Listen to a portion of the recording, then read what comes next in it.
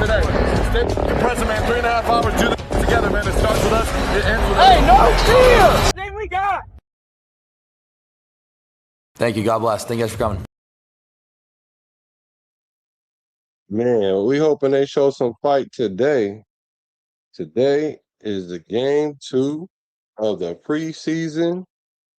Some would say the most important game, I guess, because the last game you really don't get too much of the starters and whatnot. Those are the fringe players trying to make a roster spot, but we is up in this thing. We up in this thing for game 1 of the preseason, our game 1 anyway, game 2 of the preseason, but our game 1. Everybody got their chance to jump out there. Now we just gonna draft everybody and catch up and get in where we fit in. But welcome to Bart. Let's get to it. What's up with Pizzle? What's going on, Black? What's going on? What up, Dark? Good to see you. Thanks for coming through. Yes, sir. Dark was good with Dark. Was good with everybody. Man, I know y'all excited. I mean, I remember when it was the dark days of the summer and everybody was just waiting for football and they was talking delusional. Everything was a talking point.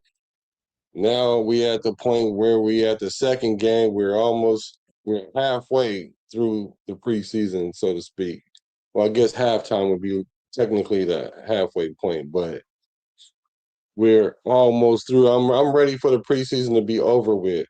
Oh my gosh, I'm so ready for the real games to start. So then that way, at least the emotional roller coaster will have some merit to it. So, man, so what are you looking forward in this game? I know we've been talking about this all week, but what are you looking forward in this game?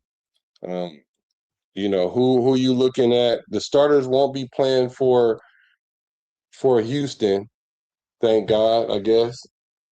They had a major injury with one of their wide receivers, and I think they've seen enough in practice that they kind of decided they were going to sit their starters. But I don't think our starters are going to play much. Well, at least not our starting quarterback. I know we're going to see a lot of El Capitan Fernando Mendoza. So, Right. what are you looking forward to, man? I'm looking forward to the defense, man. I want to see if they've made any adjustments to this week, man. You know, it's primitive that we stop that run and we get that them corners under control, man. And it's imperative. I know it's just preseason right now or whatever, but they got to come up and they got to show that something's progressed other than from last week. I'm gonna agree with you on that. They do have to show some level of progression. I will agree about that. I'm not super imposed about this preseason really yet, but I don't want to see the worst of us all preseason because it's not like they're gonna hit a light switch and then all of a sudden be good. I did expect for our defense to come out shaky this first couple games, probably even the whole preseason, really. But I want to, for the simple fact that defenses are harder to gel, especially when you have a bunch of new pieces. I mean, like we literally have a bunch of new pieces, including a new coach. I don't think the coaching aspect is one of the biggest parts of all this because he's not really doing any play calling or scheming like that, but he is putting players in position to make plays, and we need them to actually make plays. So I'm looking forward to tackling. We need to see some tackling. We need to see we need to cut down on the penalties. That's the one thing I expect us not to have is a lot of penalties because when you have a lot of penalties, that essentially means that you have a undisciplined team. So from what I understand and all the hard hats that's in the building, we have a disciplined team, but we did not show that last week. So I'm gonna chalk that up to a lot of jitters and stuff like that. But I'm expecting to see better in that. I'm expecting to see better tackling, and I'm expecting to see less penalties. Yeah, the penalties are kind of iffy right now because it is preseason. But you're right. If they're doing it now, they're going to do it later. Dark said he looking forward to the 12-pack. Crack one for me then, brother. Crack one for me. Salute to you, Dark. J Fo, what's good with you, brother? And Frank Webb, what's good, brother? What's going Man, on, Frank Webb? I'm excited, man. I'm ready. I got my Flavor Flav clock. You know what time it is. Mm, Uh, yeah, boy. Preseason form right now, so I got to get back to calling these games because I had to take a year off from calling games last year. I was calling all kind of games. I was calling everybody who had a game, but I'm back calling the team that I love, the Raiders. So this is like my preseason game as well, but I think I'll do fine. I think we'll do fine. So, what else you guys looking forward to in the chat? Are you guys Well, are you guys looking forward to the score? A lot of people say they're not looking at the score. I kind of believe that, but a win would be nice too, though, even if it is against the twos. But I do want to see a better Mendoza. You know, what did he go last week? 10 for what was it? 10 for 16? Was that what it was? yeah, 10 for 16 or something. Yeah, 10 for 16. I need that to be a little bit better, a little bit more efficient. You know, you're going up against the twos, so you should be a little bit more efficient. I'm not sure if we're gonna see Kirk Cousins. I'm not Yeah, sure at all. I yeah, I wouldn't don't think mind we're going seeing to him see for him. another drive. Yeah, we might see him for one drive, the opening drive or whatever. Hmm. And then next one, we're not going to see anybody. It's just going to be the threes and twos or whoever needs to get a job. So this is going to actually be the last, I think, preseason game that any of our ones and twos are going to start, or our ones and our backups will start. The twos and threes or whatever. They'll, you know, it's imperative for them to play next week because they're going to try and get jobs in the league. So they're gonna be on the field more than everybody else next week. It's almost gonna be cutting time. Time to start cutting some players. It is going to be cutting time. That's why they got to put all those guys out on the field next week because they want to see who they're going to keep and who they're going to get the pink slip. Webb said no Cousins. Okay, well, I'm okay with that. Yeah, I mean, Okay. he's already been doing this for 15 years in the league. So what? He can't miss a couple of preseason games. Yeah. Like, Well, he came out and showed that he can command the offense already in that one game with that one drive. I mean, it's to be expected. He looked comfortable. I'm not really worried about him that much.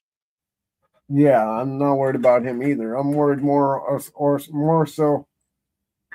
I'm really more so worried about the offensive line than anything else because if the offensive line can't do their thing, Genty can't do his thing, and then neither can Cousins. So like it's really riding on this offensive line, man.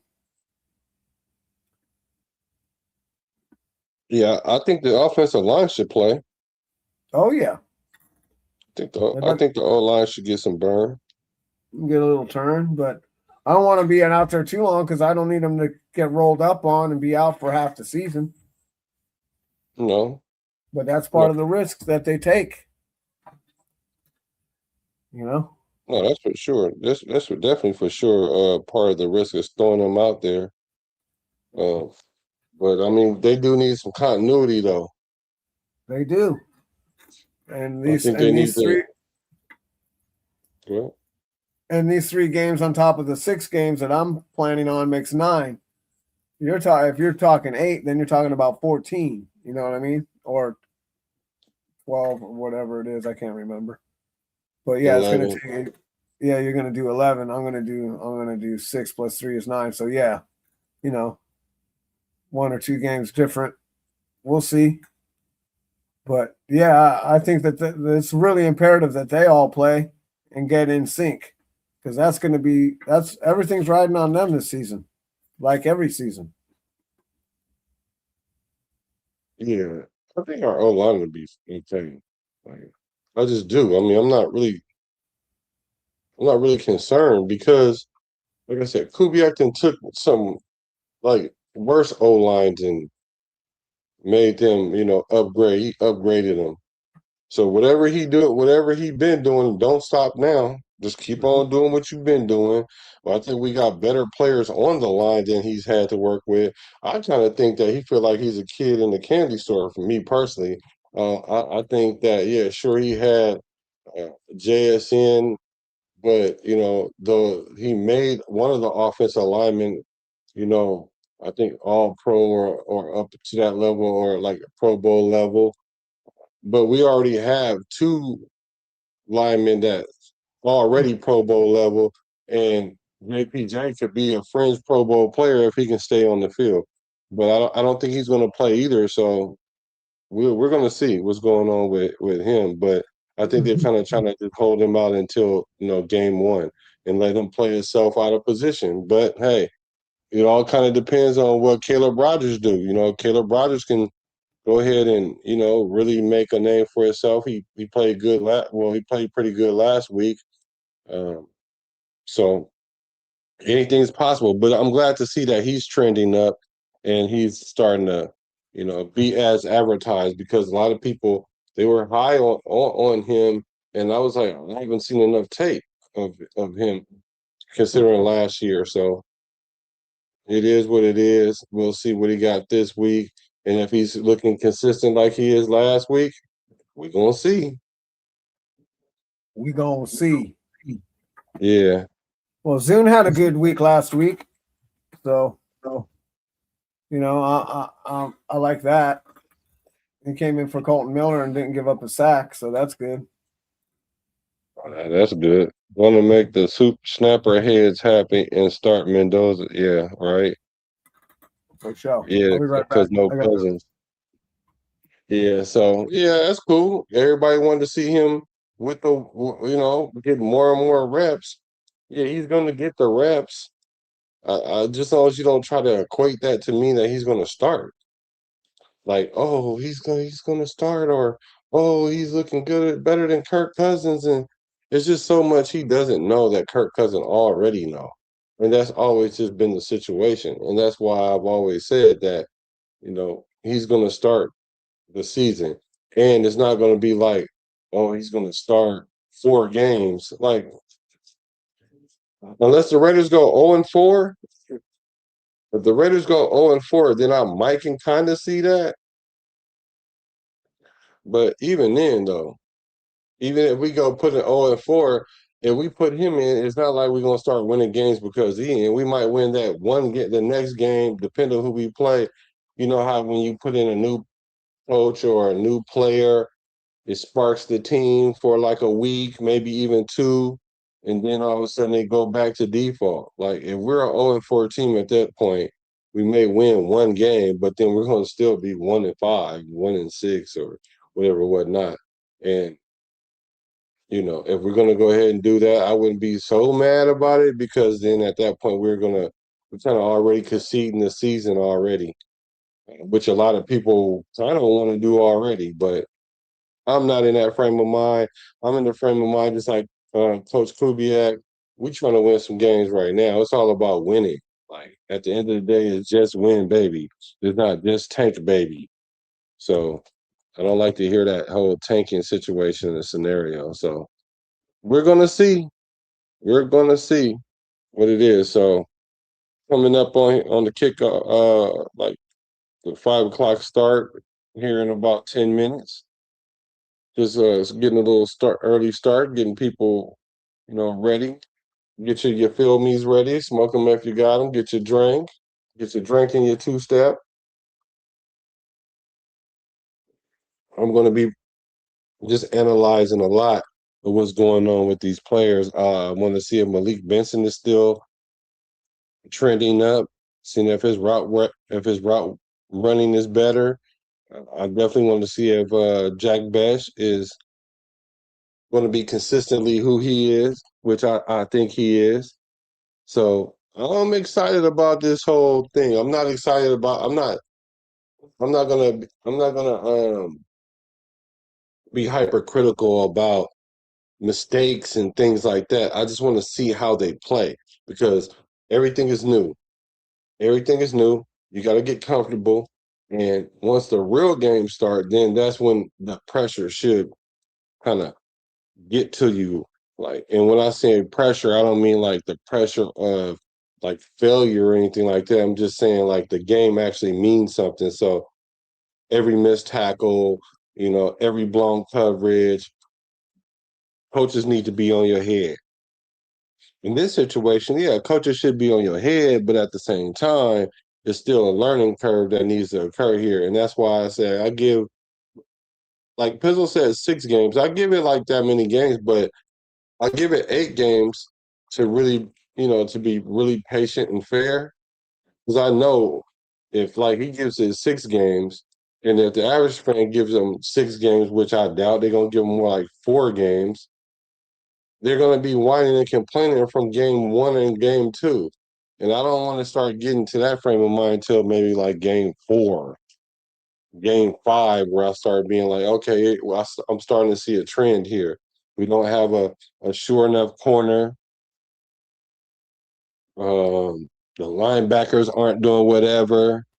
Mental reps is not getting in. Max Crosby starting off slow. You know what I'm saying? You can notice those things in the first 4, 5 games or whatever, whatnot. And then those next 2 to 3 games, you can tell, hey, if something don't turn the corner, this is just who we're going to be. What is this team's identity? That's what I'm looking forward to see what this team identity is. Yes, Frank Webb, absolutely. Fundamentals never lie about the progress. Yes. Fundamentals never lie about the progress. Yeah, we need to show the fundamentals. That's why I want to see the fundamentals. So let's take a look here. See what they're talking about. In the show, I don't know if like all of us quite aware how rare it is to not start a number 1 overall pick quarterback, and I'm talking week 1. Exceptionally rare. You have to go back a long way to see the last What's a time a number long 1 way? pick didn't start week 1. Never mind week 3 or week 4. I'm talking about the first game. So I would just put it out there that there's some part of Kubiak and Tom Brady et al. Who are like, Fernando, a couple misreads tonight. Like what an interception, and then we'll flag down. What if is it not better for the long and he doesn't go out there and just kill it tonight? Because if he does, it gets really good, and there's pressure, even I took some pressure to readjust the plan or straight up abandon the plan. And coaches do not like to do that, especially first-year coaches. No, they're not going to abandon no plan. They're not going to sit there and put Kubiak. Kubiak's not going to change it because the Raider Nation is in their feelings talking about, oh, he's good, we should play, and abandon the plan. No, we're not going to abandon the plan. You wouldn't bring in Kirk Cousins to the plan. We're going to stick to the plan. And plus, anyway, it doesn't matter. Mendoza is not as good as Kirk Cousins right now. Still. Even if he play lights out tonight. So because even if he play lights out tonight, if you put Kirk Cousins in the game, Kirk Cousins gonna throw for 400 yards if he plays all game. Like whatever you think Mendoza can do in this game, or whatever he does in this game, just know Kirk Cousins can do that and better. Well, what about the guy that Derek Carr took over for? He couldn't do that. Who? Never mind. Who? Matt Schaub? Yeah, Schaub. Yeah, well, Matt Schaub was injured in the preseason. We don't want to hear no excuses. It's not an excuse. That's the reason. It's not the same. Sounds like an excuse to Matt Schaub. Well, Matt Schaub only started like 3 to 4 more games the rest of his career. He only started like 3 or 4 more games the rest of his career after he left the Raiders. So I don't know if we want to consider that an excuse or whatever, but I just know that this situation is not the same. It's not a quarterback competition like that. And plus the scenario is different. Yeah. Yeah. Come on, man. You mean if Fernando goes out there and throws 5 touchdowns tonight, you're not ready for him to start week 1? Yeah, don't start that. Don't start that because I've already don't start that because He Yeah, said, "Don't do that, Tom." Yeah, don't start that. Yeah, that was yeah, see us week 1, right? All right, man. Thanks for coming by, Pizzle. What's A you know A Pizzle? Yeah, we got the same name. He goes. He's on. He does his own. He's got a show. He does. Oh, okay. So Yeah. that audio was like one of the announcers talking about the Raiders, and this the media. See, this is what the media wants to do. The media wants to put this narrative out there that it's a quarterback competition. And I don't know why we're gonna fall for that. I just know we're gonna fall for it. We're gonna fall for it because if you want to see him, they just want to see him. And it's unfortunate for Kirk Cousins that the fan base is like that. Like everybody, you want the best player to play. That's what everybody was saying. Want the best player to play. When the best player plays, and if it ain't your favorite player, then you want to abandon the best player playing. You should have just said you want their favorite player to play. And that's why I don't really pay attention to the fans, because the fans, what they're going to give you is biasness. That's what they're going to give you. So I'm knowing who the best player is. You guys should know who the best player is. Let's get ready to get to it. So you're gonna answer that question I asked you? What's the question? What happens if he comes out here and has a great game? I answered it. I said I don't care if he throws. I said it doesn't matter if he played well or not. Because if he goes out there and throw 5 touchdowns, Kirk Cousins can go out there and throw 8 touchdowns. Okay. So Okay. it's not like Fernando's out there doing good and he's doing bad. It's not the same. It's not going to be the same, bro. Let's just chill out, and if everybody is staying true to form, then let's just keep it real and just say, cool. We're gonna just ride the year out the way that the coaches are planning it. Everybody said that they trusted Kubiak, and so if Kubiak says that Kirk Cousins is the starting quarterback, then let's embrace that. Not try to be a duck a sucker and then say, okay, well, we really want Kirk Cousins to fail so we can hurry up and see Kubiak. I mean, so we can hurry up and see Mendoza. Like, but that's what they're doing. Plenty of time to see Mendoza, man.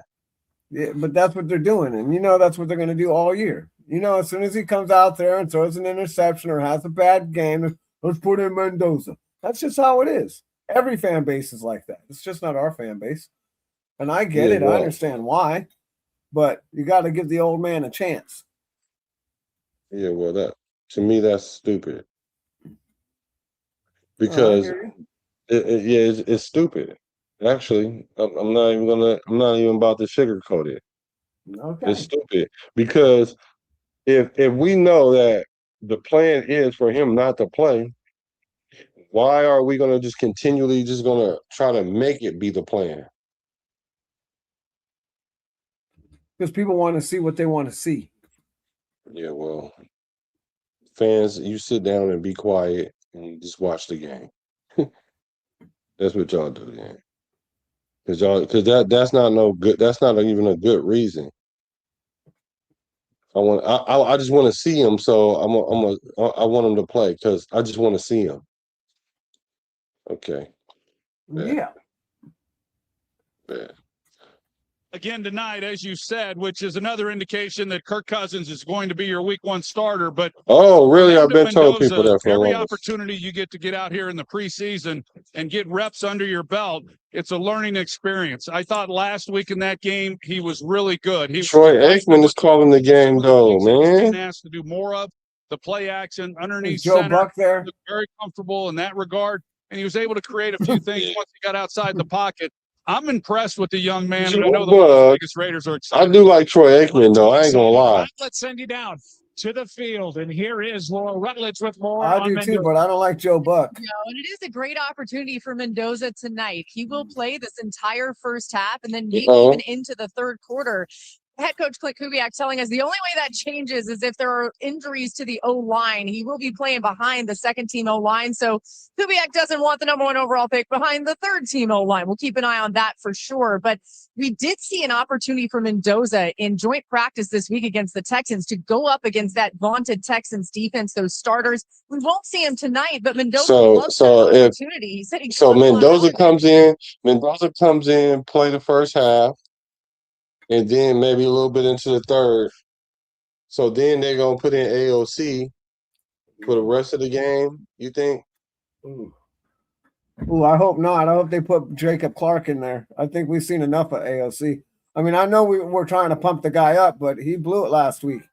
I mean, we could only pump the guy up through training camp and through the media and through the channels, and then have him come out and do what he did was kind of embarrassing for not just the coaches, but for him himself. Like that, you know, I mean, these guys, like he wants to be a starter in this league. He can't even tear up the number 2s and 3s, bro. Like that's just pathetic.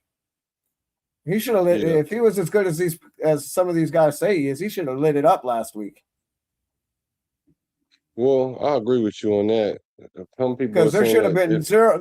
If he's as good as Fernando Mendoza or better, he should have came out there and drove in and got a touchdown.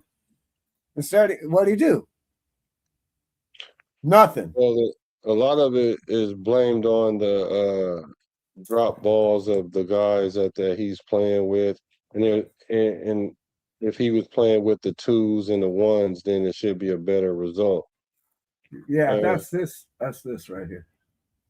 That sounds like an excuse to me, though. Talking out the side of their neck. Talking out the side of your neck. Yeah, that's side of your neck talk, bro. Come on. Yeah, I think absolutely you should have been able to go out there and perform a little bit better. I mean, to the point where you could just look at it and be like, you know what, they messing up for him. But that ain't what the case was. No, if I thought it was just the guys that were dropping balls and weren't doing their jobs, be like, yeah, you know, last week we had a few guys that were dropping balls of his or whatever. But yeah, that can only go so far, bro. Yeah, I agree. You know, at the end of the day, nobody cares who's dropping the balls. But at the end of the day, people care about the receptions and the touchdowns and the first downs and what we got going on. Are you able to see the game right now? Me? Yeah. If I go upstairs, I could probably turn it on. Oh no, I was just wondering if you could see it too as the game is going on. No, I don't see nothing right now. You mean on the screen? No, I don't see nothing yet. No, not on this screen. I thought maybe like. No, I got to go up in the house to turn it on to check it out, see if it's on. It might be on. They might do a replay later because it's definitely not on in the Bay Area right now. Oh, really? Yeah. No, it's on ESPN tonight. And maybe I didn't even look, to be honest. Usually it's on, you know, Channel 4, Channel 5 or whatever. Yeah. Or Channel 3. NBC or CBS or ABC or Fox, but I checked all those and they weren't on there. But you might be right. I didn't even think check ESPN last week, but no, it was on ESPN. It's on ESPN this week. It's just because it's only 2 games on today. It's the Niners and then the Raiders. So yeah, the Niners are on at like 7:30. So yeah, so they have the Raiders on ESPN this week. Oh wow, they're gonna televise this, huh? Lucky us. Woo. Yeah. I mean, they're giving us a little bit of love, I guess. That's what they're calling it. Nah, that ain't. If they were giving us some love, they'd have it on channel 5 or channel 7 or something, where it'd be nationwide. If they were trying to give us some love. It is nationwide on ESPN. Yeah, that's paid. That's paid programming, though, bro.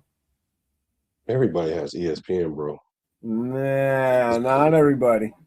At this point, maybe, but back in the day, if you know, this is supposed to be a public channel thing. I don't know how they were able to move it all over since they moved to digital. Everybody has to buy this shit now.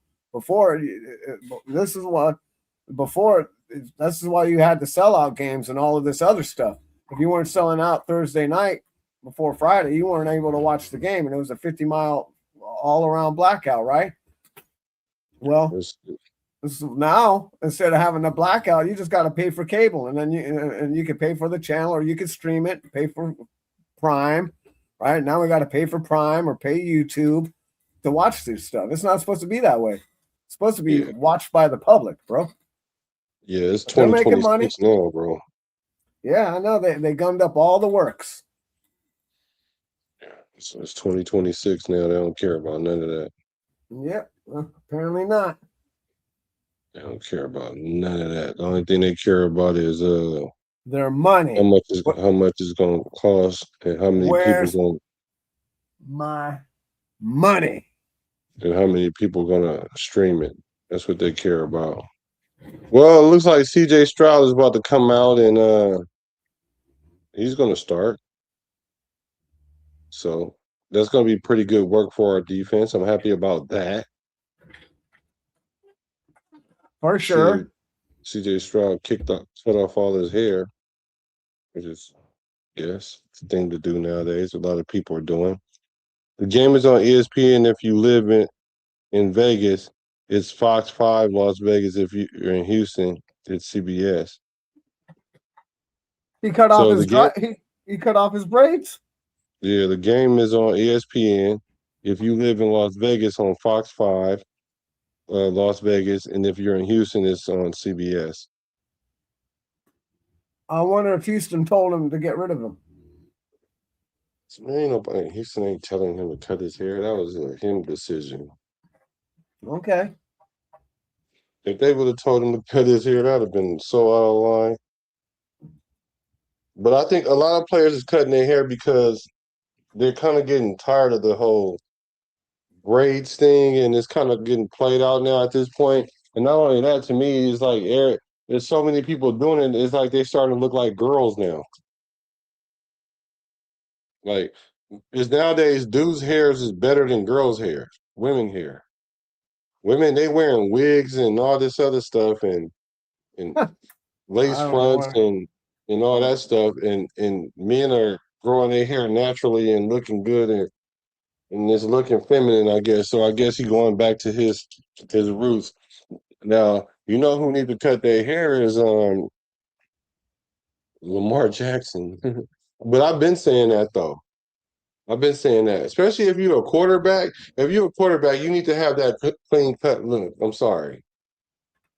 I understand that some people are getting their feelings about that, but that's just the way it is. It says J4 said Pizzle, get NFL Plus. Get NFL Plus. It's the cheapest option with the VPN. With a VPN, it's like one app cover all the networks, NFL games. Come on, yeah. All right, well, here's the kickoff. The Raiders are kicking the ball off. The ball gets kicked off. It gets tackled at about the 32-yard line.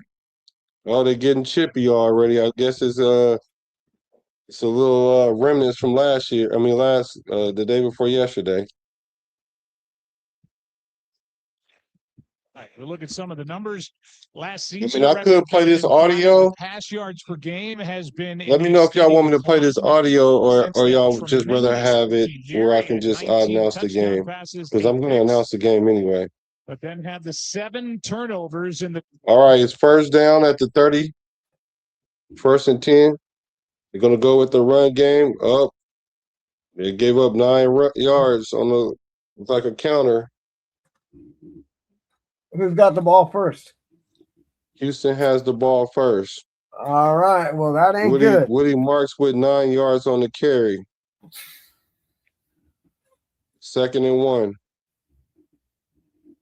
Are they play action in right now and going deep? No, man. The 2nd and 1. I formation. Not I, single back with 3 wide receivers. Oh, nice tackle behind the line of scrimmage. Who is that? Who's number 2? McCollum. Okay, he comes in and makes a tackle behind the line of scrimmage. Might be a loss of 1 or they get back to the line of scrimmage. McCollum comes in and makes a good tackle. All right. Makes it 3rd and 1. Very good. Yeah, he comes off the edge and makes a tackle. Nice tackle. So it's 3rd and 1. Let's see what they do. It's a lot of people on the line of scrimmage. It's a single back again. Let's see if they run it or they go play action. They look like they're going to go run it. And he breaks off about a gain of 6. Oh. Well, they had their chance to go 3 and out, and they didn't. Okay, so not so bad. Let's see, they run the ball 3 straight times.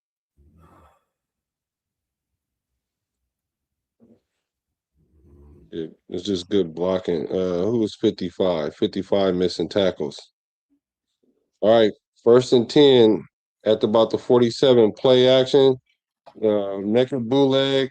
He throws it. Oh, what a tackle. Is that Stooks? That's Stooks on the tackle. He comes in to get him at the line of scrimmage. Good play by Stooks. All right, Stooks. That's what we like to see. It's 3-1.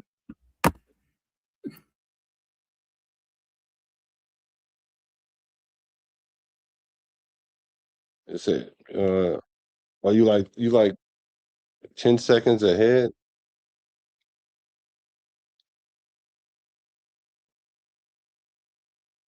What the heck just happened?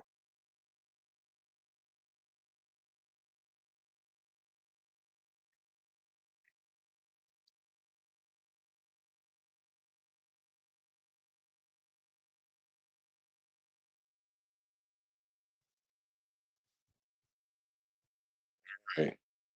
We got this 3rd and 10 right now. I missed a play because something just happened. I don't know what happened to the. It's 3rd and 11 actually. 3rd and 10 somewhere in there. Go with 3rd and 10. Shotgun. CJ going up. They got good protection. He throws it. It's going to be a catch. It's going to be a 1st down. We need to definitely on those long, like 3rd and 11 is ideal. Let's see who that corner is over there. He runs a out route. Stroud with a nice throw.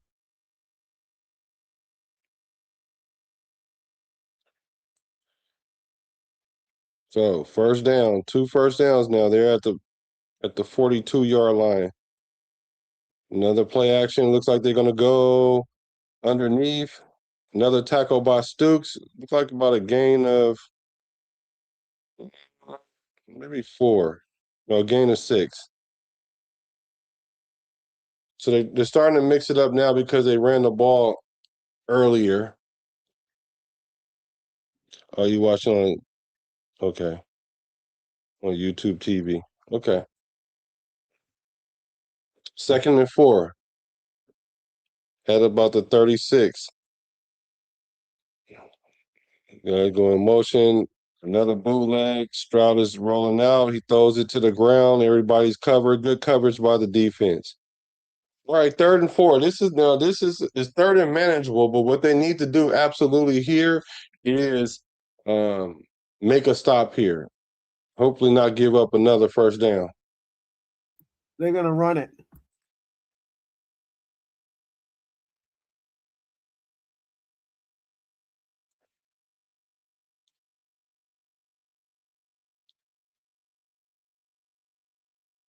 You know why I'm camped down, so. Okay. So 3rd and 4, shotgun, empty set. They bringing somebody off the edge. Stroud is running. Oh, he started running towards the 1st down, and the defense tried to chase him, and he throws it for the 1st down to the tight end. I need to get the card so I can see who it is making these plays. It looked like he was getting ready to run, and then Eichenberg looked like broke coverage to chase after the quarterback, and then he just throws it to the tight end. So 1st down here, ball on the 25.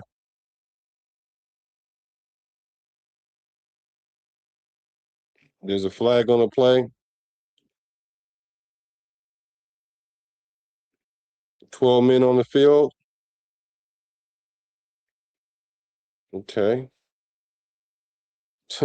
12 men on the field on the defense, so it's 1st and 5.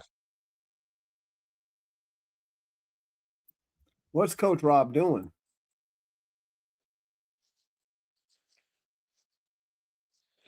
Max is not on the field tonight either. All right, 1st and 5 at the 20. We got going with the eye. They go with the run game.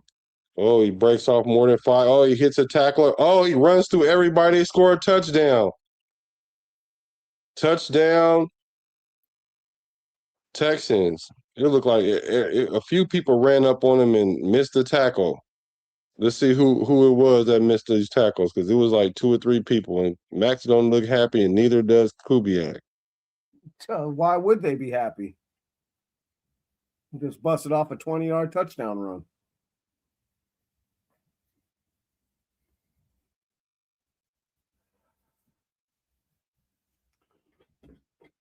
Who's number 26? Tell me that. Can you look up who's number 26? Who's number 26?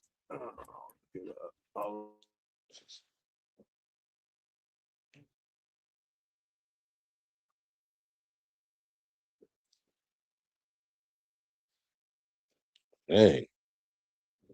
He ran right through number 26. Let me find out who this is.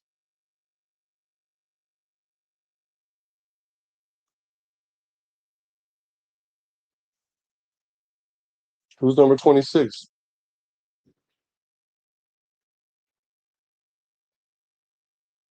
Hello? Hello? Saquon Barkley, Adrian Peterson, and Rod Woodson.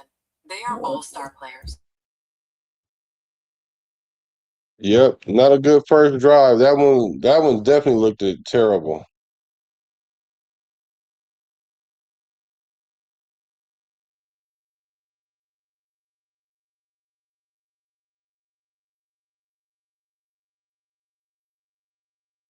Oh, good old Darian Porter. Yeah, Darian Porter. Darian Porter out there missing tackles.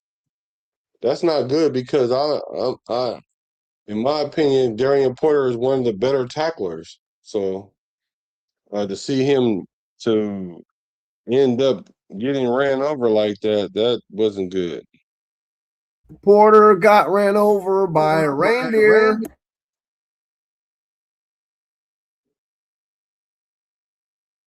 So yeah, you gotta tighten that up, Porter. That wasn't good. So we're gonna have to see what the offense do to see if the offense can keep up with this offense. With the Texans offense, they mixed it up a little bit. It was the run game that established what they had going on, and then they just kind of got some first downs and ran it. I can see if they threw the ball and we was having problems with, but we got to be able to stop the run.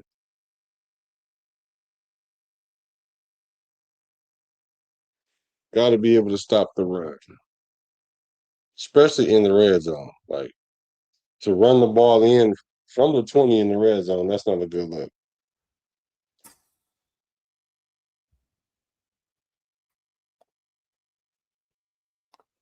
Yeah, that's kind of a bad start.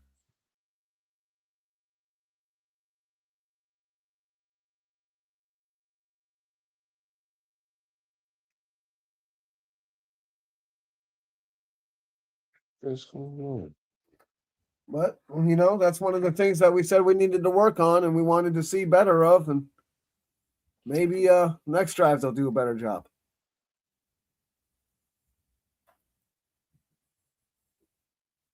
Are they just not getting off the blocks? Are they in a bad position? What are they doing? All right, here's the kickoff. Caught at about the 2-yard line. They cross the 25 and get to about the 26. Couldn't see who that was. Tackling. Well, here goes El Capitan Mendoza.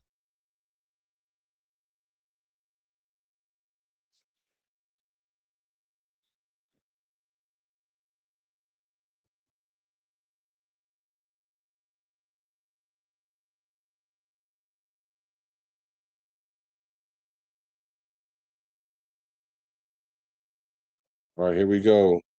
We got eye back, quick pass. Look like the back shoulder incomplete. First pass of the game by Mendoza incomplete. Tried to go to Bent. Looked like he was trying to go to Naylor right there.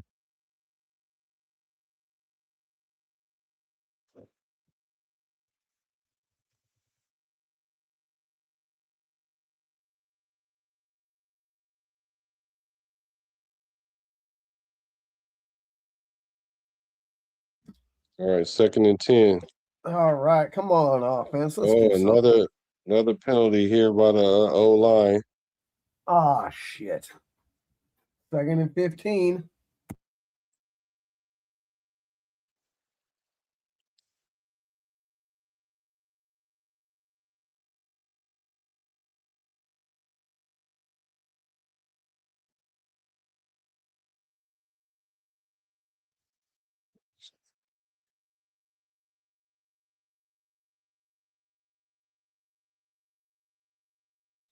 All right, 2nd and 15. Mendoza in the shotgun. Washington to his left. Mendoza drops back. Throws a quick pass. Oh, he gets it in there. Nice pass, first down. Looks like about a gain of about 16. All right, good job. Let's go. Way to get the first down back.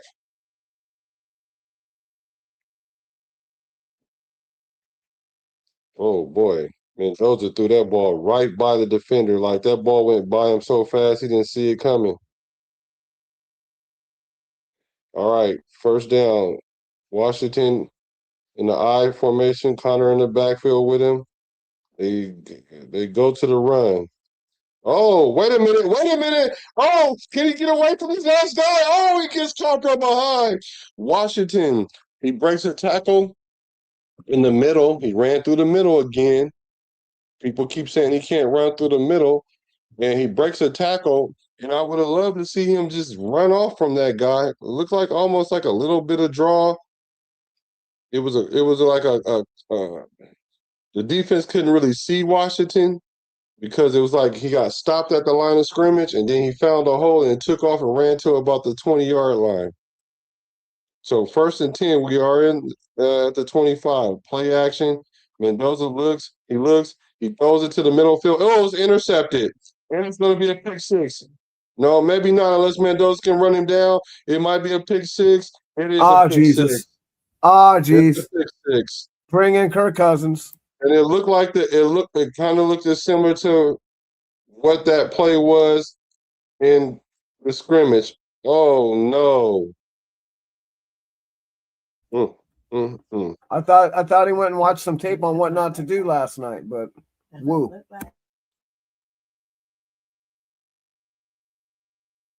Take a look and see what happened. Mendoza held that one. Yeah. The defender was waiting on what it was the exact same. Yeah, it looked like the same play that he threw in camp. Yeah. It looks like that same play. Yeah, they baited him in and he fell for it, and now they're celebrating. Dummy. What would Fred Sanford say to Lamont right now? You big dummy.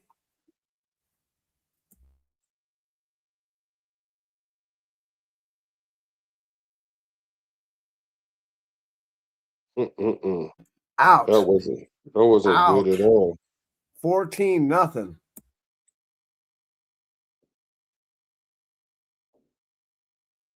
That's interesting. Because it definitely was. It looked like the same kind of thing where they tried to throw it to Agenti, and then they had somebody in like a cover two look, and he just essentially just broke on the ball. Mendoza looked like he threw it on the wrong shoulder of the receiver. Because if he threw it on the other side, he would have had to go through the defender. I mean, go through the receiver. But he just simply just stepped up in front of him, and that's all she wrote. Pick six. Now, what I want to see now is how does Mendoza respond to this? Yeah, how does he respond? I get it. It's a pick six. Pick sixes are never good, but I do want to see how he responds.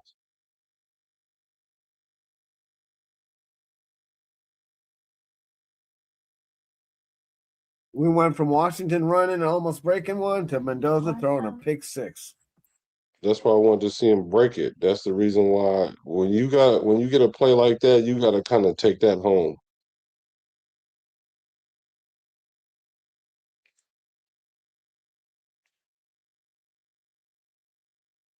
What the heck is going on?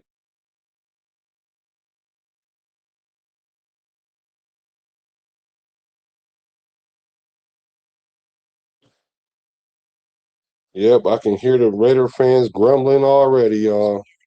Oh yeah, what a bust! We should have never picked this guy. Woo!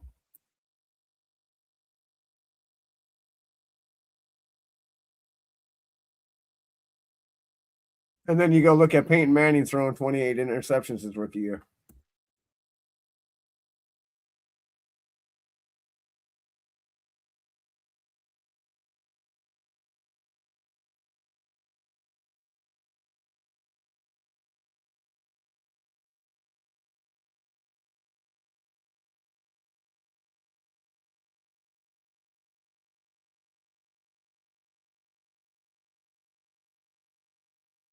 Yeah, Wood-ass.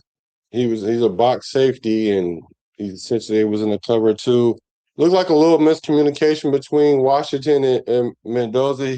Mendoza was expecting him to sit down. Washington drifted a little bit. Consequently, that's why the defender was able to run up and get the ball and essentially pick six. So here's the kickoff. They're gonna go. They're gonna kneel it, take the ball out. Let's see how Fernando responds. Too bad this wasn't Madden. We could just reset it right now.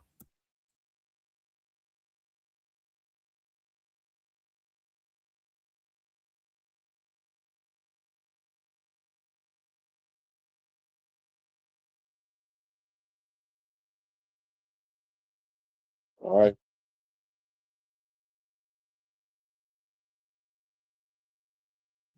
All right. 1st and 10 at the 35. Let's see how Mendoza responds.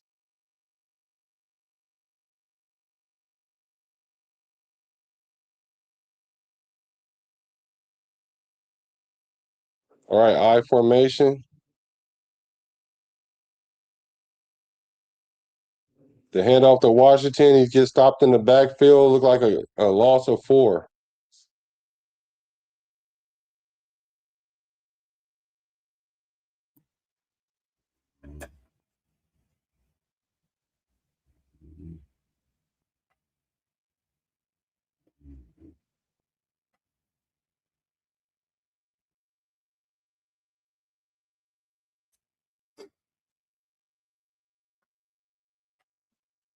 All right. 2nd and 14.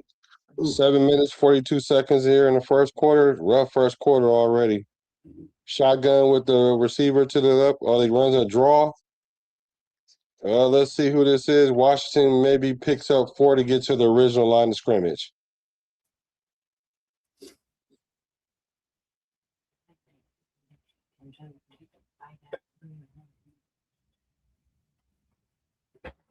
I think we should put AOC in there right now.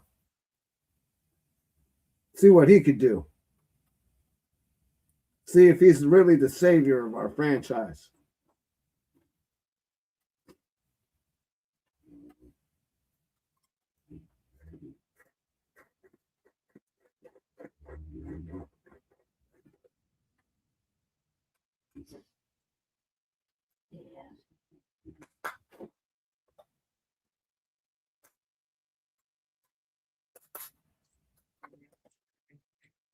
So All much right, they for went the another shotgun. Let's see here what they able to do. Mendoza stands in the pocket, throws away. Look like it's no good. The Raiders going to punt 4th and 9. Incomplete pass.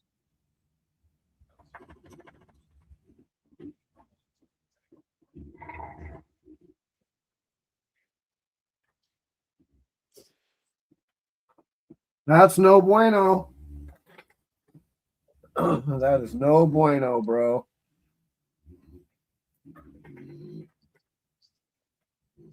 That is no buenos.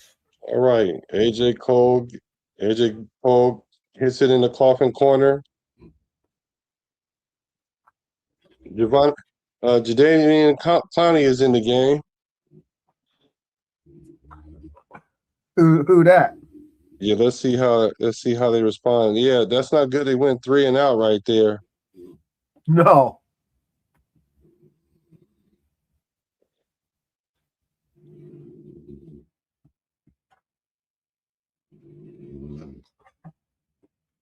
They're trying to see where the ball landed.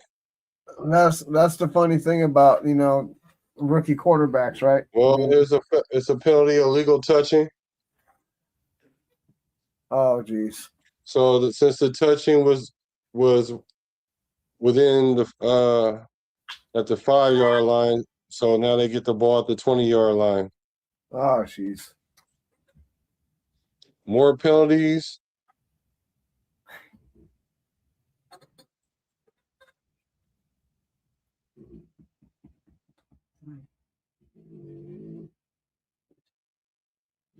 What you doing, buddy, Raider?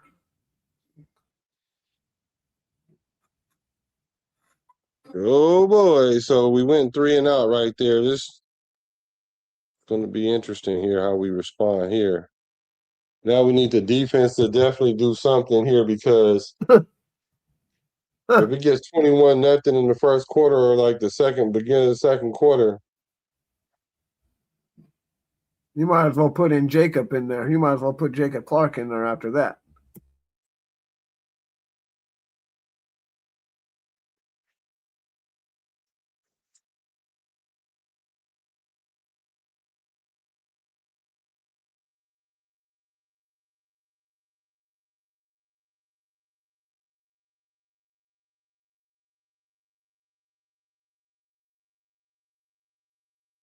man, I don't know. Maybe Mendoza might not survive this half if he keep this up. He might not survive this half.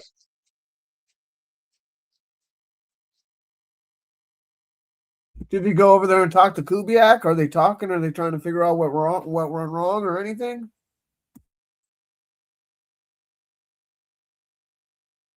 What do you mean?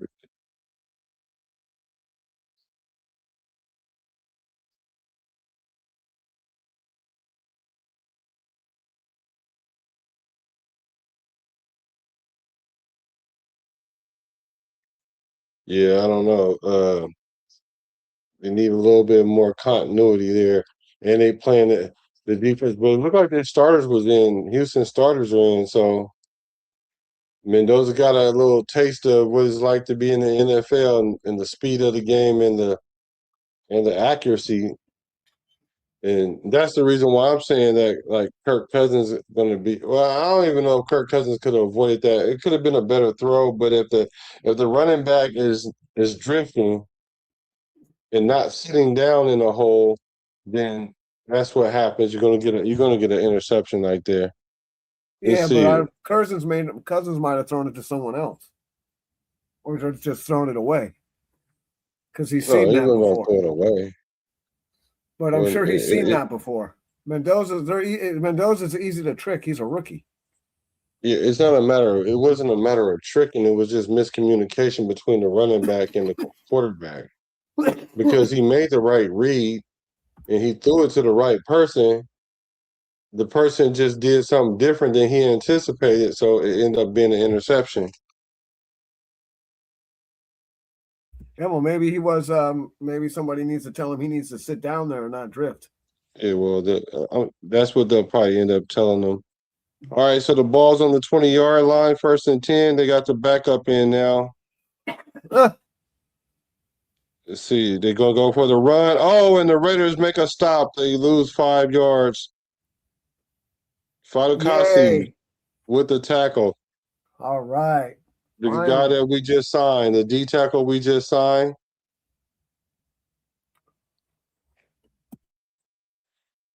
So Davis Mills is in the game for Houston. He got beat right off the line, so that was beautiful. All right, so we got 2nd and 14. Quick pass on the out route. Dang, where was all the defenders at? He ends up getting like about 13 of them back. Well, no, they get to the they got. It looked like they might have gave him the first down. He might have dove and got the first down.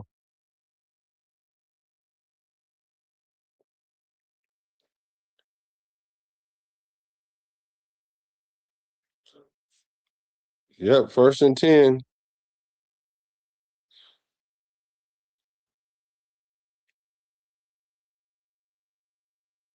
Linderberg is in the game.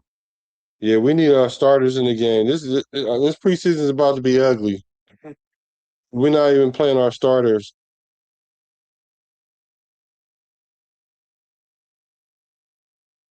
All right, 1st and 10 at the 30. Well, they give it to him at 3rd and 1.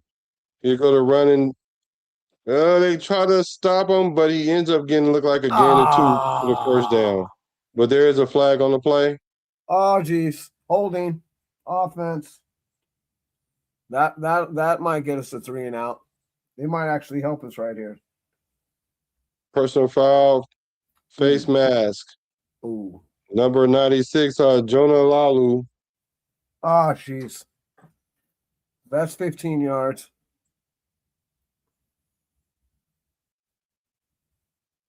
Yeah, Noah Winnington, the running back, gets his face mask snatched. First down and some more yards.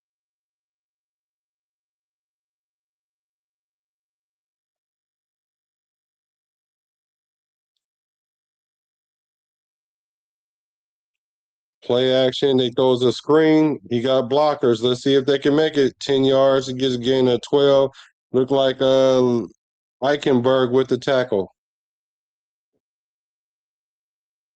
Late on the tackle. Yep, game of 12 on the screen.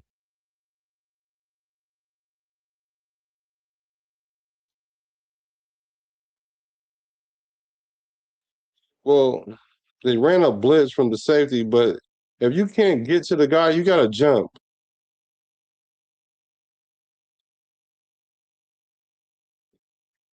All right, first down, they hand the ball off. Ooh, it gets a stop. It's back at the line of scrimmage, maybe a gain of 1. All right, good job.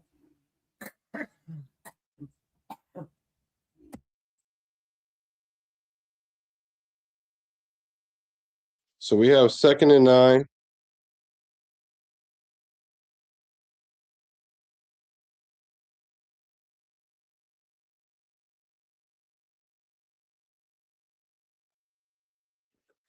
All right, here we go. 2nd and 9. We need to get them in 3rd and long. They show blitz. They back out. Mills throws it. He floats one up, and it's incomplete. Pass was overthrown. Good defense. Masses with the defense there. I like his technique on that one. Nice.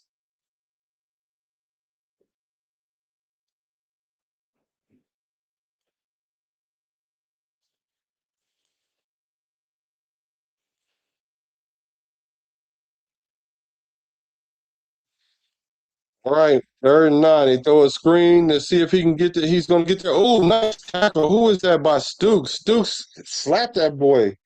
He about short, like by a yard and a half. Nice tackle by Stooks. Gain of 8.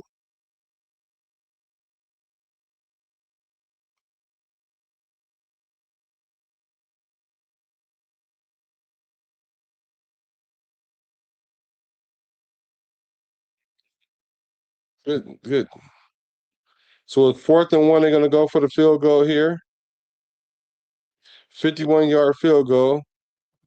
Fairbairn. He's capable. Yep. The kick is up, and it looks like it's going to be good. It gets in there. So it's 20-0. 17-0. First of all, That's a first rough quarter, bro.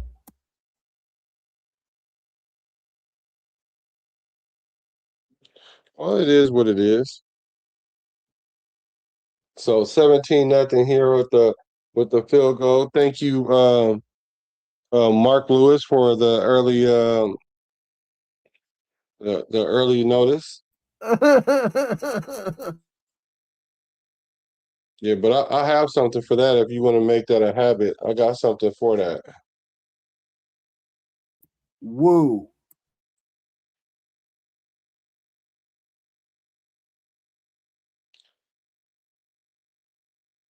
So far, Stooks is the standout right now. He's looking good.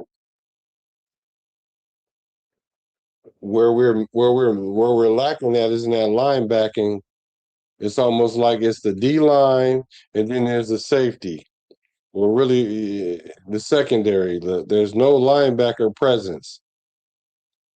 But of course, that's how we're gonna. That's kind of like how our roster is because we really don't have any linebackers in that depth position. So yeah, yeah. Well, you guys are ahead of it. You're ahead by 2 downs. I can't do anything like that. I can't do anything about it. You can pause yours and sync it up.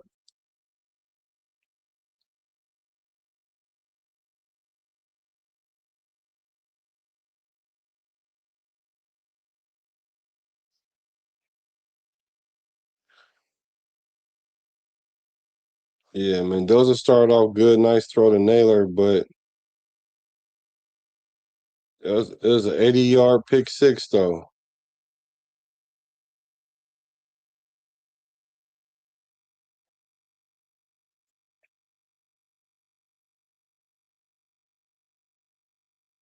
Yeah, all quarterbacks pat the ball before they throw it. That's not nothing. And if you think you can get a tail by a quarterback patting the ball, I'm here to tell you that's not the tail that especially professionals use. I don't even think they do that in college. All quarterbacks pat the ball, like literally all of them. But here's the kickoff here, 17-0 here. Let's go, Let Raiders. the ball Come go out on. of bounds. All right. The ball goes out of bounds on the kickoff. At the 40. Thank you. We'll take it. So Raiders will take the ball at the 40. So now let's see if we could get some momentum here.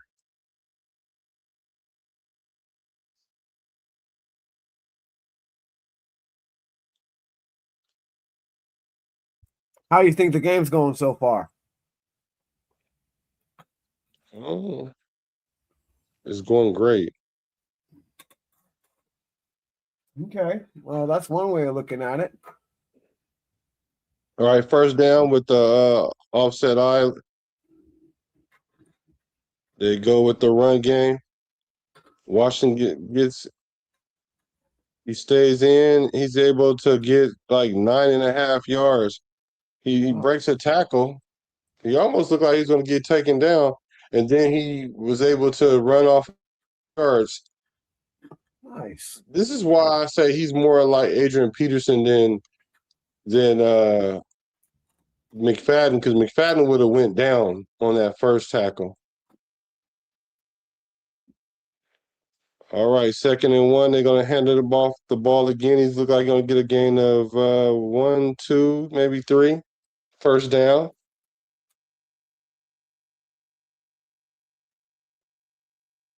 I, 13 fumbles over the last 3 years. Yeah. I think I would have probably tried to push my luck with some play action pass or something on that 2nd and short right there. I wouldn't know. We gotta establish we can't keep giving them the ball. So we gotta get a long drive. I even run it here on first down. Well, yeah, I'd run it on first It again. looks like he's checking out of the play. Might be another run. It is another run.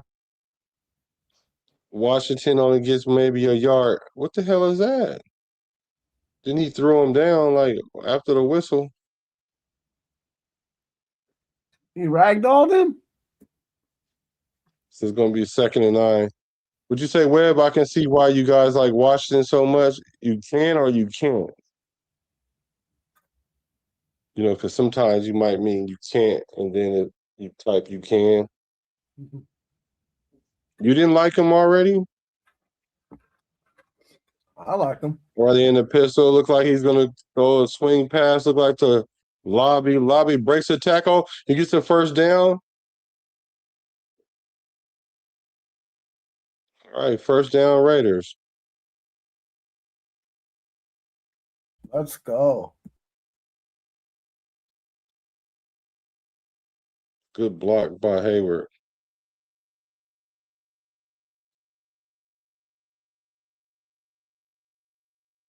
They might have to hit him on a wheel route.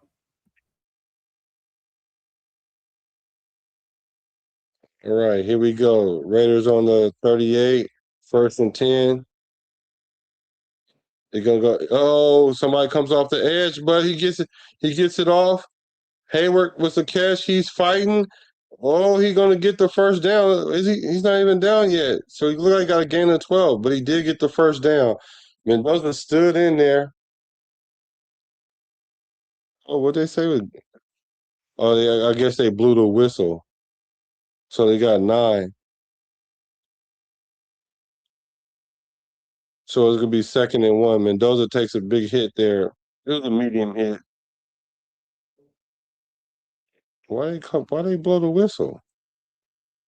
Well, because you know the momentum stopped, bro. Well, that's the first quarter. It was hectic. It was a hectic first quarter. Yes, it was. No doubt Yeah, about the apple that. doesn't fall from the tree. Ironhead, Craig Hayward. Yeah, Ironhead son's out there doing his thing though.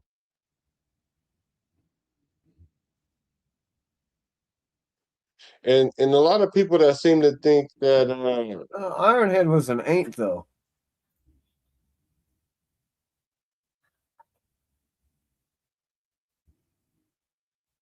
Uh-oh. what? Oh.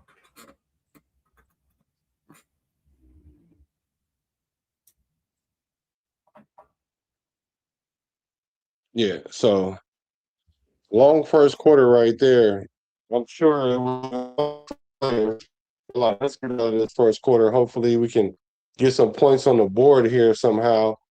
They're relying on some play calling right here to get some rhythm. We definitely need to stay on the field to keep the defense off the field right now, and we need points. Like, we need points fast because we don't want to get in the habit of giving up 28, 30 points all the time. Definitely don't want to do that.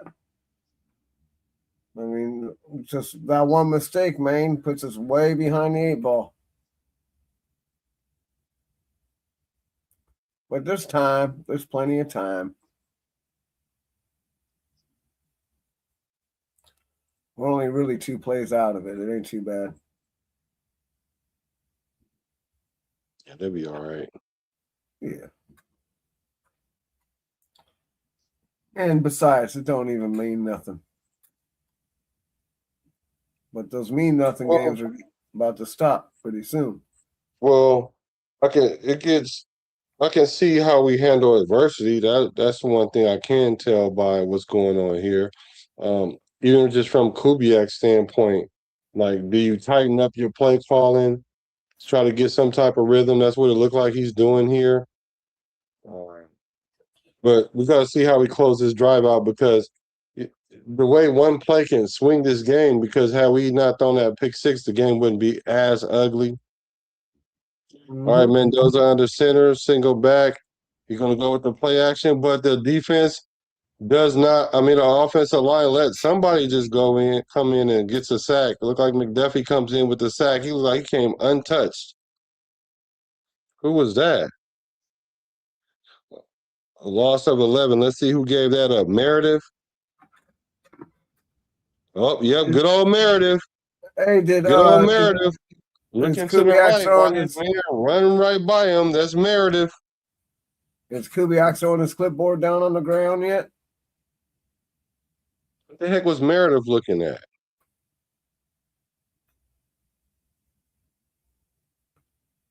What up, Well, Amber? it's 3rd and 12 here. You ain't lying. I'm just wondering if he's starting to, get a little upset over there.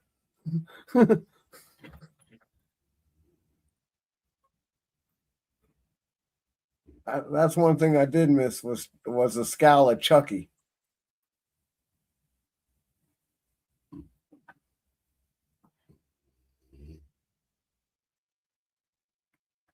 Yeah, they're essentially saying he's taking too many hits already. There go JPJ. Oh yeah, they're showing a little JPJ action. All right, let's see how we handle this 3rd and 12. Ooh, Oh, a throw to Ian Thomas, well short of the first down. The field goal attempt will happen. Let's see who's going to come out there. Matt A with the G being silent coming out there. This is a 52-yarder. I want to see this. Definitely want to see this.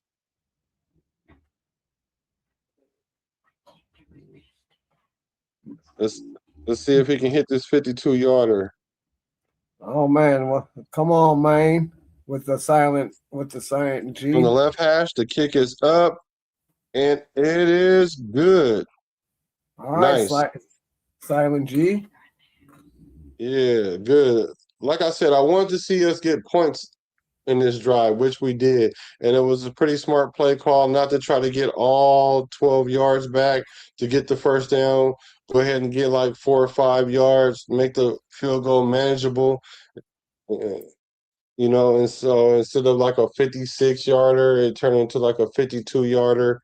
And Jay kicks it true. So, and it was a nice kick. So it was good to see that.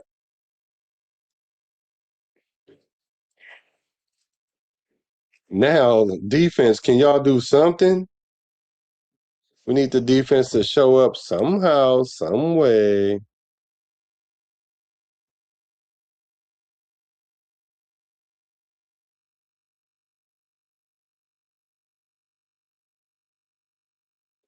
We need a turnover, bro.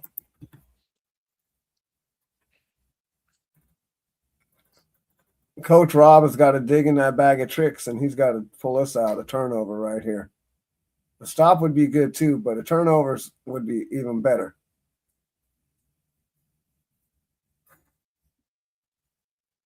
All right, here's the kickoff. Because we got to swing this momentum. The They only way we're catch the going to ball at the goal line. They bring it out. He crosses the 20. Oh, nice little snatch tackle. Who was that? Look like Johnson.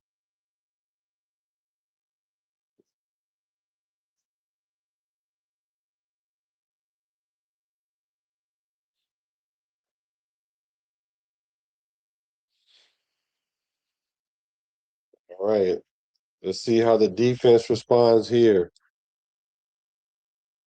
I'm seeing a lot from our team, how we're going to handle adversity. I think we're going to have a lot of adversity this year. That's what it's going to look like. So how do we respond to said adversity? But here we go. First down out the shotgun.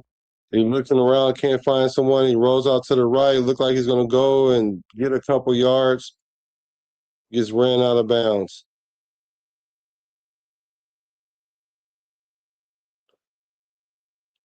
Second and 7.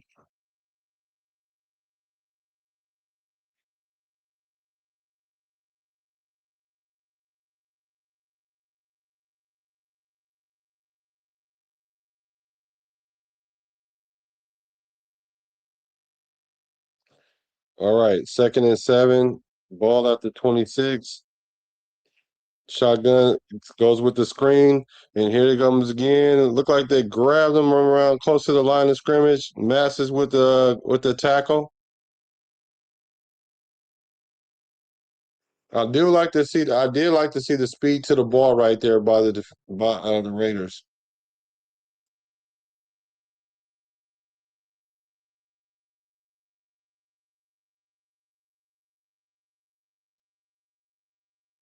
Has the defensive coordinator ever been fired in preseason? So let's see. It's 3rd and 7. Let's see what we do here. He's in the shotgun. He drops back. They're getting a little pressure. Oh, and it looked like a catch. Looked like Lewis Bond with the reception. They do get the first down. He kind of snuck that ball in there, though. I was hoping he got knocked away. Let's see. Looked like it was Stooks playing the nickel there. He wasn't able to get through the receiver. The receiver shielded him off, but he was right there, though. Sticky coverage. All right, first down, play action. Looked like a screen. Nice play by the defense. What's number 50? Number 50 keep showing up. Who was that?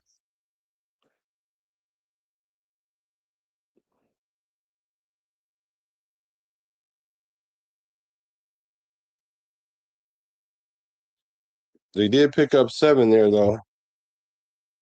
2nd and 3. They're doing a lot of screens here. Single back.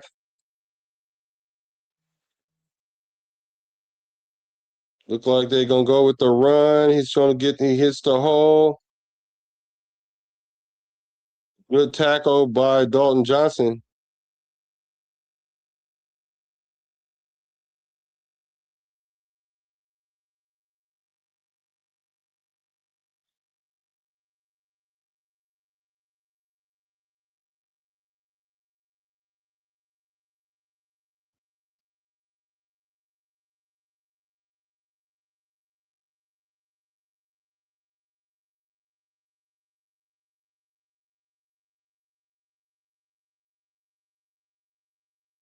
All right, 2nd and 6.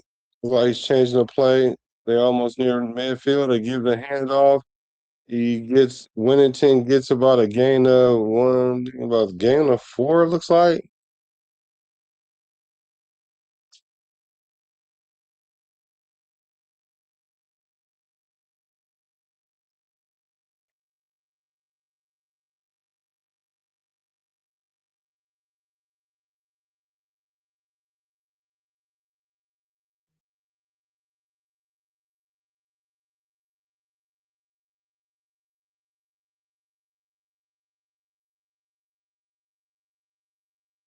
Shotgun, running back to the right. 2nd and 6. They bring in some pressure. Thomas Booker gets a sack. Loss of 7 there. Loss of 7. Thomas Booker. That was nice because they brought the pressure around the edges, and Booker comes in and makes the sack. So it's 3rd and 13. Nice. Way to get to the quarterback. All right, so this is the down we've been having issues on. We've been getting them in 3rd and long, but we keep giving up this first down on these passes. Well, here comes the pass now. Look like a little pressure. He goes with the dumb down. It's not going to be enough. Right with the catch.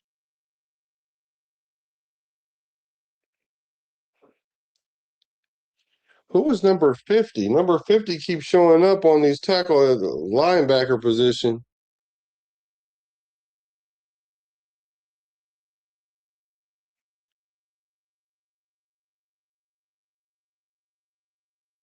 Yeah, he bought time.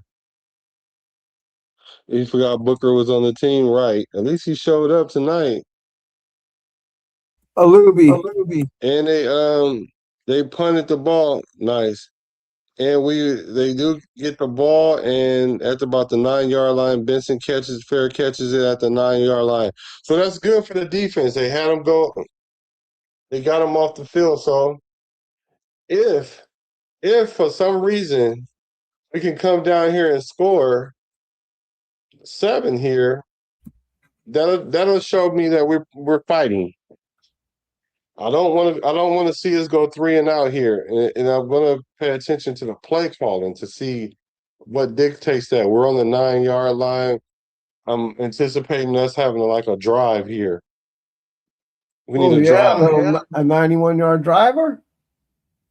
You know, like 8, 9, 10 play drive would be nice. Well, it depends on if they're going to have what's his name in there at center again. 'Cause, yeah, that's not going to work out for us. We're getting blasted.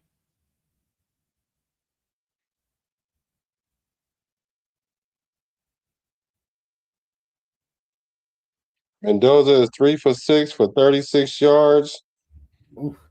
with a pick 6. Yeah, he scored a touchdown, but for the wrong team. Mike Washington, 6 carries for 47 yards. He averaging 7.8 yards a carry. Lobby got a 1 attempt for 10 yards.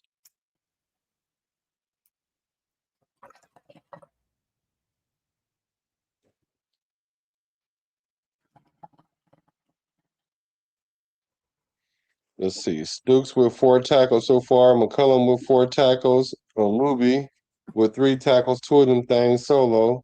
Eichenberg with 3 tackles. Lindenberg with 2 tackles. Booker has 2 tackles, 1 sack. Masters also has 1 tackle.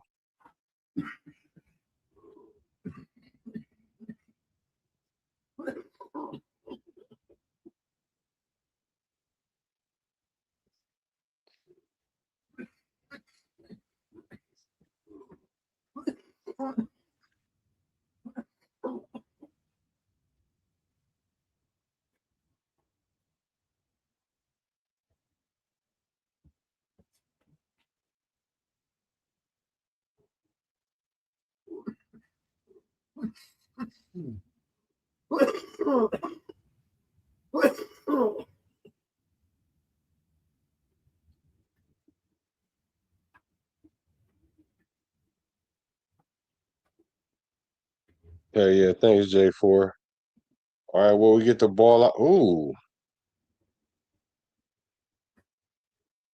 Ian Thomas with a reception. Look like got like a gain of 9, maybe even 10. All right, a gain of 10er. Good job.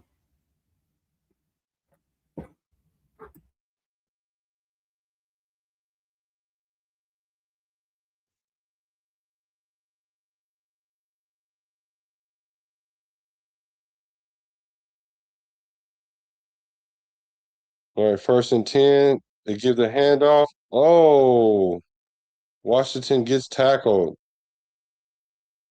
Looks like the corner came off the edge to stop him there.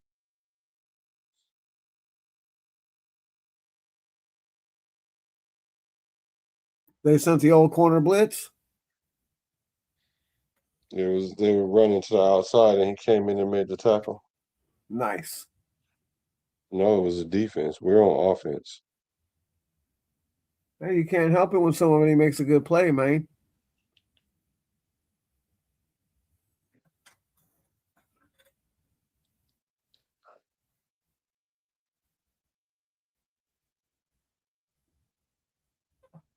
All right, 3rd and 7 here.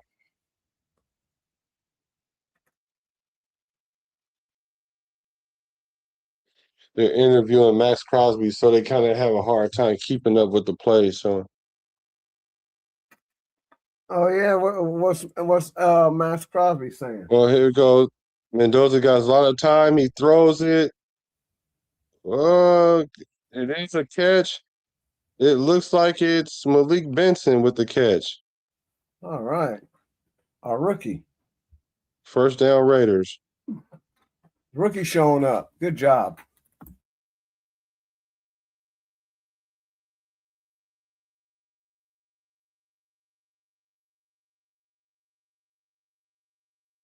Dang, they interviewing this boy all like the whole drive. All right, the Raiders are at the 41-yard line. Strong left. Play action. They throw a screen. Uh-oh. Washington gets around the corner and gets like a gain of look like 9 or 10 again. So Washington getting work here. Good play call there by Kubiak.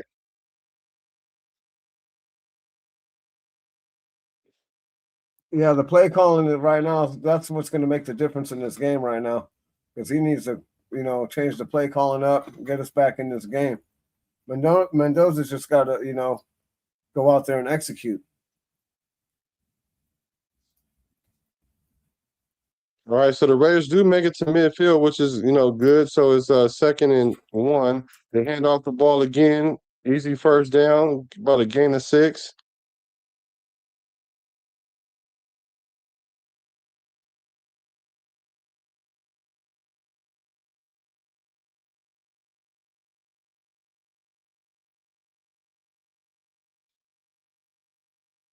So that's 6 straight passes completed by Mendoza. All right, let's see. Let's go, Mendoza. He drops straight back. He looking, can't find somebody, he throws it away. Smart. Of course, when I say 6 straight, he got to throw it incomplete, so I should have kind of shut up there.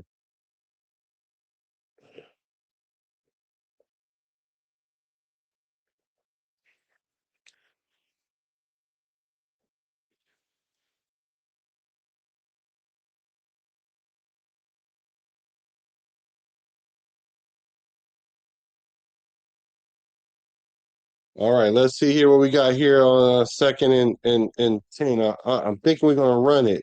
I hope we run it. It is toss right to Washington. Washington finds a crease. Ooh, he runs into a defender. Only get about a gain of 4 here. Maybe a gain of 3. 3rd and 7. It's trying to set it up to be 3rd and manageable here. Let's see what they dial up here.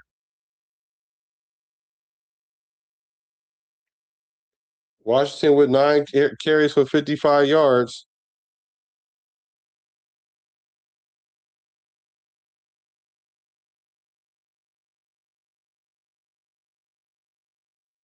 All right.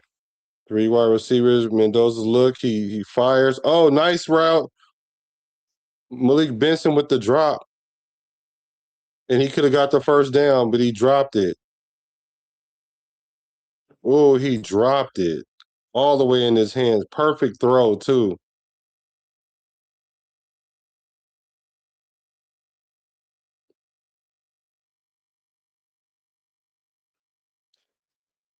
That kills the drive right there. The ball was literally in his hands. Malik Benson.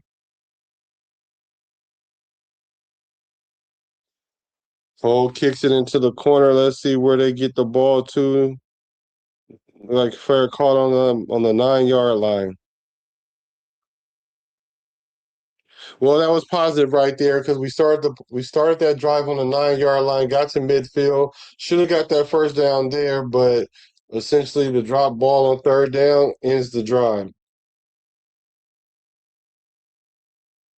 I would have loved to see us to continue to drive there. Because another first down would have kind of put us in field goal range.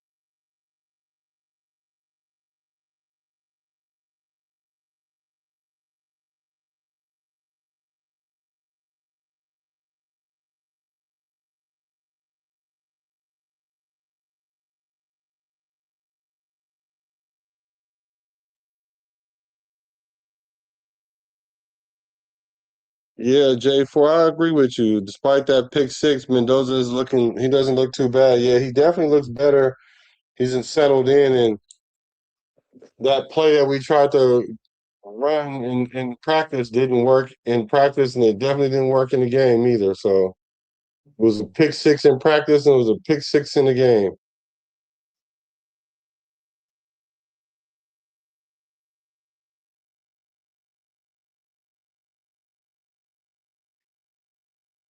Wowzers.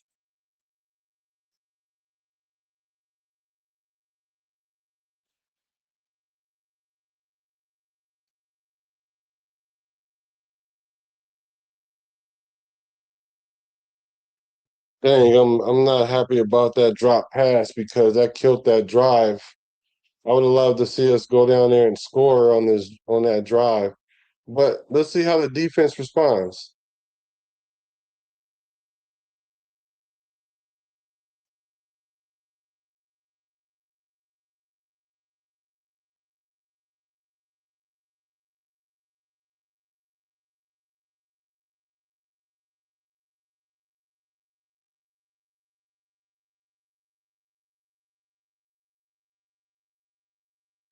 It's one of those situations where if they come and score this drive, it's going to be ugly and all bad. So the defense is an important drive for our defense here. Hopefully they can hold them to 3 at worst case scenario.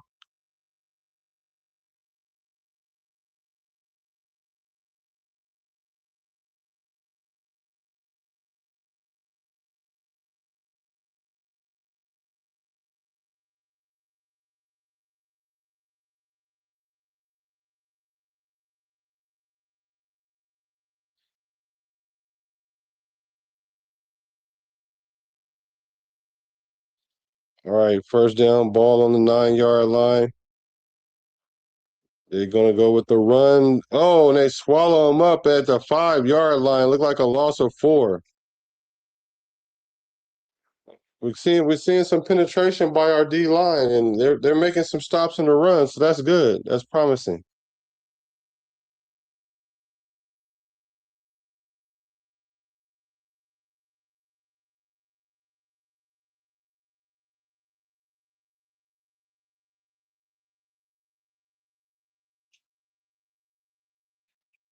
All right, 2nd and 13, ball at the 6-yard line. Defense is coming. They throw the ball in the middle of the field. Is it caught? It did get caught. Or it did it? Did he catch that? I couldn't tell. Yeah, he did. He caught it. So it's 3rd and 1. See, we can strap up right here. Get prepared for the run. Expect the run, adjust to the pass. They go with the play action, wide open to the running back, but good tackle. First down.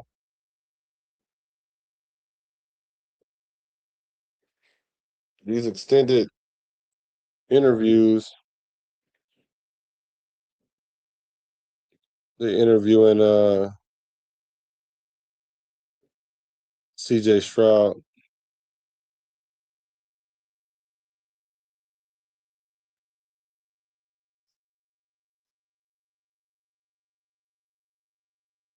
All right, 2-minute warning here going into the half.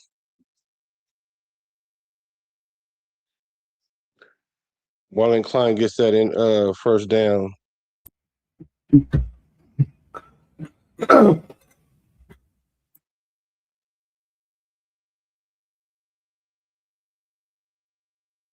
So now with the 2-minute warning coming up, the essentially we just got to stop them from scoring. The Raiders do get the ball in the second half.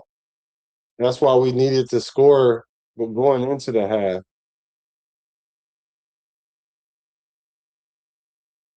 Try to get the 2 for 1.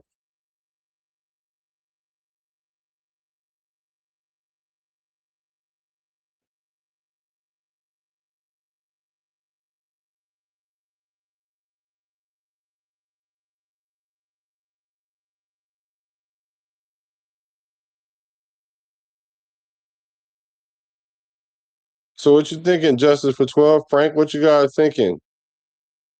Appreciate you guys for rocking with your boy, me and Pizzle. Because everybody's streaming right now, so everybody's all over the place with their favorite podcasters. So I definitely appreciate you guys.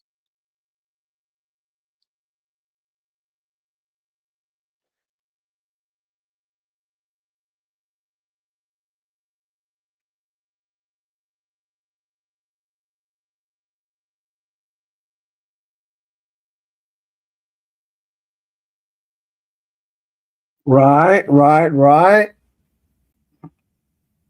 Right.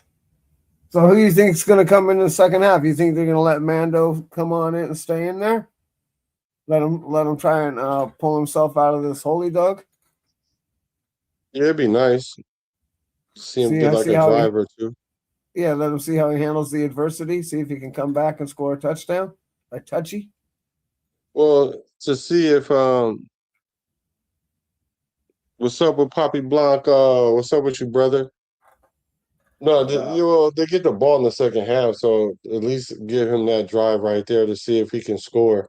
If he can't score, then go ahead and let AOC come in. Ooh, Doing good, brother. Raiderade straight. What's good with bro? So let's see. 2-minute warning here. Ball at the 35. They go to play action bootleg. They hit Klein again with another catch.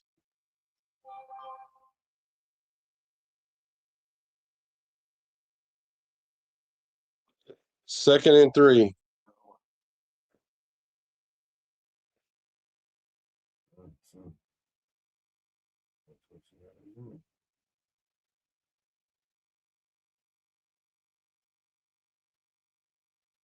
Little tight end screen. Single back. Bunch formation. They give the hand up off. They stop the ball short of the line of scrimmage. Looks like who's number 63? Look like Pegues.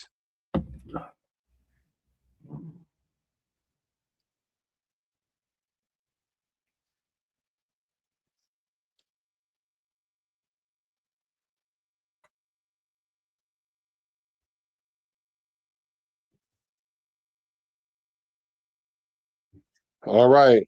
3rd and 3. Let's make a play here, y'all. It shows a fake blitz, a little pressure. Incomplete. Good coverage by McCoy. Good job, McCoy. all It's a right. late flag. Of course. Woo! Nothing sus about that.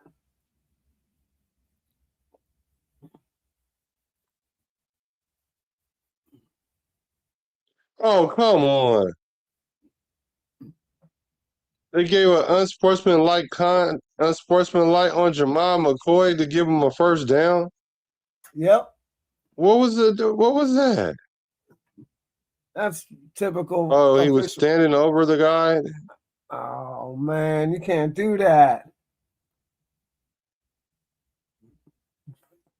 We finally get a stop, and then they give it right back to him. That's terrible. They get the stop on 3rd down. The penalty gives them the first down. All right, come on, McCoy. So now the ball's on the 43, 42. They go with it. They come and gives a little pressure. Gets the completion. Another tackle by Lobby. Gain of 4. They're in a hurry up now. Clock still running. We need a sack here. They're trying to get to him. He throws it again. Incomplete pass. All right. So what's it 47 now? seconds left. 3rd and what? 3rd and 6. Nice. Okay, intermediate.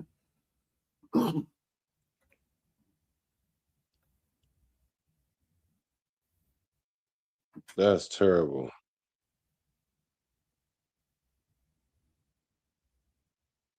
We can get a stop right here. We might be all right. Look like they come in with it. They're going to back out of it. No, they bringing everybody. Here it comes. Pressure. Oh, made them get rid of the ball. Incomplete. 4th down. Good job. Good play call, too. Good job, Stooks. It was a jailbreak. Woo. It was a jailbreak for sure.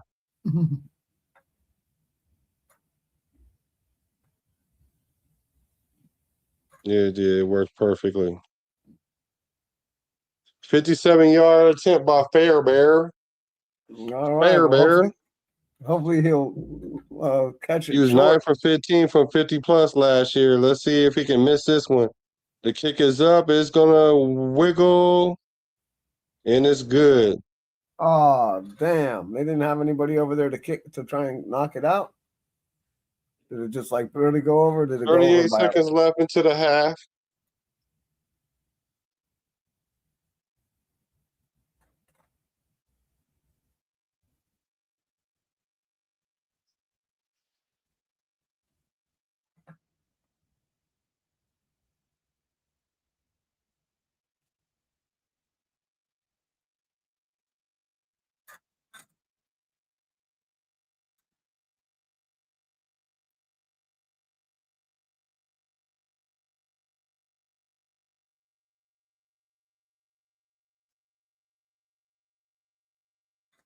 Yeah.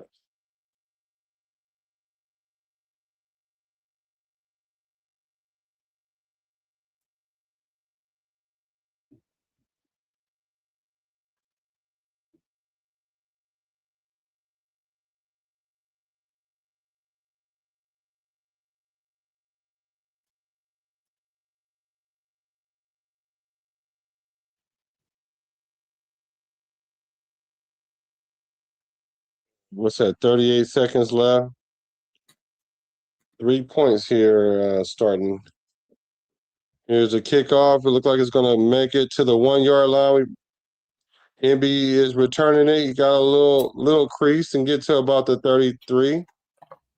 There's a flag on the play. Oh, boy.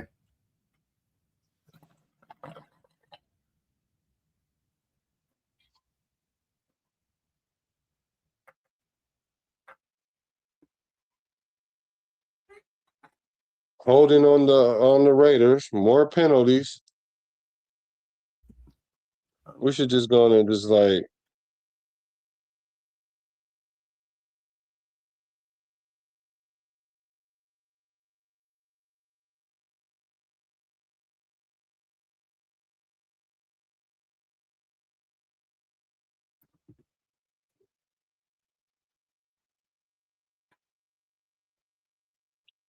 so maybe they'll run it here and then they'll just Going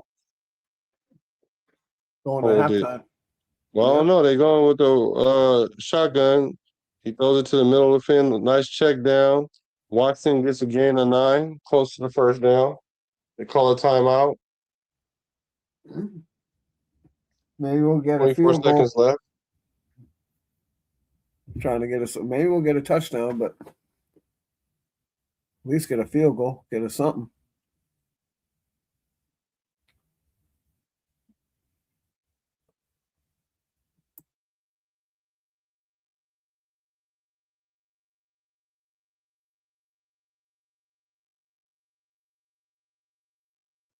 I do like what I'm seeing out of Mendoza as far as his decisions, where he's going with the ball.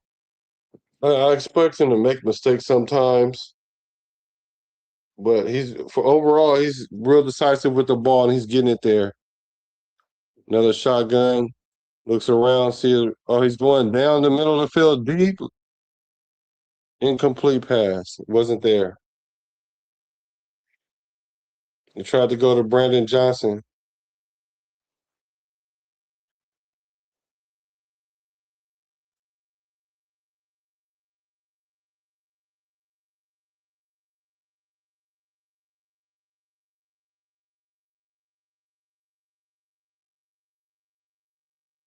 All right, 3rd and 1. 17 seconds left. Shotgun. Uh-oh.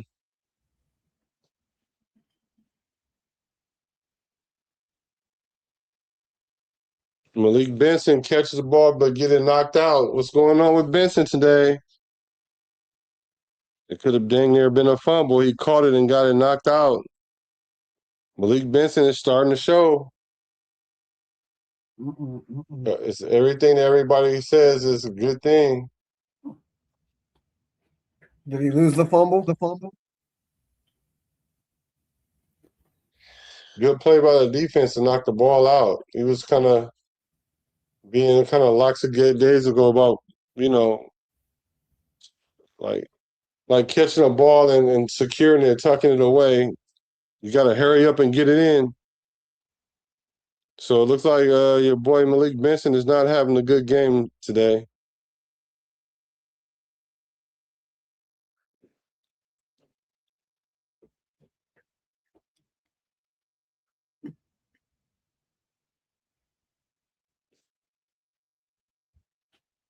That's 2 plays on 3rd down. Where's Besh at? Besh didn't play tonight? No, I don't think him or Tucker's playing. Yeah, I haven't seen neither one of them. So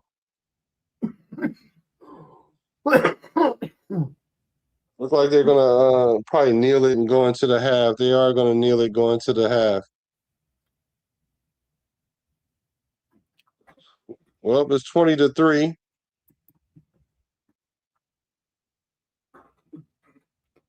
Going into the half. It's not bad as it looks. Like I say, I'll say it's not as bad as it looks, but it definitely doesn't look good at all.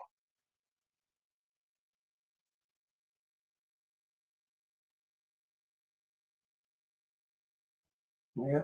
I'm gonna go get something to eat, man. I don't know if I'm coming back for the second half or not. I'm gonna try. All right, for sure. Right on, man. Right All on, right, chat. peace. I'll talk to you later. All right.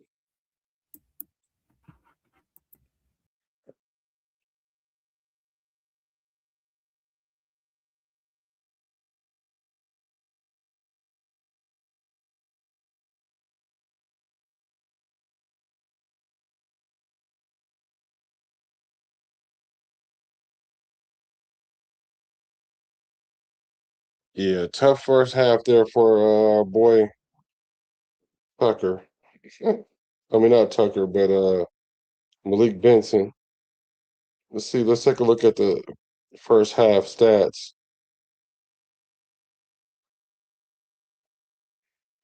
Let me take a look here at our first half stats.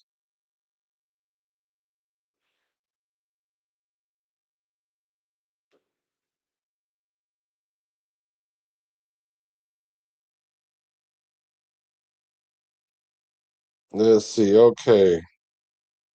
First half stats. Mendoza, 8 for 15, 86 yards, no touchdown, interception. Got sacked 1 time.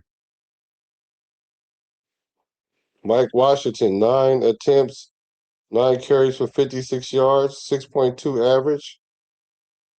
Lobby has 1 with 10 yards. In the receiving room, Naylor, 1 catch for 22 yards. He got 3 targets. Ian Thomas, 3 catches for 19 yards with 3 targets. Saw all his targets. Malik Benson, 1 catch for 18 yards with 3 targets with essentially 2 drops. Washington with 2 receptions with 18 yards, got targeted 3 times. Hayward, 1 catch for 9 yards. And on the defensive side, McCollum having a quiet game, 4 solo tackles, total of 5 tackles. Alobi, 4 tackles, 3 of them solo. Stooks with 4 tackles, 2 of them solo.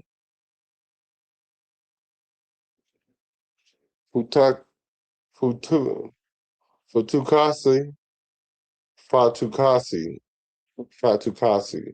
The dude we just picked up, we got 3 tackles, 1 of them solo. Johnson with 3 tackles, 2 of them solo. Thomas Booker with 3 tackles, 2 of them solo, got a sack, and got 2 tackle for loss.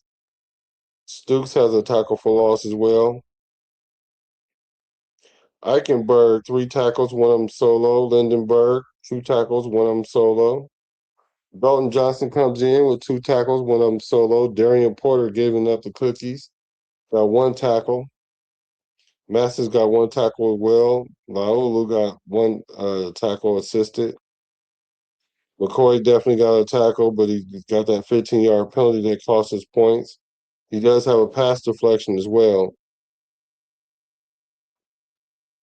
but that cost us points. And there was a J.J. McGee site And Keyron Crawford also had a tackle, solo tackle.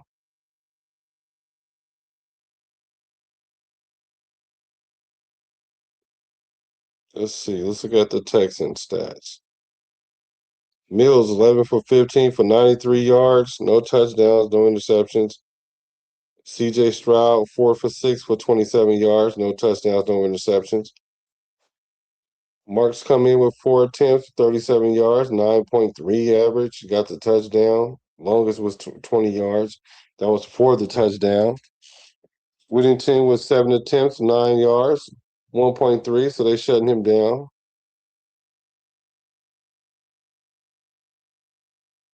Klein, the tight end, with 3 catches for 31 yards on 4 targets. Foster Moreau with 2 catches, X-Rater with 23 yards.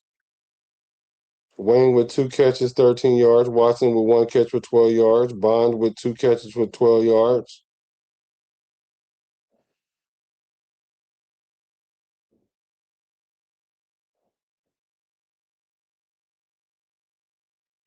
McDonald has a sack for them, but he only has 1 tackle, 1 solo. No one's really standing out. Reed has 3 total tackles, 2 of them solo. Fisher with 3 tackles, 3 solo. Smith with 1 pass deflection. And Wooders has a pass deflection, but he also has that pick 6 as well too, with 1 tackle with assisted. So, with that being said, the Raiders they're not looking as bad as it looks, but it's not good either. So, Texans are a good defensive team. Absolutely not surprised. Yeah, I'm not surprised. Does Kirko Chainz really look better this year? Yeah. No, he didn't play tonight. Yeah, he had 1 good catch and 2 critical drops. It kind of shows who he. It kind of shows. I mean, like a lot of people like to put him uh, as like a starter already, and I'm like, there's a reason why he's in the 6th round. And I'm not saying he's bad or anything like that. I'm just saying that there's some things that he needs to work on, and we've seen what he needs to work on tonight.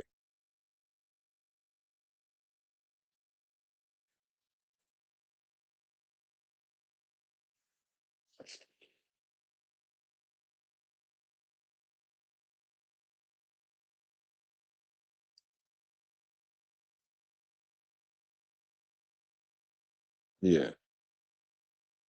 No, he didn't play tonight. Kirko did not play tonight. So that really was that first half. I will say though, that first half was bad. We started off bad. Sometimes that's what a pick 6 can do to you. Um, it can demoralize your team. We seen it last year. It demoralized us. Like when, like I think Minshew threw a pick 6 against Denver or whatever. We never recovered. Not Minshew, but Geno Smith. Pick 6s are there. They're definitely like take the wind out the sail. And then what I want to see was how Mendoza respond. He came back through like 5 or 6 passes in a row, completed before he had an incompletion. Drop pass by Malik Benson that could have kept our drive going, maybe got us some points. It's just those little things that add up. So it's to be expected. Young team, no excuses. Just good learning situation. No, no, that's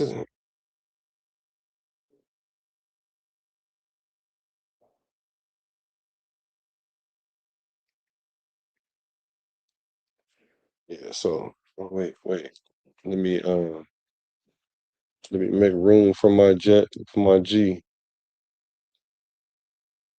Make room for my G.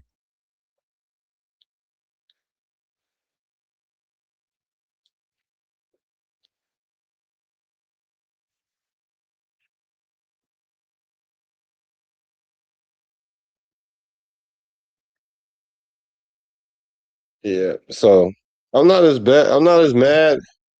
Like I said, it's not as bad as it looks. It doesn't look good. I'm glad to see Mendoza bounce back. The drop really hurt. Then another drop by the same person that definitely didn't trend good. So I don't know. We kind of seen who Malik, the good and the bad of Malik now at this point.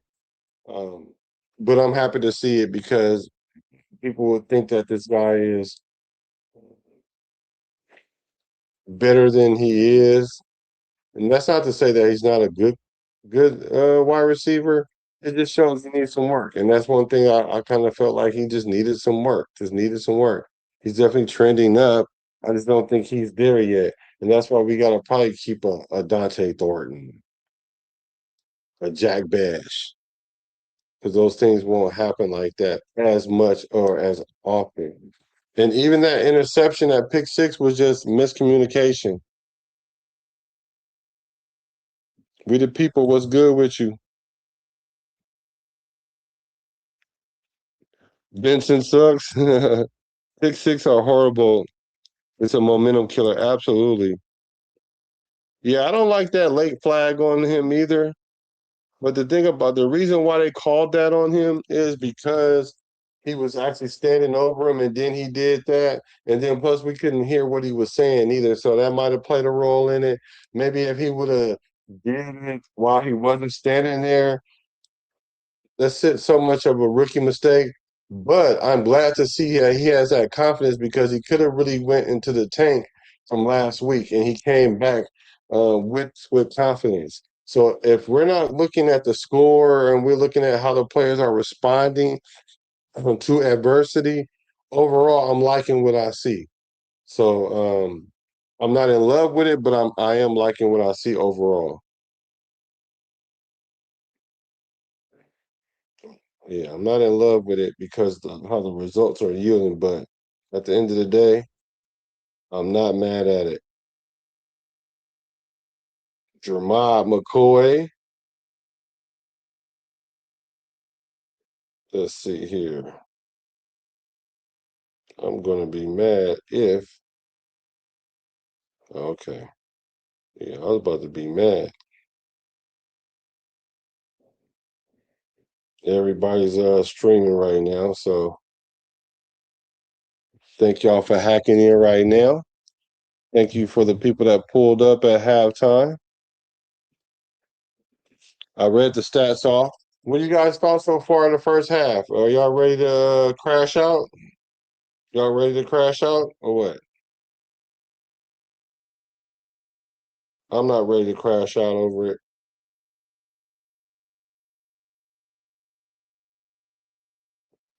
I am not ready to crash out over it. I'm okay. What do you guys thought about the first half so far? I know we're not happy, but just overall thoughts. And also to consider, like a lot of our starters did not play. A lot of our starters did not play.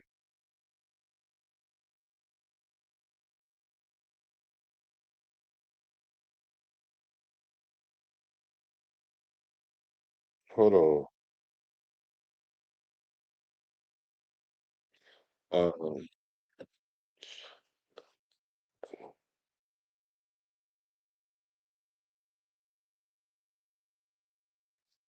all right, let me get. Oh gosh, hold on, guys. The link for Jason. Actually, Jason, you have the link. You can come right into the.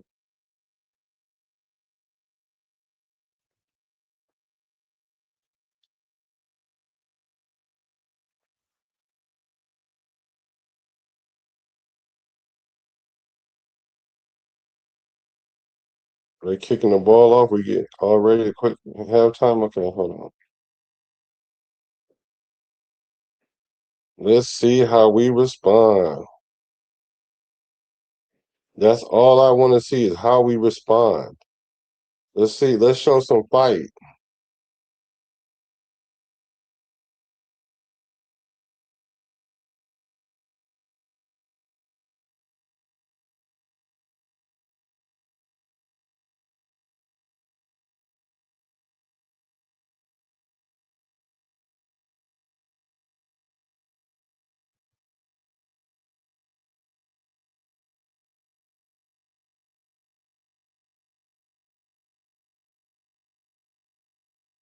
All right, let's see here what's going on with these Raiders. Let's see if we can like put some points on the board. Let's show some pride and poise here. Let's show some pride.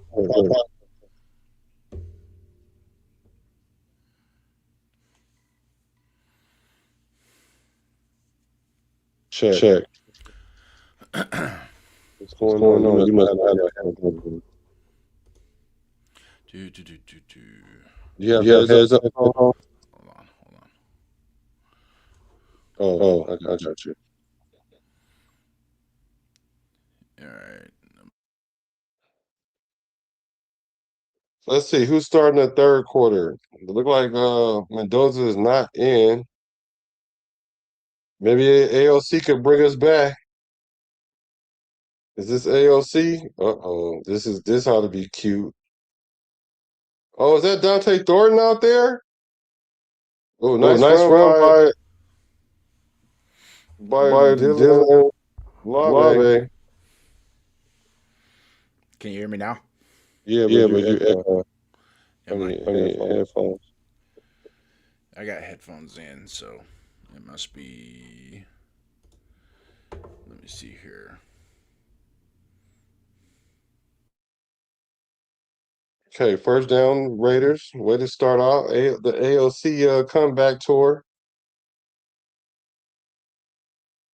Okay, we get the handoff. Labe gets a couple more runs. We're going to see Labe get some burn. Okay, Dylan. Let's see what you got. Oh, man, what the heck just happened? All right. Any echo now? No, you good.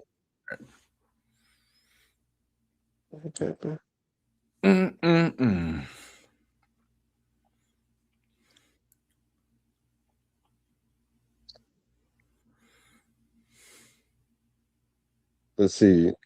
J-Ro, what's good? He said, Nation, don't forget that we went undefeated during the preseason under McDaniels, right? Yeah. That's the results really don't matter to me.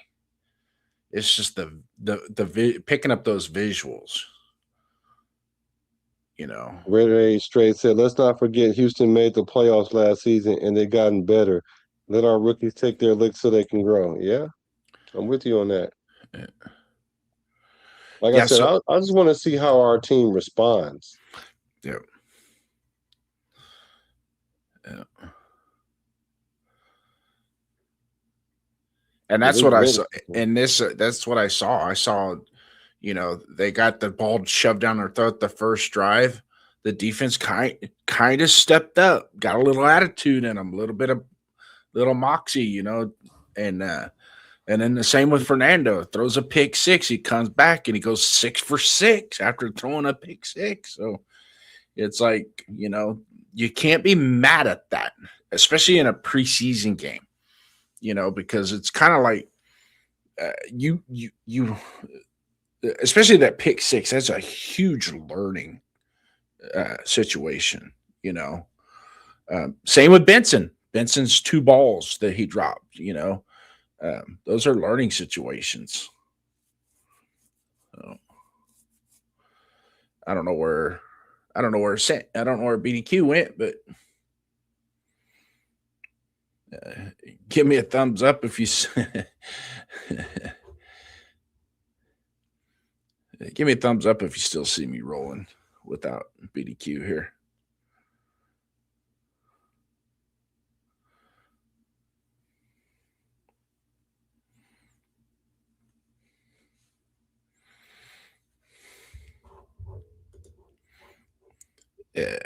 Coach is really seeing what Benson can do. I wish Thornton was out there. You know, I don't know where Thornton stands with these guys as far as the coaches. Obviously, Benson has shown something in practice, and even in this game. I mean, the one drop and the one, I guess you can call it a drop. He didn't secure the ball correctly and turned up field a little too soon. But those are learning moments for a guy like that. You know, he'll learn that, hey, in the NFL, these defensive backs get on you quick. So you got to get that ball tucked away as soon as possible, especially if you get your hands on it. You know, tuck that ball in. Otherwise, it's going to be a bad day.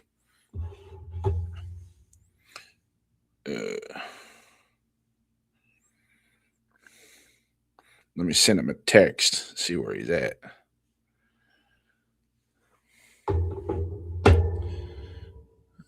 So, but for the most part,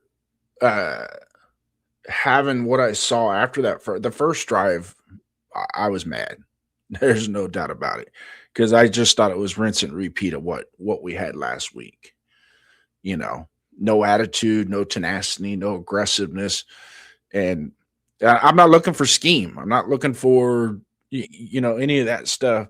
What I'm looking for is, do you guys have it? You know, whether you're first team, second, or third team, do you have it? Do you want to make the stops? Do you want to make the tackles?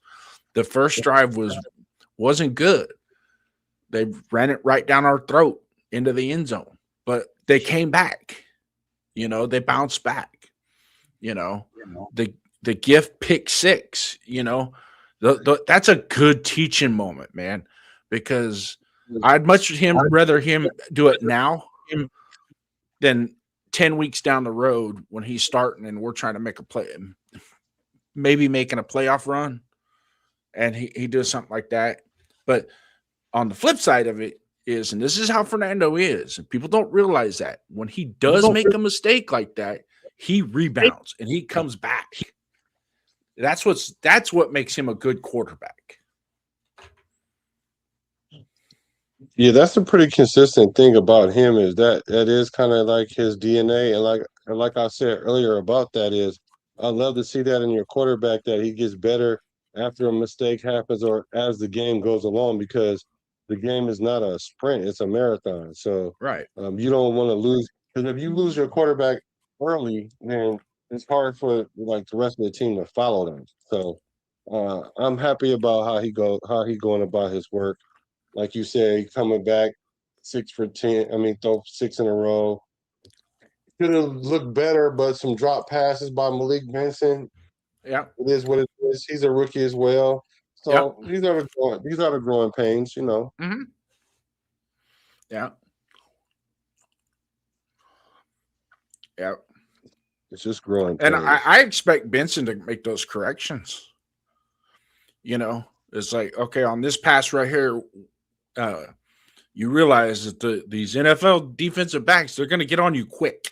When that ball hits your hands, they're going to get on you quick. So get that ball tucked high and tight before you make that move. And then on the out route where he turned up before he caught the ball, you know, that's to be expected. I expect that out of a rookie. You know what I mean? Because now it's like, okay, now you know, it's in your mind. It should be ingrained in your head. You're in that same situation with that out route and that same type of pass. One, catch the ball. Just catch the first thing, catch the ball. We'll buy some yards later. Those will come to you.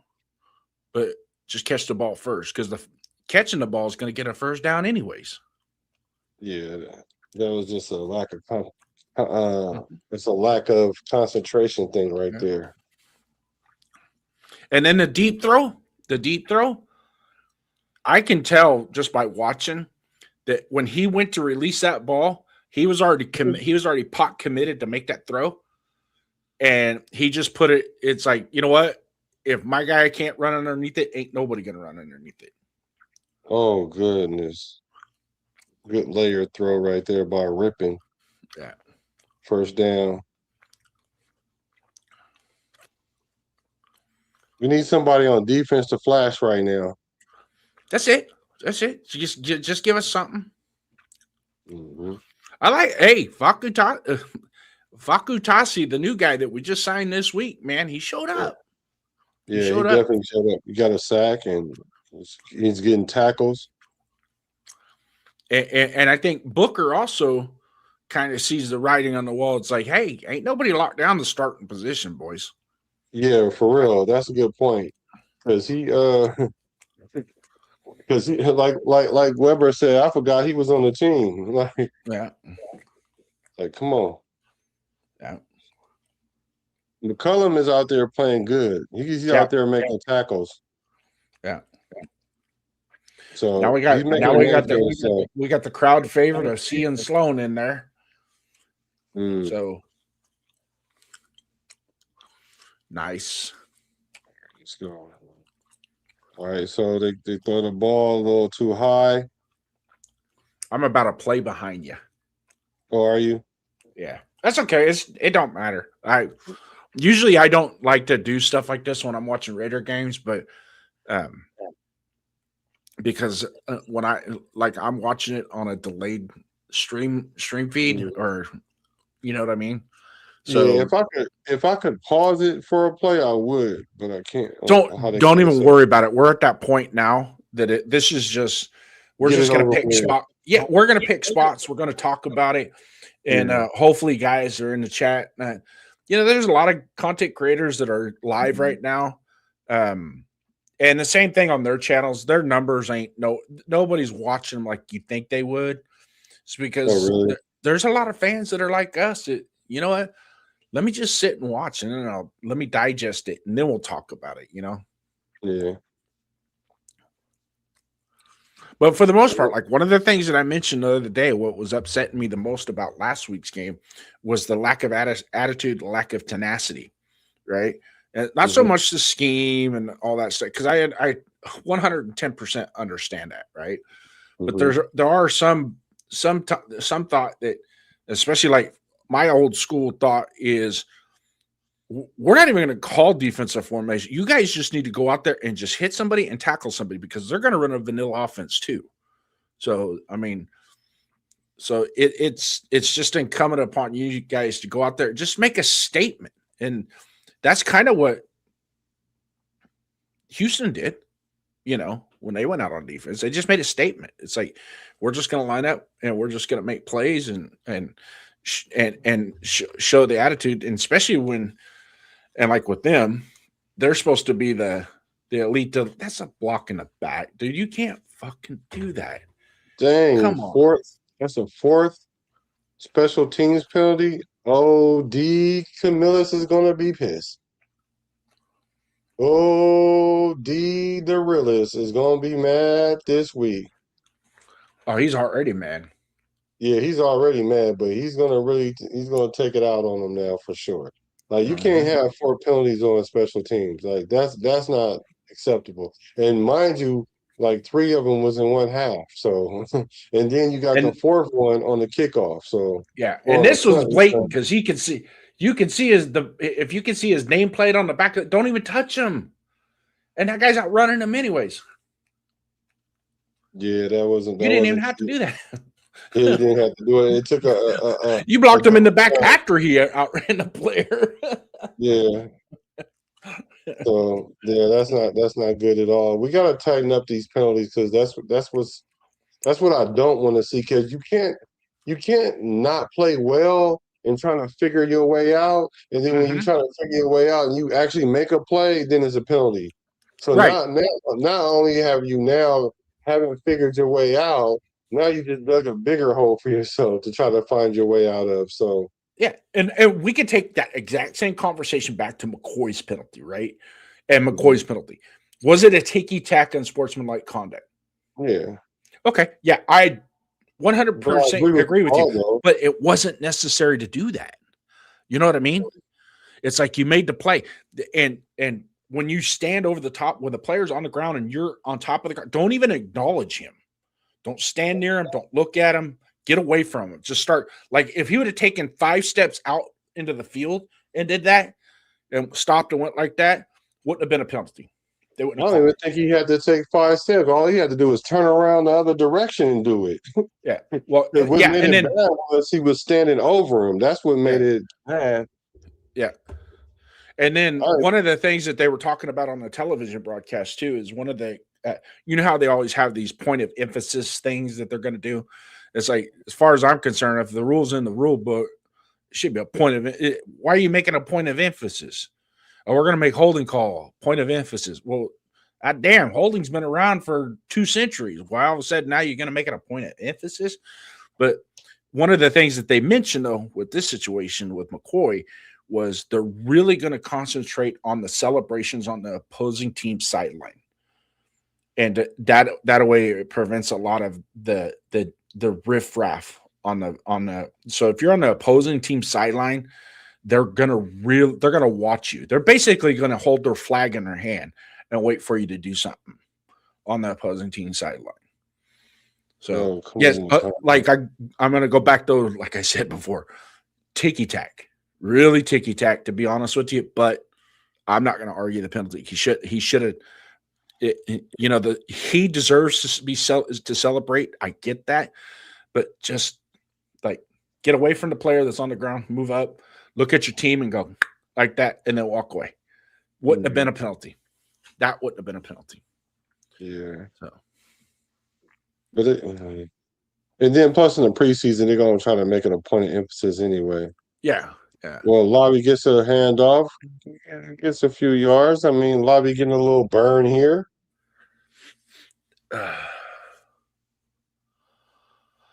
The Raider Nation's favorite, the second coming of Kenny Stabler, is in the game.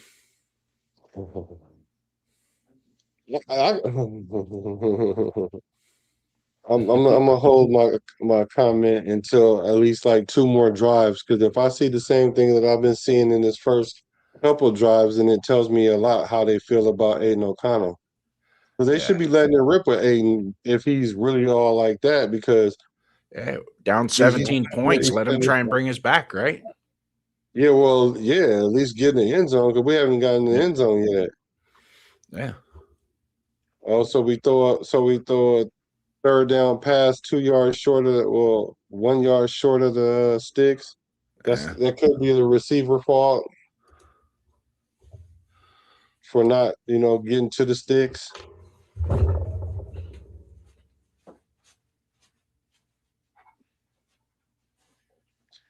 So we just he's punting the ball again here with the best player on our team. Bad kick there.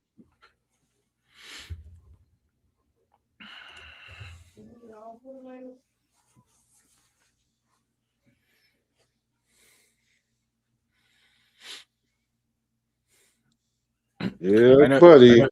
I noticed Kubiak has a red pen this week. You remember your homework assignments, right? You know what that red pen meant. You get the red marks on that paperwork. Yeah, look like get that homework, get that progress or that book report back with look like a crime scene with all the red ink all over it. And the cool part about it is you get to see all the red before you even see the grade on your paper, or when the teacher folds it in half and hands it to you. Yeah. Yeah. Ain't too many smiley faces being handed out on this one. Yeah. So what you say, J4? Let's see Jacob Clark. We might see Jacob Clark. I don't know. We might. I mean, like, it might be like next game we will see Jacob Clark too. So yeah. I don't know. I don't know. I'm kind of bewildered at this point, really, with the quarterback situation. I don't know. Yeah. I don't know. Because now let's just say, for example, God forbid, if Kirk was not, like, something happens to Kirk.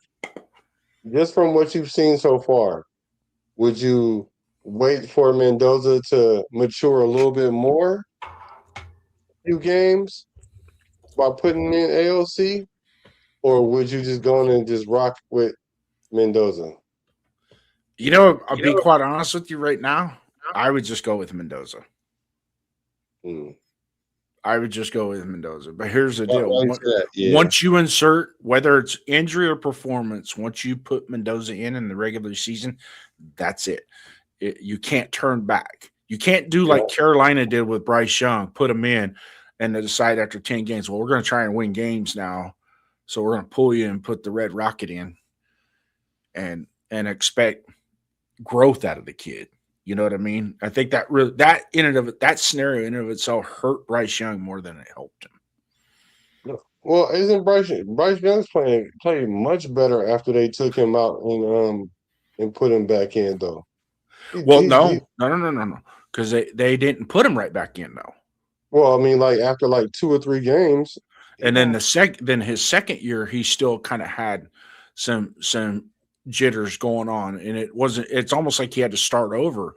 It wasn't until last year, and then obviously Canales, I think, made a bigger difference with him, because quarterbacks like him, you need a good coach. You know what I mean? And having Canales there, I think, made a big difference with him. So yeah, I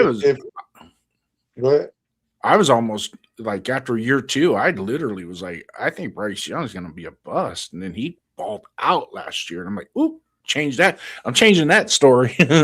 Yeah. If they were to bring him in, well, if Kirk Cousins get hurt and he's going to be out a couple weeks, well, Mendoza got to sit back down. In my opinion, like just because he sees the field doesn't mean he got to stay on the field. Like we've already done it. We've already done it unconventionally by having him sit anyway. So yeah, and in that case, if let's say Kirk goes down with a 1-game injury or a 2-game injury, and you already decided that when he comes back healthy, he's going right back into the starting position, then play OC. There's nothing wrong with that. If that's the case, okay, I can see that. That makes more sense. Then just play OC. Because if Mendoza did come in and win those 2 games, it's hard to take him out at that point. To your point, like it's hard to take him out. Not necessarily win, but just goes out and shows that he's the guy. You know what I mean? He's the guy. So because you can gotta win. Yeah, but I mean 1-1, maybe 1-1. Well, 1-1 with the performance, not so much just the record itself, but the performance. So let's say they lost a game, say they played Buffalo, and he went, let's say 26 of 36, 215 yards, a touchdown, and an interception, and they lost by 6 points to Buffalo. I would literally say, okay, I'm not going to count that as a loss against you. Yeah, it goes as a loss in the record column, but I'll give you that. And then he turns around the next week and just blows it up, man. He just kills that team.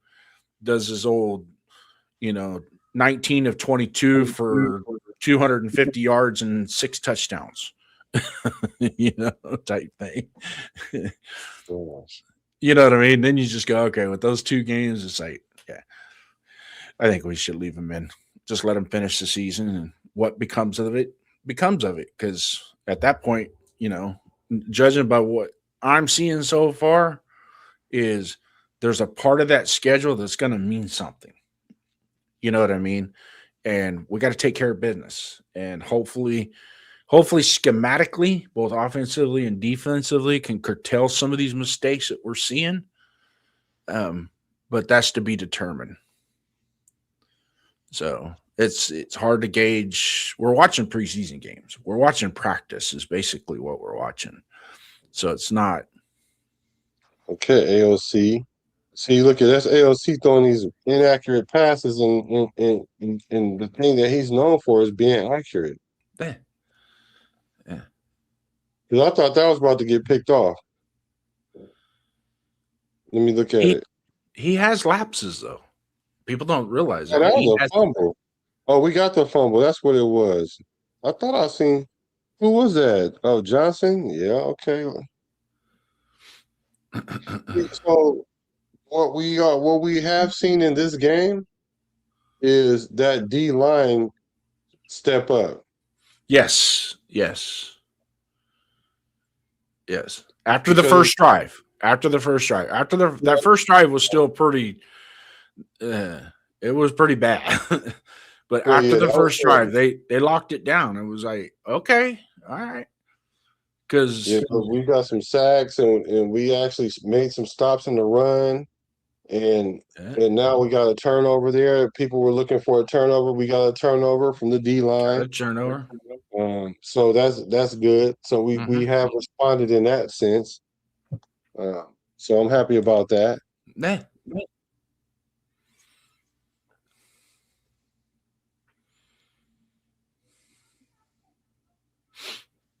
Oh boy, O'Connell just itching to throw a pick.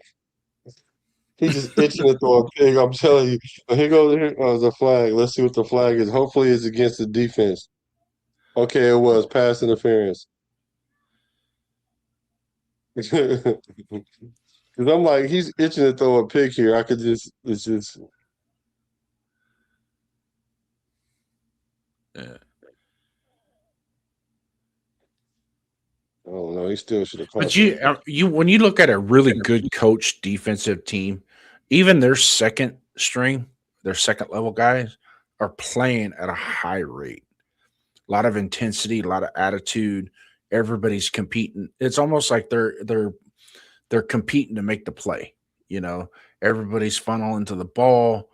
Even the second, like their secondary, their second strings, third string guys are coming up making play. That like him, he's coming, he's closing that distance on that route quickly. You know what's going to happen? The Raiders going to score a touchdown right here.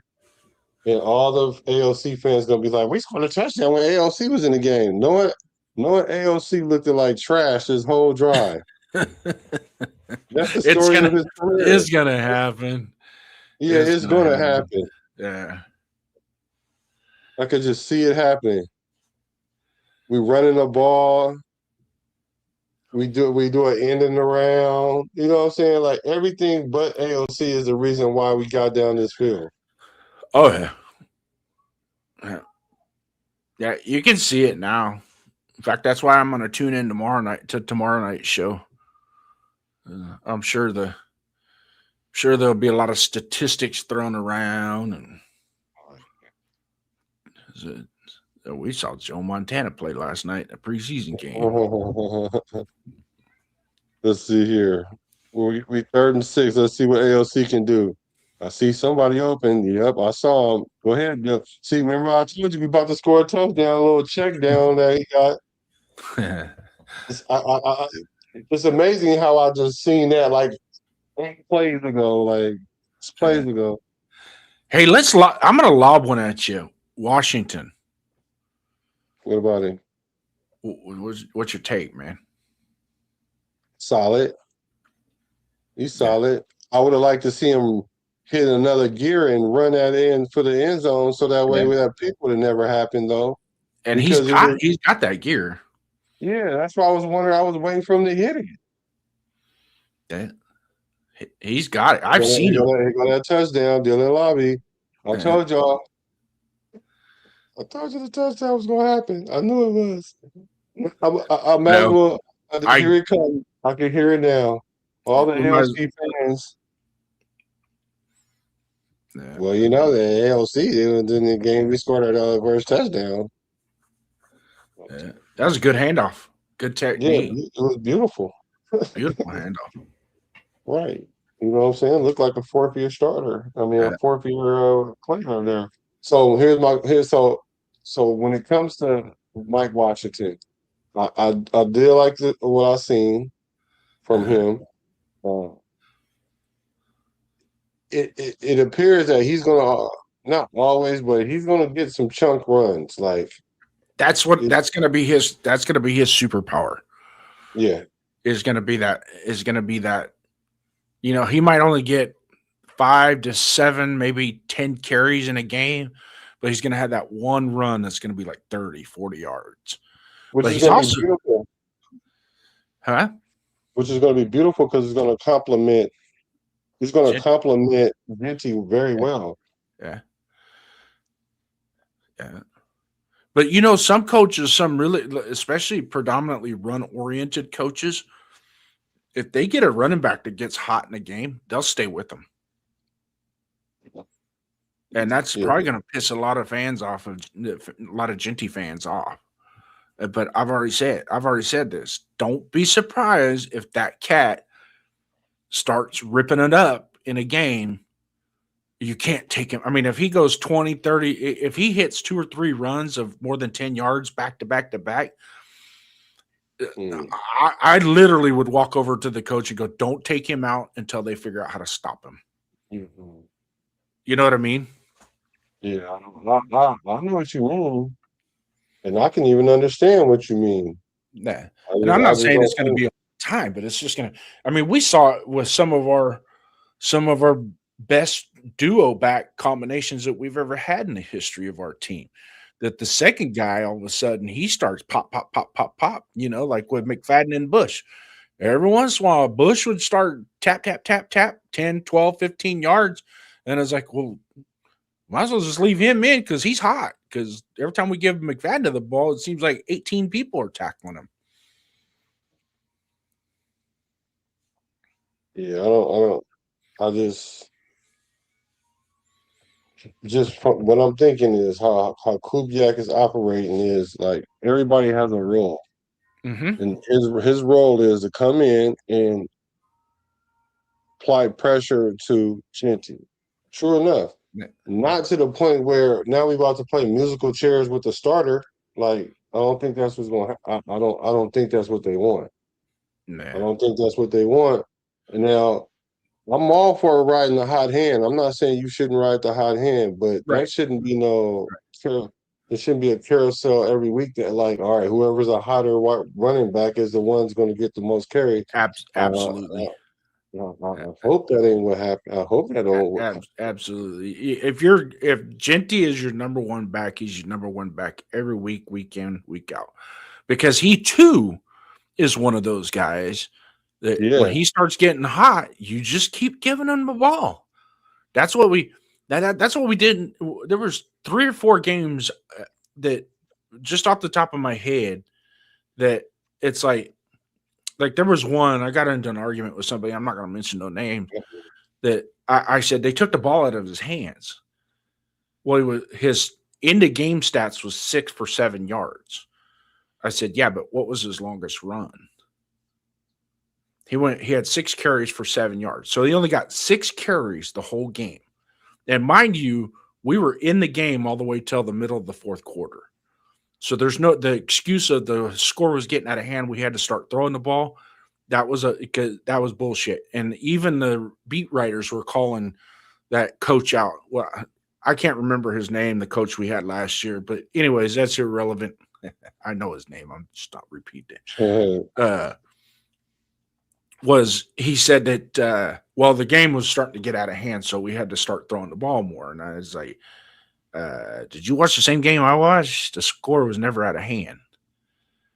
And yeah, he had 6 for 7. He had 6 carries for 7 yards, but he had an 11-yard run, an 8-yard run out of those 6 carries. So what's that tell you? I said, you might as well just keep. Do you think, did Philadelphia quit giving Saquon Barkley the ball in the Super Bowl against Kansas City? He only had 30 carries for 62 yards, but did they quit giving him the ball? No. Well, so the thing about this is, well, for one, Genty is the type of back that gets better as the game goes on, so you got to give him carries. Exactly. But the thing about like Saquon, even if he's having a medium to not so good game, at any moment that run can happen. Like he can at any moment. Absolutely. That keeps the defense honest, no matter what his stats say. Is the defense got to stay honest, because the moment they start cheating, then boom, that's when the big play happens. And I'm going right with you with this, and I'll add a little bit more to it. Did he fumble? We need to get on the ball though. Who was that? Sloan? Who was that? Harvey? The D line is getting to it. Come on, I thought it was going to be Holden. Oh, yeah. Before Harvey, did we get the ball? No, we didn't. Oh, nice escape route. That's a drill, escape drill. Oh, and he got to him too. Oh, he made him drop it like it was hot. Oh, give him some. Who is number 48 over there playing Sean Sloan? You better jump in there, and he tried. That's cool. It was 3rd down. All right, defense. We'll take that on. He had it too. Yeah, he did. You're right. He had it too. But I still, not a flag. That's the hardest fumble to recover. It's hard to recover a fumble when it pops out right at your feet too. Yeah, when it dropped right at the exactly. But then because then now you gotta take whatever momentum you have and try to like hit the air brake. Somebody blocked in the back again. No, please tell me that ain't what happened. But anyways, getting back to the Saquon Barkley in comparison, and I'm going along with you in the same down that same road is, and I tell people this all the time. Yeah, Saquon had 30 carries for 62 yards, but that was one of the best running performances in a Super Bowl, because and this is really why I say this is Kansas City had spent all their energy to try and stop him because he had just gashed somebody in the playoffs for a bunch of yards and a bunch of touchdowns. And Spagnuolo goes, we're going to take our chances of stopping him and not. And if you're going to beat us, you're going to then your quarterback's going to have to throw the ball. Well, that quarterback can throw the ball when he can make it happen. He has the ability to throw the ball down the field, and he did to win the game. But for the most part, you can tell every one of Saquon's runs was like body shots. Boom, boom, boom. Just, every once in a while, a duck to the chin, body shot, over and over and over. And those guys, when they get to the sideline, man, yeah, they're holding them to 2, 3, 4 yards, but it's taking a toll on that defensive line and those linebackers stopping.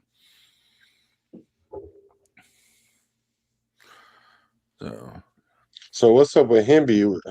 Because Lobby, I mean, I know a lot of people was like, scratching their head. Lobby's going to make the squad, man. I think so. And you know what? He's earned the right. He's in this camp and preseason. He's done everything right to earn a spot. You know what I mean? And I thought when they brought Hemby in, I thought, oh God, here we go. People are going to be pissed off because Lobby's going to probably, you know what I mean? Yeah. And it's been totally the opposite. I owe a couple of people an apology for that. Where was that throw?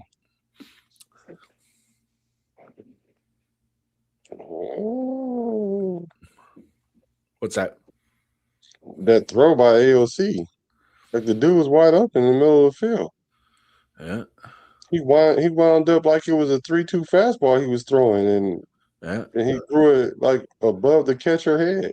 Yeah. Here we go, 3rd and 10 here. Let's see what happens. Come on, AOC, make a play.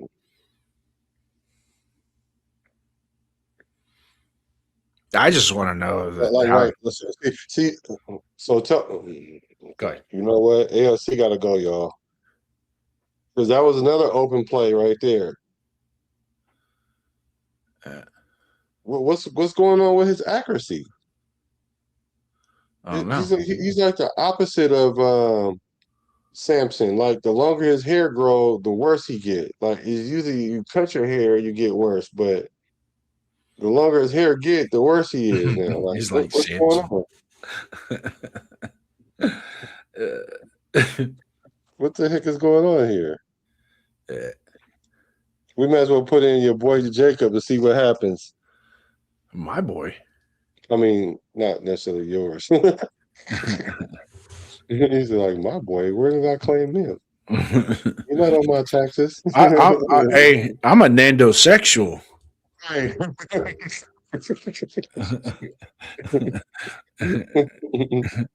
I even got the shirt instead of XXXY on it. It's X15. Oh, that's dope. That's dope. I'm gonna get Twan one of those shirts and send it to him. Dope, actually, I like that. Welcome to the Nando Sexual Club. So you know what? Now that you say that, what's that? We can make some shirts like that, like to sell. Yeah, we should. And when I say we, it's your idea. I mean, I'm like taking your Dude, idea. Hey, I'm a team player, man. Yeah, because I was like, because if because like right now I'm going through the designs to put on the on our page for the shop, and we can put that on there. And if that sells, proceeds will be going to you because it's your idea completely. Because I would have never thought to do. I didn't purchase any copyright to that, my friend. You can run with it. You my buddy, man. I wouldn't do that. I can tell you this: if you want, put it towards the BDQ Productions. Stick it back into the stick it back in the company, man. Yeah, exactly. So are we showing some fight? Yeah.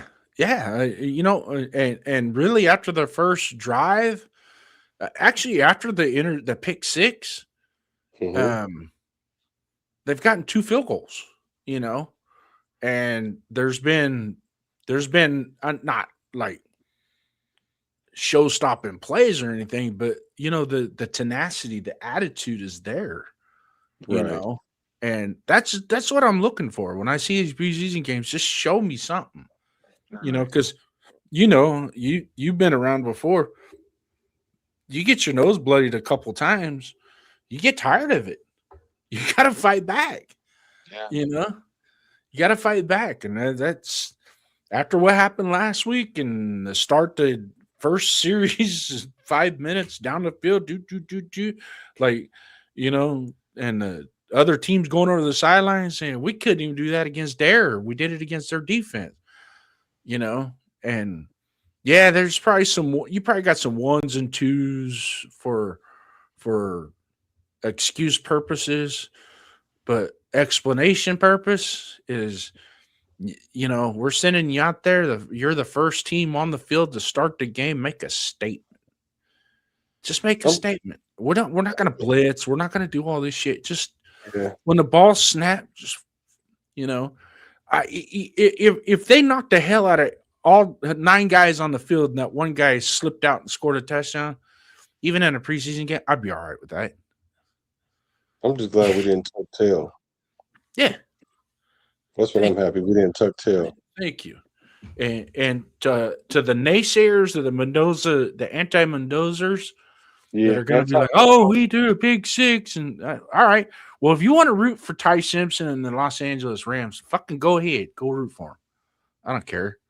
Well, they seem to be doing that anyway. So, but the thing of it is, you have Troy Aikman in the booth talking about everything that they saw that everybody critiqued him on in a scouting report has been disproven just in 2 preseason games.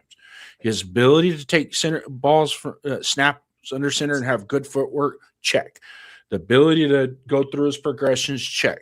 The pick 6, I'm going to tell you right now, the pick 6, absolutely 100% his fault, goes on his shoulder. But I'm going to throw a butt out there. Yeah. You ready for it? I'm ready. He threw it to where he thought the receiver was going to be because he actually had good position at the start and then started to trail upfield and let that defender get up underneath him. Yeah, he should have sat. If he would have sat, that ball would have hit. It would have probably broke a rib. Yeah, but whatever. Regardless, it still was the same play that they threw the pick 6 in practice the other day too. Yeah. Just with different running back. Yeah. So absolutely, and they read the play again. But this time, if I would have, he would have sat there, he would have caught it. He would have got hit. So what? And that's something and those are, you got to remember, those are 2 rookies making that mistake. That's a coaching moment, man. They'll tighten that up. Well, you can tell after he came back, he's 6 for 6, made good solid throws, moved the team down the field, and did everything other than a couple drop passes. I mean, you take those 2 drop passes and he's got over 100 yards, so. Jay Forrest says, take away the pick 6, our defense played a little better this game. Yeah. Oh, did I say our defense? Yeah. I would actually add the first drive too, because the first drive there was no. I don't even think we stopped him short of the stick. I mean, a couple times I think we got a decent tackle on him on a play, And But then, you know what it looks like? It looked like a bunch of ones playing against a bunch of twos, though, because that's what well, yeah, happened. they had Trent Brown out there at right tackle. I mean, you know, and we But had Lindenberg and Eichenberg, which that right there tells you that our second level of linebackers were hurting. But your boy Darian Porter was getting ran over Yeah, my that boy, whole drive. my boy. I know, right?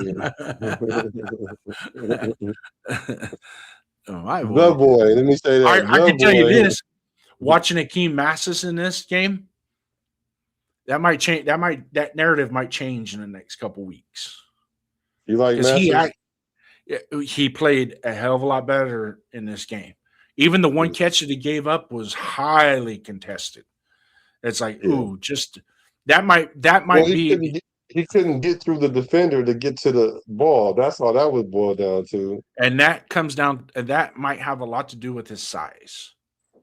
Well, I don't know if anybody could have got through him because the way he got shielded off. Like, you'd have to have super long arms to get around that guy. Right. The receiver did an excellent job by showing his body to the receiver, where he, you know, if you have your hands out like that, the chances are you're going to catch that. So I don't really blame him for that rap because he was there and he made the play, but you got to expect it. Corner's going to give up some. He's going to give up some catches. Like, at the end of the day, it wasn't no super bad, like it was in the first week where our receivers was there, then they weren't. I mean, our DBs was there, but then they weren't. You know. Yeah, they were losing their leverage in the top. Yeah. I mean, it just wasn't. So, but even with McCoy, a lot better with McCoy. He hung tight. You know, he wasn't losing his leverage. Now it's just a matter of him reading the receiver and making a break on the ball. That kid he's gonna do something. Yeah, I see it. Today's game, watching him play tonight, you kind of got, okay, as he gets his feet underneath him and the season goes on, you're gonna see something special out of that kid. It's just it's gonna take time with him. I mean, 2 years without playing football, that's a lot. Yeah, he just had to get his confidence back, and I seen that today. It looked like he played more confident because he definitely could have went inside the shell after last week. Like, oh yeah, and that's what these games are for, really. In all honesty, it's like just go out there and play. I mean, if you make a mistake, you make a mistake. Okay, it's not a big deal. We can teach that up. We can coach that up, right? But the one thing you don't want to see is lack of effort, especially when you're going to make cuts. And when you go to make cuts, you're going to be like, well, this guy didn't, he practices hard, but put him in a game. He didn't. He's lollygagging, last in the huddle,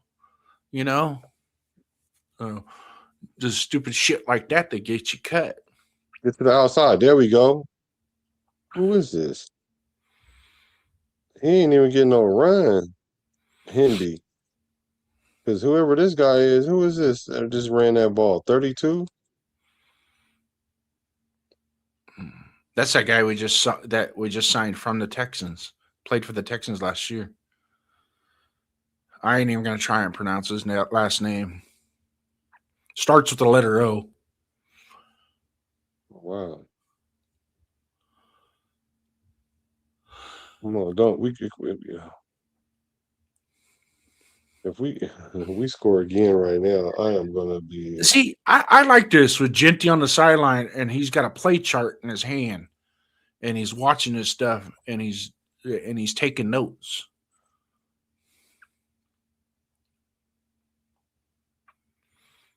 He should have ran to the outside instead of going inside. Right, I agree with you, Genty. If he would have went to the outside, he would have got more yards.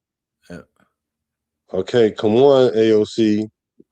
Now, shake him. There we go. Get busy. Get up the field. Who is that? Whoever that is getting some burn right now, boy. Oh, he's number 33. That's the dude we just picked up. You're right.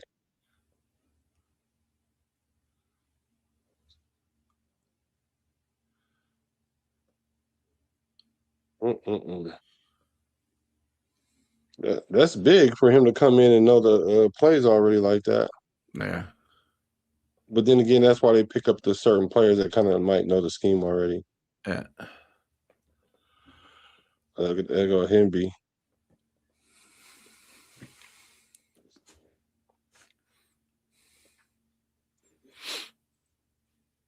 Yeah, so Mike Washington said he don't need to play next week. Don't put him out there. There's a lot of players. There's a lot of players that should not play next week. Yeah. Do you Like, play for real. Mendoza? Yeah. Yep. If you play Mendoza, I'd play Washington. No. Well, I can see why. The only reason why I'm putting Mendoza in is for reps. Right, but Washington needs reps too. Yeah, but we don't need him to do nothing else. He already showed us what he could do. We don't need him to go out there and accidentally tweak nothing. Yeah. But then now derail what we got going on. Going to let Lobby and Hemby and this mystery guy right here, let them carry it. Well, Hemby and Lobby should get all the carries next week. But I would still put Washington in to start the game, just to kind of so it gives that confidence of Mendoza, because if he goes up to the line, he wants to check into a run, he knows he's got a running back he can rely on to get him to get the ball to. You know what I mean?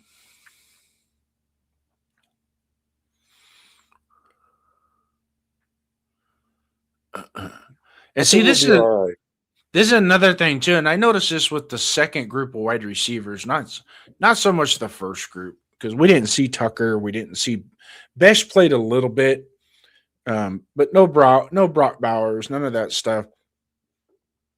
But what I saw, there we go, touchdown, jerk. Why they gonna say he was out of bounds? Oh, okay, cool.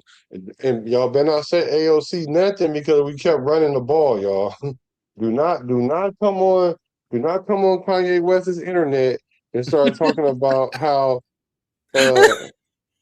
AOC brought us back. Please don't do that. Do not do that.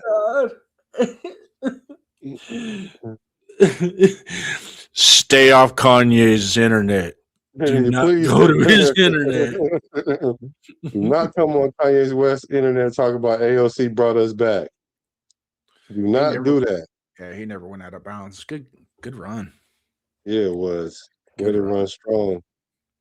This fool might mess around and get on the squad because if he go to the practice squad, he out of there. Oh yeah.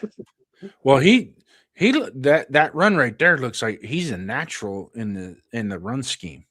Mm-hmm. You know what I mean? So it is 32. So there's a 32 and a 33. Okay. Yeah, 33 is Noah Brown. He's actually a wide receiver. Okay. They just gave him number 33. So because wide receiver with a number 33, yeah, but if he makes a team, his number's going to change. Yeah. So.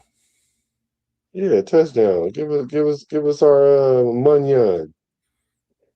Give us our Munyon. And another thing though that people might not want to give us credit for, our team has played better in the second half than the first half. Yeah. Now, even granted, which even speaks more highly of the coaching to me, did he miss that?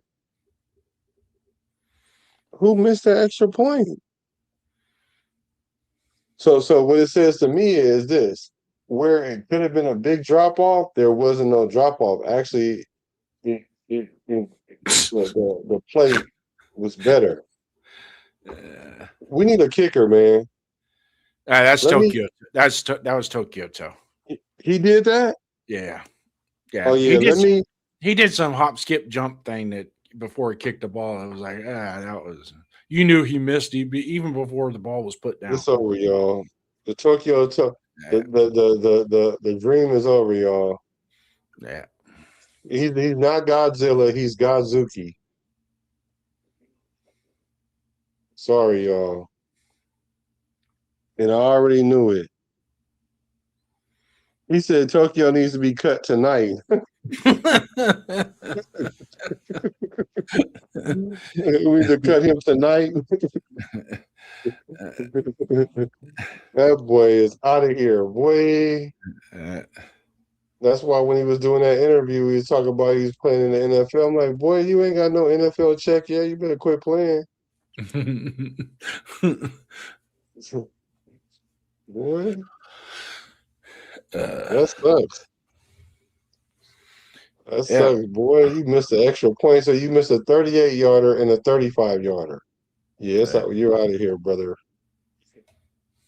Matter of fact, when this live is over, I'm gonna watch like 15 videos, and I'm gonna show up in Vegas, and I'm gonna kick for us because I'm pretty sure I can miss one from 38 and from 35. Yeah, I could do that. I might mess around and make one. I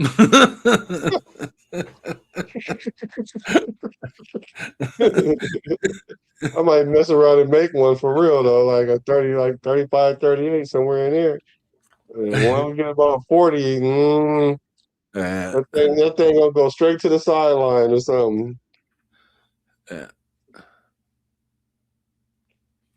Oh, come on. He really missed the extra point. Dang. That's sad, boy. Well, I guess the beauty, the bright spot in that is he'll take some of the sting out of how we played this tonight. Yeah. Because they're going to be talking about Tokyo. They'll be talking about AOC brought us back. They'll be talking about Tokyo toenail us. And what else we going to be talking about? I'm going to be talking about how Daniel Porter was getting ran through like X-Lax. Mendoza's a bust. Mendoza's another Jamarcus Russell. He's not that good. He's not good. Watch.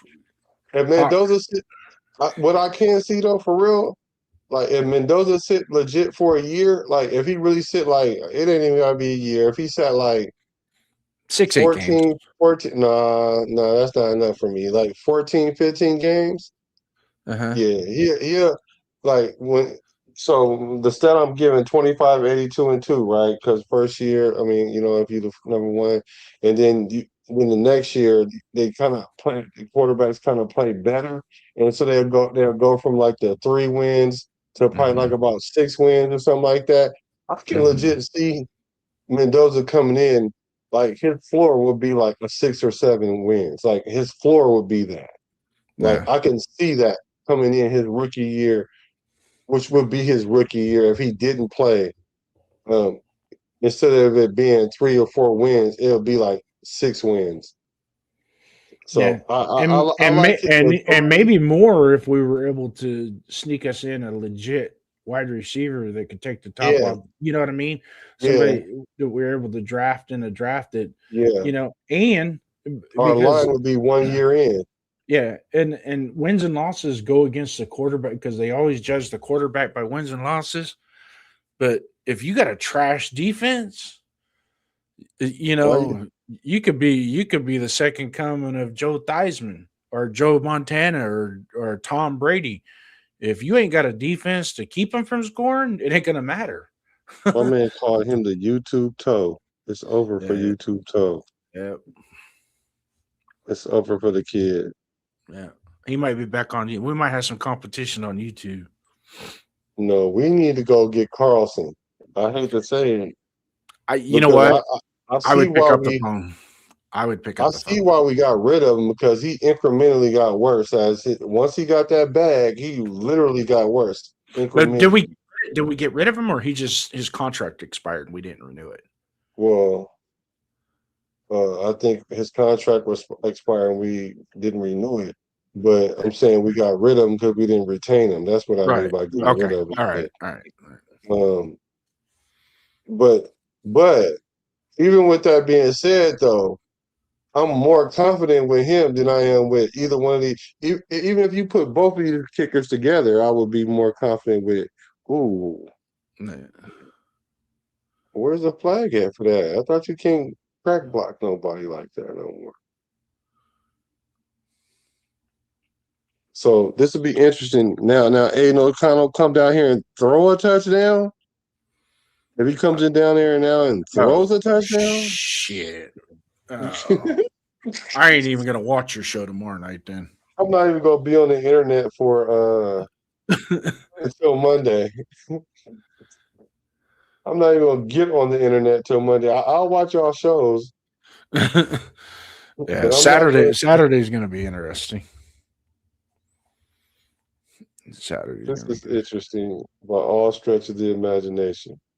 I got the phone in, the call in live version. Mm-hmm. I got it sold, brother. I fixed it. Oh, you did? Yep. What'd you do? Did you let me see. Is it possible that Mendoza could be that genuine of a human being? I didn't hear what he was saying. I can actually turn us right now into a live call-in show if you wanted to. A live call-in show? Yep. Okay. And then they'll be able to hear both of us?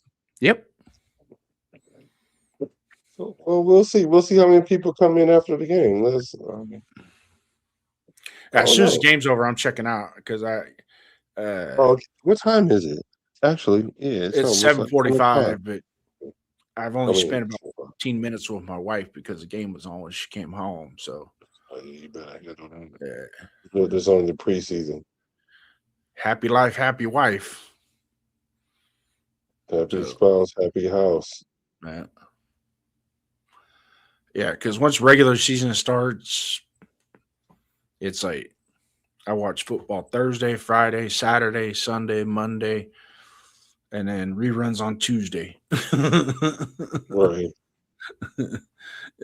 And sometimes the MAC plays on Wednesday night, so I'll watch their games too. Watch some Toledo and Townsend State or Toledo and Ohio University. You know what I mean?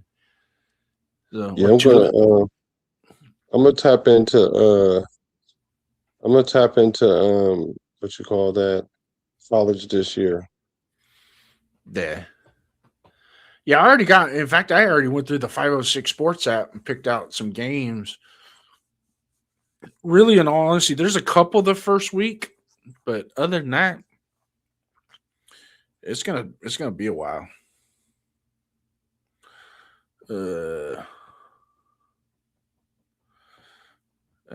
And Justice 412, yeah, you're right. I mean, Mendoza did okay from a statistical standpoint, but you can see that he's the progress, everything that we were doubting or that people were doubting is almost like, and even Troy Aikman said it,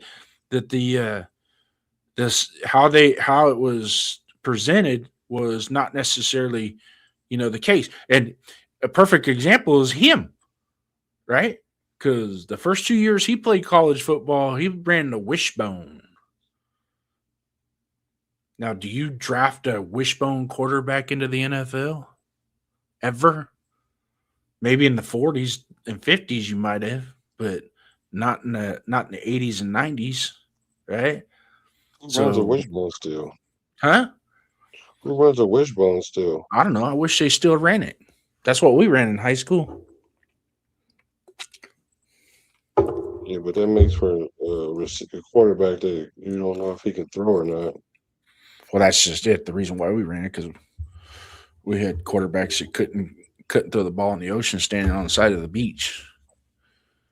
Oh my gosh, Henby. That's another one of those feel-good players that ain't gonna make it. Yeah, but you never know. He might clear and come back to the practice squad. Yeah, if that happens though, that'd be good. Yeah, stick around on the practice squad. Another one I haven't seen is EJ Williams because he popped last week at least with the one catch that he had. Yeah, I was just about to say that too, but I was like, let me see if he even on the field. Now they got Jackson, Roberts, and Dorsett. They're wasting their time with Dorsett. I did see Dante Thornton get on the field, though. I did see him. Did he? I could have swore I seen number 10 get out there. I'm pretty sure I seen Dante Thornton go out there. Interesting. Right. I missed the first few plays of the second half, so yeah. ALC is. I'm sorry, y'all. I tried to like him, and I keep and people keep saying, "Well, we need to see what he got." I'm telling y'all, I've already seen what he got. I've already seen it. How much more you want to be seeing? Like I said, he spent a third of his career as a backup, a third of his career injured, and a third of his career starting. So what more do you what more do you need to see? Yeah. He played 3 years. He had 17 starts. That means he started a year. Then he was injured for like a year combined between last year and the year before that. That's another year. Then he was a backup for a year. So I've seen what I know what he brings to the table.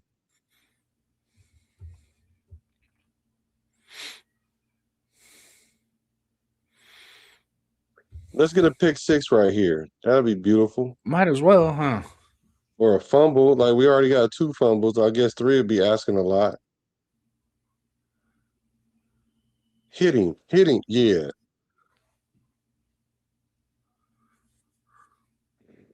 That boy jumped under the car so quick. Because I would have lit him up like a Christmas tree. He better have slid.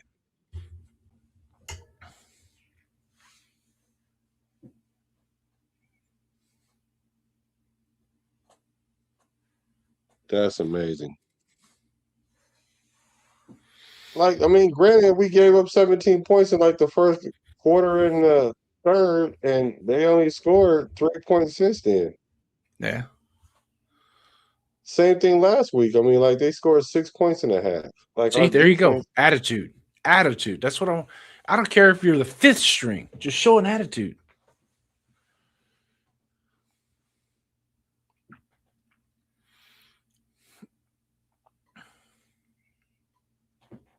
How they start off with the Bills and the Bengals and the Colts and the Cowboys and the Titans. Then they go to London and then the Giants. So I see them going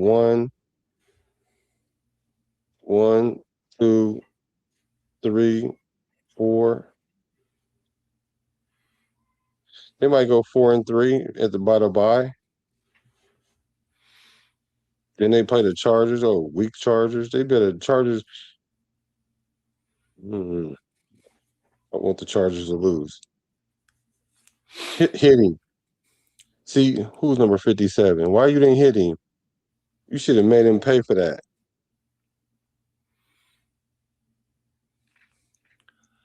He might have would have fumbled too if you'd have hit him while he was diving like that.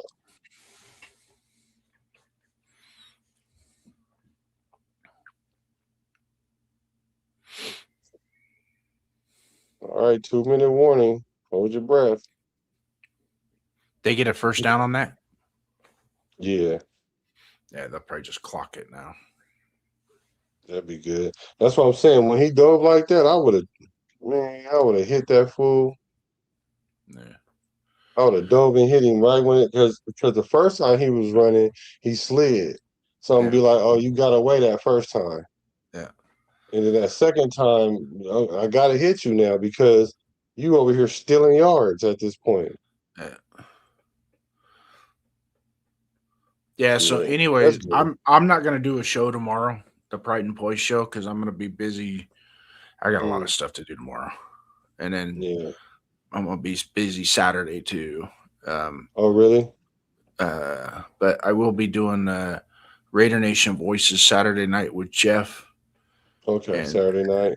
And I'm sure I'm gonna hear a bunch of I told you Mendoza sucked. I told you.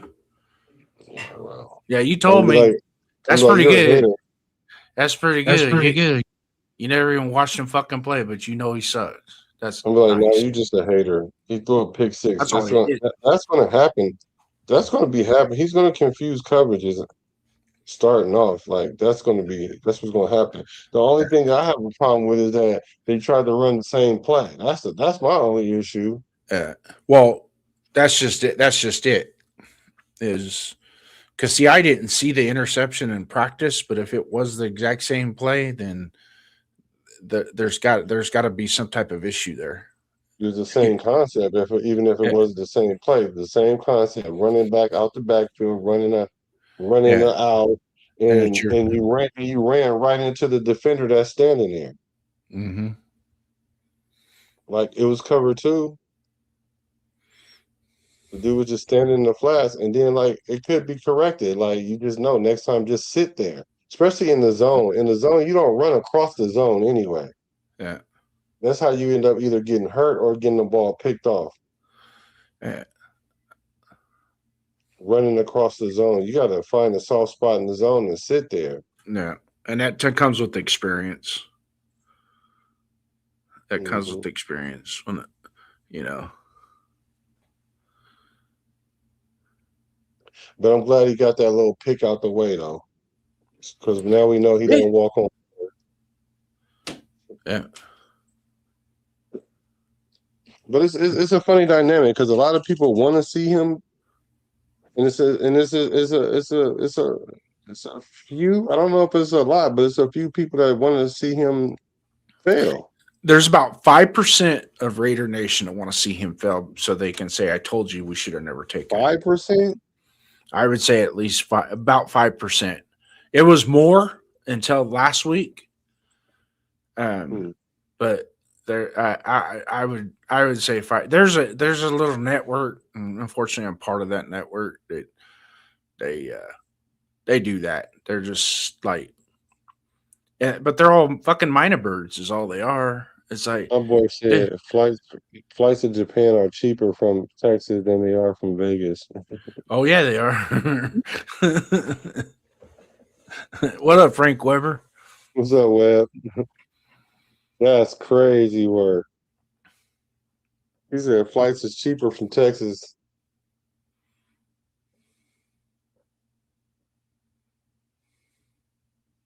What's up with Kirk Cousins? That boy getting shaved off his.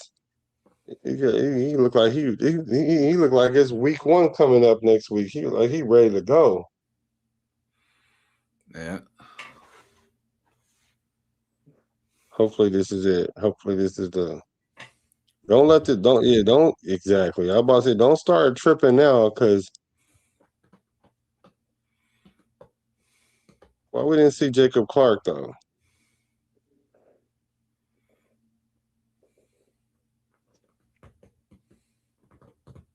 When they had the quarterbacks on busing with the boys, and they asked them, what would you give anything for? That boy Jacob Clark said some reps.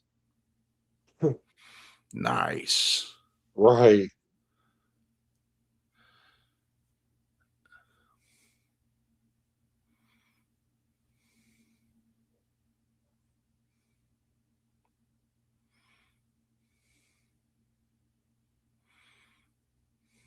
Yeah, man, those didn't play good enough to start over Kirk Cousins. Like, No. Stop it.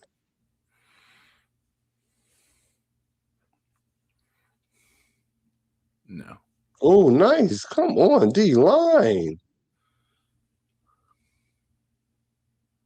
That's because y'all probably was getting chewed out by Coach Kubiak, for real. Yeah, but these guys that are playing now, they want to get back on the plane and go home. Like Frank Weber said, they go out there and play like that. They ain't getting a ride back home. Right. Right. They trying to make the roster. Yeah. They trying to what they say, fight another day. All right. AOC, no timeouts, minute 37 seconds left. 97 Minute 37? Yep. Here we go. It's AOC time. It's AOC time. Come on, baby. We know you got it. Yeah, come on. Because you ain't got no fair shot.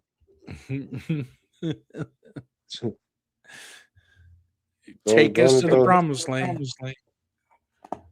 And I want him to get a good return right here so you get some good field position. Let it go. Well, he did let it go. Dang. I must have got ahead of you. I must have got ahead of you because I'm already at.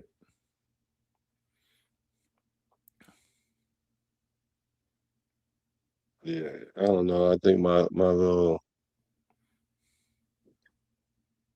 93. Now, if he come back and throw a touchdown from the 2-yard line, then I'm gonna have to shut up for real. Nah. He said, Nah.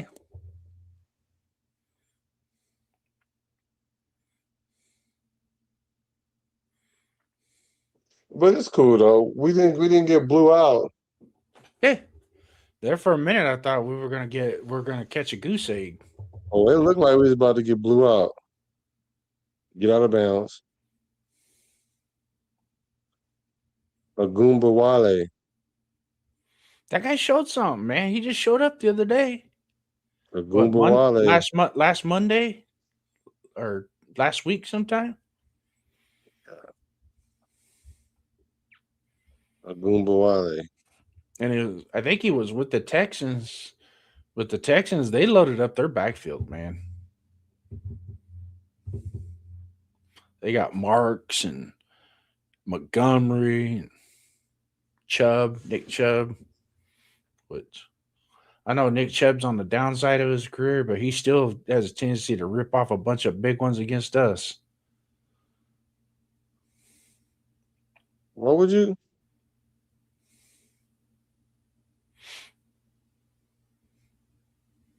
Yeah, but see, why would you run 10 seconds off because y'all made the wrong call, or because you need to run the time off? Yeah, it's because it was a running clock and they inadvertently called them out of bounds when they shouldn't have. Yeah. So it's only 10 seconds. It's not a big deal. Yeah. Well, at least the clock ain't running now.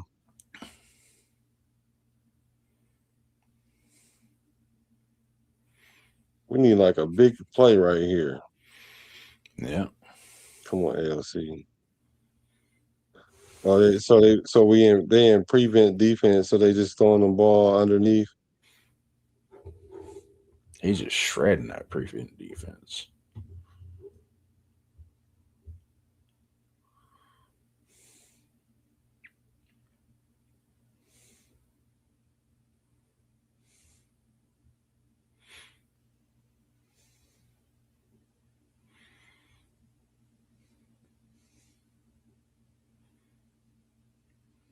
Don't clap your hands until everybody's set, dummy. All right.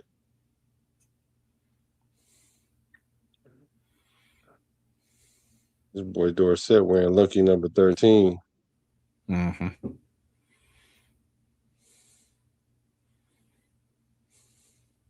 I'm surprised he ain't in concussion protocol after that ball hit him in the face last week.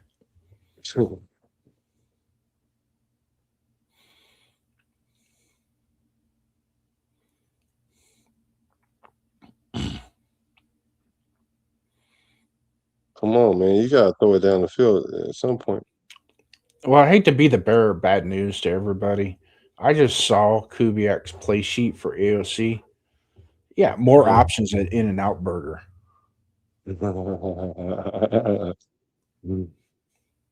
AOC just kept his roster spot. How? Ooh. Oh. Let's go. We ain't got no timeouts? No. Spike it. Come spike it. That's 25 seconds, man. It's plenty of time.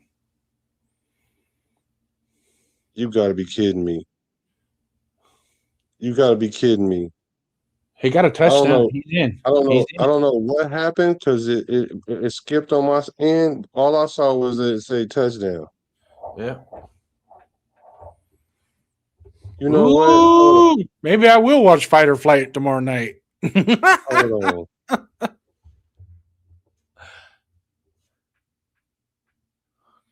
You know what? I can't. That's a good throw, though, BDQ. I can't do it. I can't do it, y'all. I'm gonna give him props on that drive. I said it before. I said it before the drive started. You know, That boy threw one pass all night, and that was it. and this was a He bad said, "Yo, decision. Black, who He just lucky won he got the in. game?"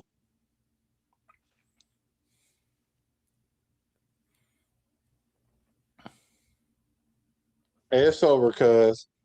This boy just missed another extra point, bro. This can't be life. We're gonna win the Super Bowl this year. Now, forget it. Yeah, It's over. It's over. We're gonna win the Super Bowl this year. I mean, like, I'm going to the parade next week. you going next week? Why everybody texting me, y'all? Yo, why everybody texting me? Why my phone going crazy? Who's texting me? Oh, you see my quarterback?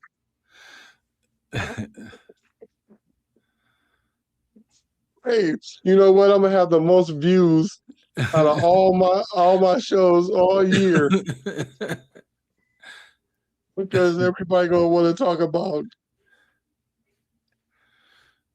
Yeah. This is amazing. I was 10 seconds ahead. ALC kept his roster spot. Oh yeah, that's what you was in. Now how?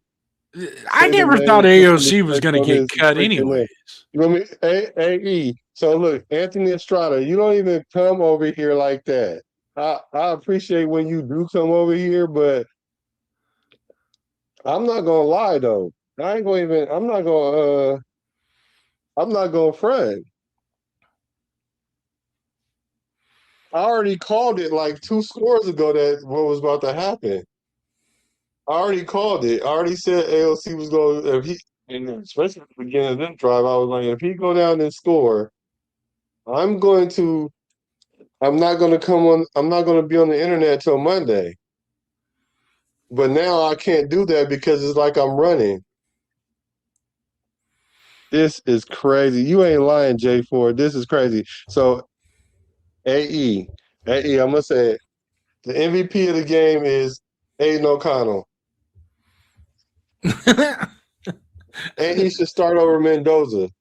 Right now. Don't right now. Right now. Yeah. Don't even don't we got a quarterback controversy brewing in Las Vegas. Man, the only thing AOC just did is get himself a job somewhere, not with the Raiders. You know what? I think they keep all three, dude. I really do. They might. Hey, I can't believe we won this game, y'all. This is crazy. This is letting me know that this world is backwards, is all outside because we used to find every way to lose a game. We just accidentally won a game. Like Accidentally won a game. Like we accidentally won this game just now, y'all.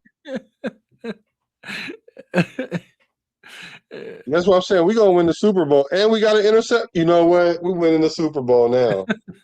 We winning the Super Bowl now. It's over. We winning the Super Bowl. We winning the Super Bowl. There couldn't be nothing even more delusional than that. I can't believe this, bro. You know what it does do, though? All right. I'm going to defend those guys that are celebrating on the sidelines in white jerseys. I'm going to defend them. You know why? Because they went to Houston, and the word on the street was they got smacked in the mouth in practice, and they turned around and they fixed it as a whole. All 90 guys pulled together. Now, granted, it is what it is. It's preseason, right? But even the guys that played the last half, I'm going to give every one of them, hey, number 32. Number 32 is the MVP of the game, not number 12. Yeah. I'm through. I can't. And you know what? You know why AOC did that? Because Rebel is at the game. Yeah. Hopefully he didn't leave early. Yeah. Oh, he did that because yeah. He's buying he's probably at the gift shop right now getting him. No, AOC needs to give Rebel his game worn jersey right now. Yeah. And sign it. Yeah, and sign it. Right.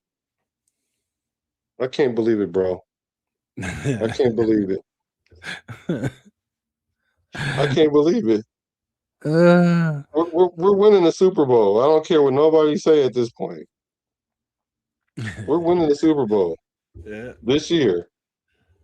And AOC is going to be the MVP.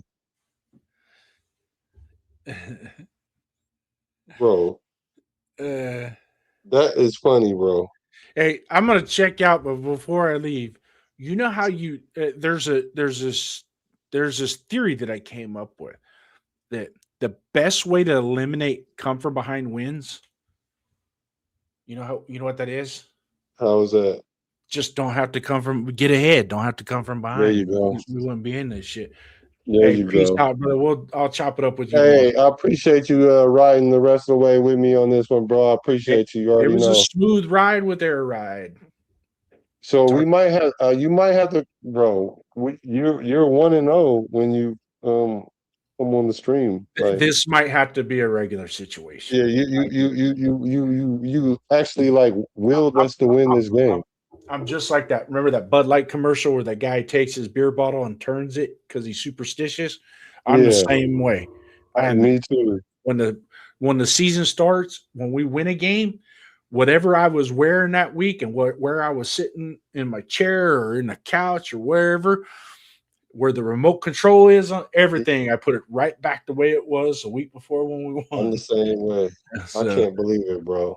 but hey, we'll chop it Brother, up tomorrow, man. Salute to your nation. You yeah. guys like, subscribe to his channel, and we'll talk Same soon. to JD's, man. First down, Jason. First downs, man. Come on, man. All right, brother. All right, brother. Okay, I'm gonna give y'all about 5-10 minutes to get your roast on. I can't believe it, y'all. We about to win the Super Bowl. We about to win the Super Bowl. We about to win the Super Bowl, y'all. We gotta win the Super Bowl now. It's over. It's over. We're Super Bowl bound now, y'all. Let me see. This is gonna be one hell of a season. You are not lying. J-Ro, you right. We did need that though. I ain't gonna even lie. We did need that. We definitely needed that. ALC is the GOAT.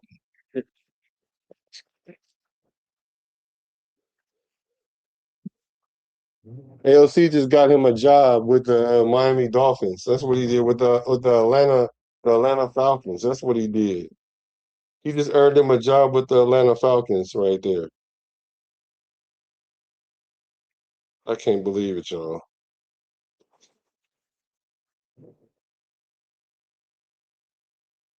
I ain't gonna hate though. I ain't gonna hate.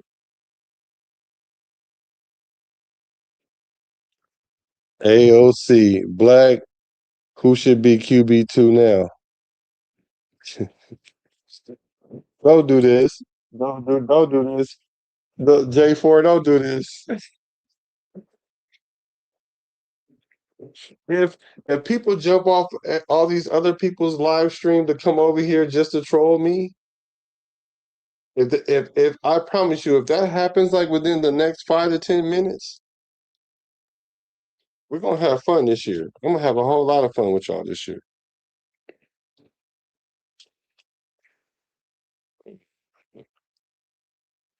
I'm reading my text messages from everybody.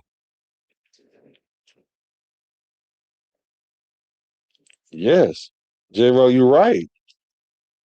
Thank you for the $3 holler, my brother. Appreciate you always. You already know what it is between you and me. You my bro for sure. So that's what I wanted to see out of our team, that we was gonna be scrappy.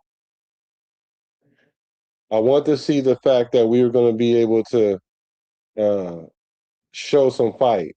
That's all I kept saying all day. Let's show some fight. And that's what we did. And now when you give us a chance, I don't, trust me. I don't know. I don't. Well, I do know, because I started to say Kubiak should call a play that he shouldn't call right now to get this touchdown. Like, I really was gonna say that out loud, but I was just like, whatever. I was just gonna watch it play out. I was just gonna just watch it play out. So you hit the nail on the head. We're scrappy, and I do love that. I do love that. I do. Oh, that wasn't no $3 house. I got 5 on it. I'm sorry. I need to get some glasses. I need to get some more super chat so I can buy some glasses. Boy, you got 5 on that thing. I appreciate it, brother. Town business at all time. Man, so J-Roll, who's QB2 right now? Tell me who's the QB2 right now. AE says, I admit I did. Just needed to flame my dude whole off season in summer, right? You talking about ALC. I think I think the person who caught the ball was that Shedrick Jackson. I believe that was Shedrick.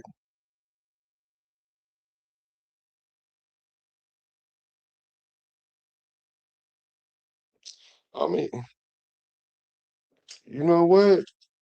Hold on, I'm about to read this comment out loud. J-Ro, tell me when to go. He said they heard all week how the Texans whooped them in the joint practice and they responded. Facts. Aiden, Aiden, Justice for Aiden. Oh, you talking about Aiden, J4, Black Flame Aiden entire summer. I didn't flame him the entire summer. I wasn't flaming AOC.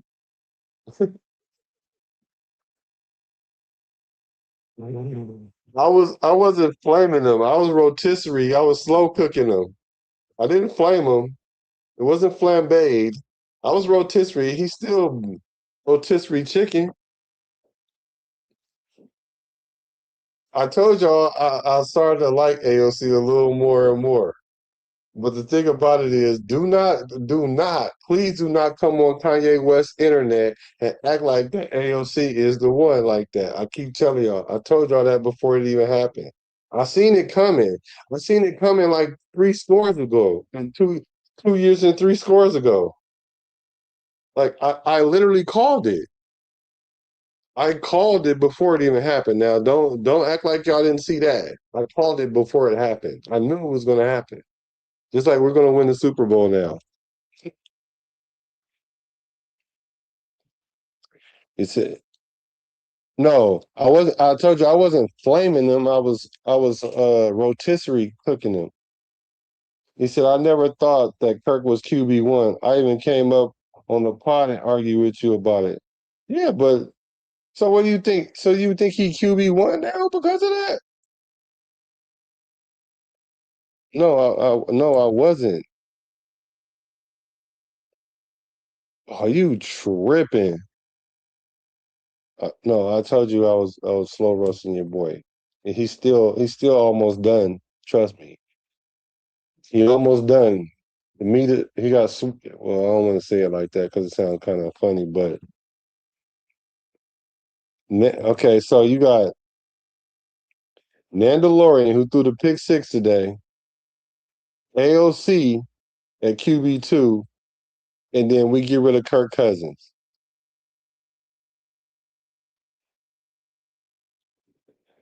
Yeah, that's what I called it. I called it what I said. Yeah, I was slow roasting him. He's still a garbage pail kid. Y'all act like y'all didn't see all them terrible throws and overthrows and inaccurate passes. He throw one post route. He throw one post route to somebody, and now all of a sudden he's the second coming to Stabler, like JD said. Don't make me start roasting him because I will roast him because he will get roasted. I told you I was rotisserie cooking him. He still cooked. God, it's hilarious, bro. Y'all better go back to your boy page over there. Don't make me say your boy name. Go over there with that because I'm sure he over there doing flips on his page right now. I should go look and see because I'm sure he didn't put his own Johnson in his own mouth right now. See, I told you guys. Yeah, AOC. I told you guys, and I ain't talking about Raiders Rebel either because he deserved he deserved to go out there and watch him do that. No.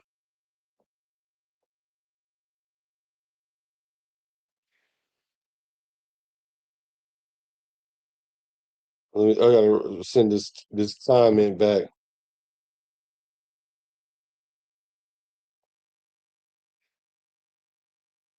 That is so funny. Let me see. Here we go. Mendoza ain't ready, and LC put the team on his back. That's a lie.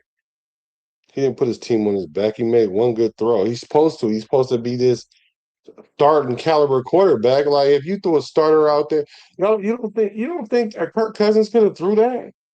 You don't even think that Mendoza couldn't have threw that? Y'all better stop it. The way he dropped back, he saw it quick and gave him a shot. That's why I like AOC. Yes, he has his issues, but he would definitely give his wide receivers a chance. Okay. That boy threw a post route on the third string safety.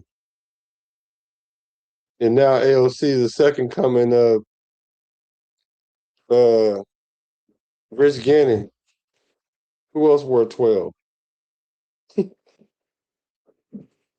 Come on, I'm trying to let y'all come. I'm trying to wait till people come to the pod and talk crazy. He put the win on his back. Where did he put the win on his back when he only? So, oh my god! I guess y'all didn't see all the play calls that came up all the way up into that point, like all the run plays that we were running, because AOC kept overthrowing receivers. You didn't see that? Oh, okay, I got you. I got you. The 49ers are destroying the Chargers? For real? J-Roll, you deserve it, bro. He said, I'm not jumping on you, Black. I'm simply saying that I never thought that starting Kirk was the right answer. Bro, do you think Aiden O'Connell would have threw that if that was the first team out there? Y'all really think if that was the first team out there that he would have threw that touchdown? Be honest. Be honest with me right now. Be honest with me right now. If that was a starting secondary, that he would have threw that with Will Anderson and all them in the game. You think he would have threw that? Tell the truth. Don't lie. Tell the truth.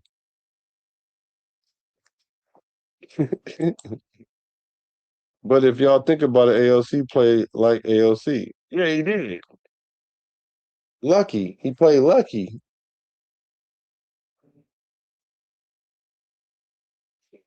Now he might get hurt next week. Knock on wood if you with me. If that was our starting cute, if that was our starting so if that was our starting offense, you think he still could have threw that?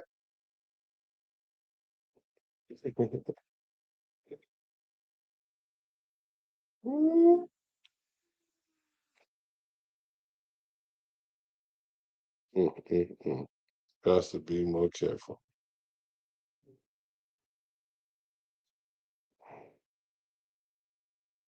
Got to be more careful.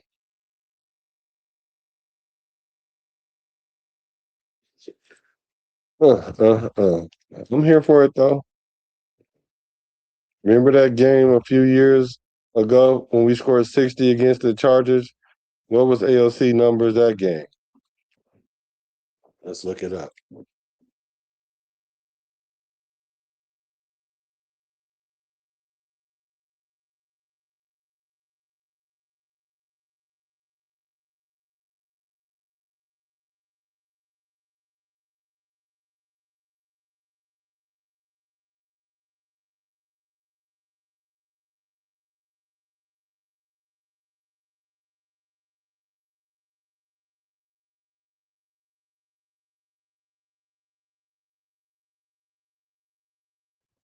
All right, here's his stats. He went 20 for 34, 248 passing yards, 4 touchdowns, all of them thrown in the first half, no interceptions, 120.7 passing rating, and he had 1 sack.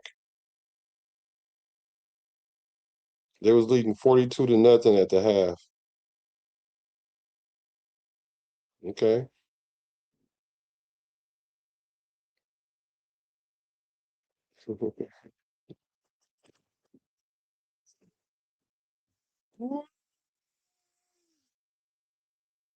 Y'all is funny to me.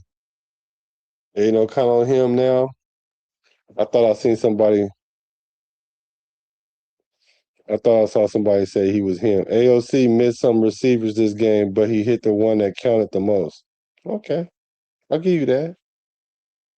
He did. I ain't gonna argue that. The will to win. Okay, I'll give you that too.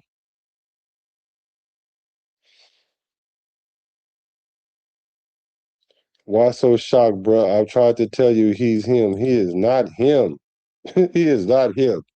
I'm not shocked. I called it before it even happened. I seen it coming like a mile away. I just didn't want it to happen for this reason right here. I seen it coming though. I did. Because he's him. Oh, he's him. Yeah, you better clip that. Make all the clips you want. Black. If you won $1 million, the first thing you would ask would how much were the taxes? Yes. If you won $1 million, the first thing you would ask would be how much are the taxes? You absolutely right. You know what, J. Roll, you might know me better than a lot of people. That is exactly what I'm gonna ask.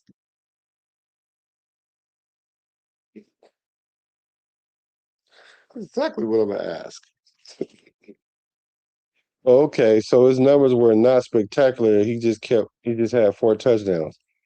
Oh, 4 touchdowns is 4 touchdowns. I'm not taking that away from him, but like how many games did he play since then? Like that's not that's an outlier. Don't try to make the outlier the norm. So what y'all want me to do? Y'all want me to crown AOC now or something? Is that what's going on here? Is that what's going on here? It's definitely about to get blown out of proportion now. Definitely.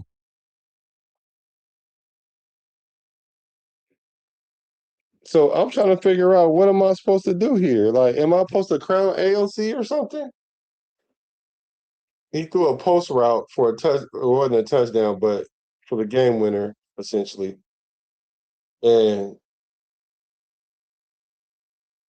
that means what?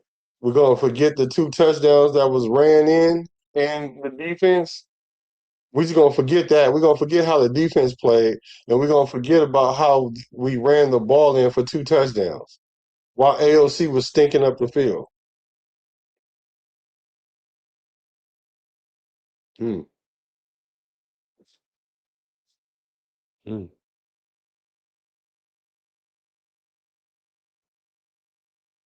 This is funny. This is funny.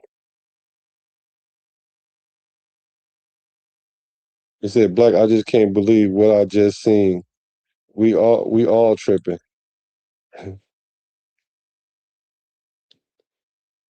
No, I mean, I can't believe it either because usually it happens in the adverse.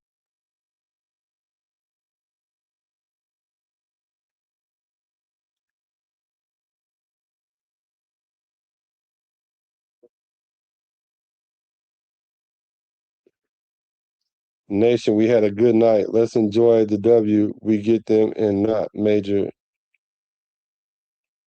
on the minor. Yeah, I agree with you on that. Nation, we had a good night. Let's enjoy the W as we get them and not major on the minor. I agree with you on that. That's facts. I love that. I love that quote right there, actually. So what I'm gonna do is, since everybody else is probably on everybody else's page or whatever, I'm gonna go on and spin off, and I'm gonna show up tomorrow, and I'm gonna take my lunch tomorrow for this. I guess take away the pick six and not having our starters out there. The defense, we did much better on defense. Yes, I agree. I definitely agree. I definitely agree. Our defense did show a little moxie. I think we're gonna be a lot better than we've shown,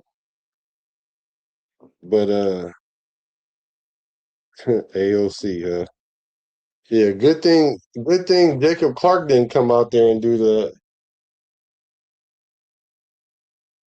You know what? I'm gonna have a shot for AOC. I'm gonna have a shot for AOC. I ain't no hater, actually.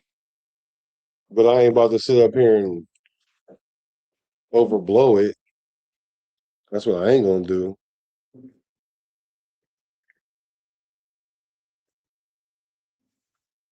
Woo! Congratulations, AOC.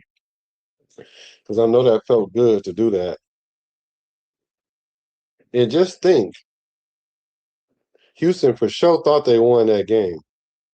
But that's a microcosm of Houston because they're not that good. I think they overrated. We should beat them. Yep. So thank you guys for coming out for the stream. Appreciate the love and the loyalty.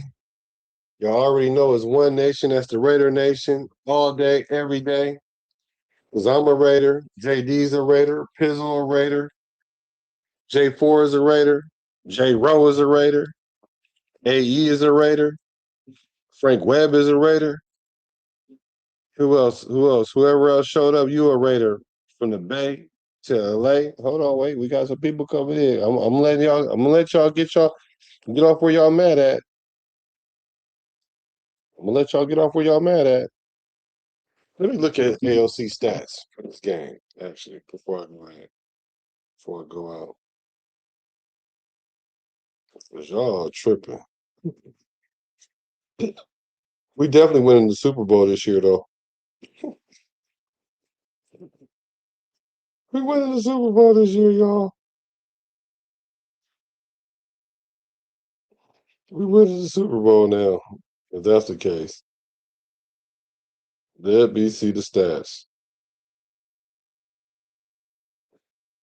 That's crazy.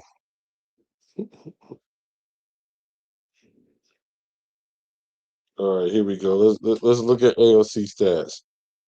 15 for 24, 166, 83 passing rating, no touchdown, no interception.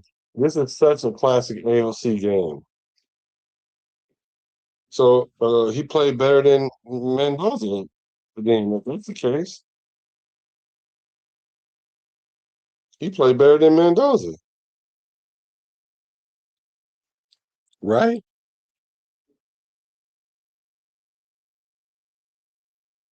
You thought I'd be fired up tonight? Nah, I'll be fired up for the regular season. I was fired up a little bit though earlier. I was, but I'm just for the regular season. I'm fired up for the regular season. So AOC played better than Mendoza then, right? So AOC is better than Mendoza. AOC should start week 1. Let me see how many people on the internet right now with this AOC shenanigan. Oh, y'all over there at the Wasted Show. That's what it is.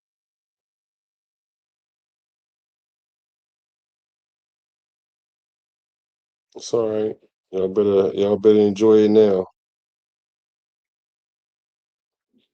Hold on, let's go to the presser. Y'all wanna see the presser? Let's go to the presser. This is crazy work.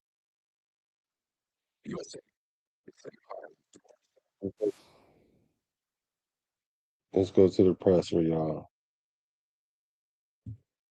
This is crazy work.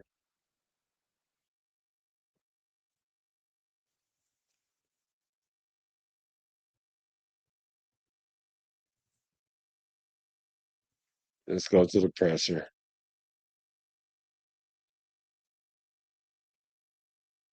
I gotta hear Aiden O'Connell. Y'all have to be here for this.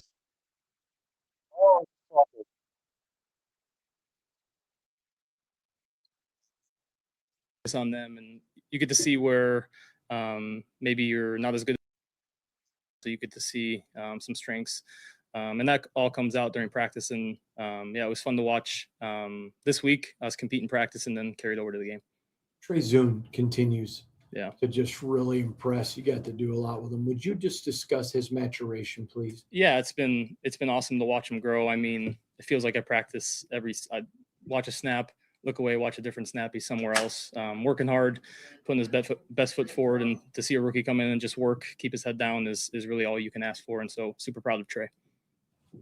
Mike Washington is a young man. It's the hair, He y'all. just runs angry like he's mad at the field. Would you I told discuss him, please, Aiden? Yeah, it's been great to see Mike develop in the pass game and the run game. Coming in as a rookie and then obviously as a running back, your protections, run game, pass game, you kind of got to know everything. And so to see him grow and mature in that space has been awesome. And, the coaches have been hard on him and expecting a lot out of him. So to see him go out there and produce is not surprising. Kirk wasn't out there tonight, but it seems like he was involved in the process and everything on the sidelines. Just kind of what's his leadership like when he's not out there on the field? Yeah, he's I thought did a great job helping Fernando and I both. He was asking questions, wasn't talking just to talk, but trying to help me out and really asking what I was thinking on certain plays when I came off the sideline and talking situational football. And he was not in the way at all. He did a good job of helping us where we needed to be helped. He's sticking with Kirk. A lot of players describe him as like the dad in the locker room. Kind of he brings like those dad vibes. Who would your best description of him? Yeah, dad vibes is pretty spot on. Anything else, guys? Thanks, guys. Appreciate it. Why they didn't ask him about that impossible? Let me see. Hold on.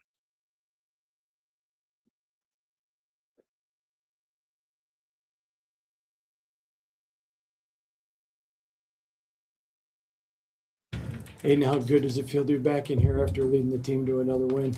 Yeah, it feels great. Thought the team did a great job. Fighting till the end. Everybody was in it. We had encouragement even from the guys that weren't playing. And then obviously the guys that were playing, finishing off like that was great.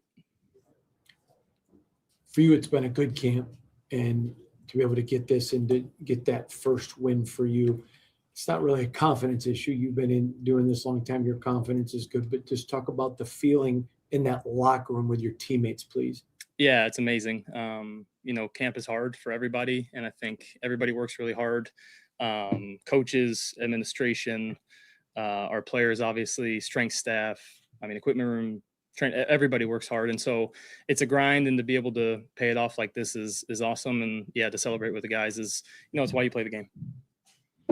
Both Kirk and Fernando talked about how beneficial the joint practice was on Tuesday, going up against a defense like the Texans. Just how can a week like this in the preseason kind of springboard the team forward for the regular season? Yeah, obviously we go against each other a lot, especially during training camp. And so to get a new team on the other side of the ball is super beneficial. Things come up that, maybe we haven't talked about, or maybe we've only talked about a little bit, and we have to focus on them. And you get to see where maybe you're not as good as you think you are. And then also you get to see some strengths.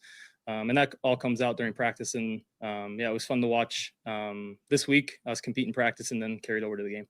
Preseason continues to just really impress. You got to do a lot with him. Would you just discuss his maturation, please? Yeah, it's been awesome to watch him grow. I mean, it feels like I practice I watch a snap, look away, watch a different snap. He's somewhere else, working hard, putting his best foot forward. And to see a rookie come in and just work, keep his head down is really all you can ask for. And so super proud of Trey.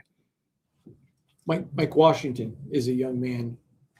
He just runs angry like he's mad at the field. Would you discuss him, please? Yeah, it's been great to see Mike develop in the pass game and the run game. Coming in as a rookie and then obviously as a running back, your protections, run game, pass game, you kind of got to. Your starting quarterback at week 1. It's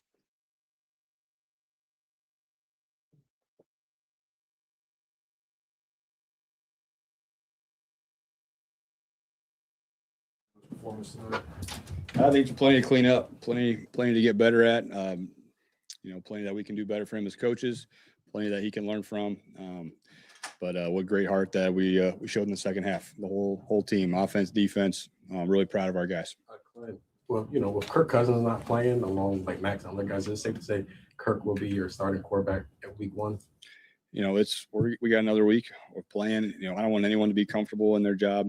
That's how it should always be that way from all positions. So, we'll just keep going forward. Can you talk about the decision, please, Clint, to rest so many starters on defense? What your thinking process is there, please? Yeah, when that was the plan all along. When we have those joint practices, they get so many reps. That joint practice is the game, and that's the guys understood that going in, and that's how we decided to play it. What did you see on the pick six, but then also the response to kind of settle down pretty quickly and try to get into a rip? Yeah, the response that's who he is. I think defensively they covered the play really well, and the backer did a great job stepping in front of our check down. I got to go watch it, but the response is what we come to expect from him. What's the concern level with the number of penalties, especially on special teams? Oh, very concerned. 2 weeks in a row, that's on me as a coach. Most of them, a lot of them on special teams, I think 5 of them. So that's on me to get that cleaned up. I said the same thing last week, so I better figure it out real quick. What are some things that the team needs to clean up in the run game? I thought our run defense was really good tonight. I thought they took a big step forward as a defense. I thought they did a really good job. Mike Washington continues to just shine and grind. Would you talk about him, please? I know you haven't seen the film, just what you saw from field level, please.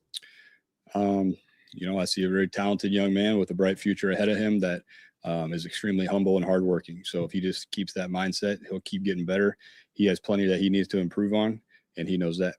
What went into playing Jalen Naylor with the starting offense tonight? Yeah, just was my decision. Yep. You talked about last game how important it was for your young secondary to get. Imagine being able to build anything just by thinking about it. Meet Base 44. Last week we had some problems and penalties. I thought the coverage was sticky today. I got to go watch the film, but this next game we just can't get these young guys enough reps because they're all going to be a part of us. Part of us winning games this year. Jalen, whose decision was it? Mine. Didn't see Jack Besh out there. Is he dealing with something, or was No, just weirdo. not to play him as well? No, that was we played him. The ball didn't find him tonight. Yeah, but I think Jack got plenty of reps. This ball didn't find him tonight. What'd you like from Aiden in the fourth quarter there? That's who he is. He's had a really solid camp. He's got limited reps, and when he goes in there, he makes things happen. He's a great leader of the offense. Very calm young man. Not surprised that he had success there at the end of the game. Going back preseason, but you won your first game as an NFL head coach. Does that mean anything to you? Game don't count. It means a lot to our team. We needed to have that game, especially after that first half. We've seen flashes of that from our guys in practice, and for them to go do it, on a Thursday night game, that's very rewarding to see those young men, play their hearts out in the second half. Going back to Mike, you talked about wanting to have Ashton out there for as many reps as he can have during the regular season. But when Mike continues to We the people, what's good, brother? Start to carve out opportunities for himself. Yeah, I guys don't are have no earning problem. roles, and I we're don't think gathering he'll be making information. squad, He's man. a young guy, Honestly. Mike is. So we're learning more about him, and when guys are having success and they carve out roles, and that's where he's headed. But I'll say it again, Mike's doing a great job running the ball. We got to keep getting him better in all facets of his game. Matt Gay has been incredibly consistent this camp, in my opinion, maybe different with you, but can you talk about his performance, please? Yeah, that's why we brought him here. He's a really hardworking guy. I really love his demeanor. He's all business, and we got another game to go get some more kicks in. That's good. Thanks, Coach. Thanks, Coach. Thank you.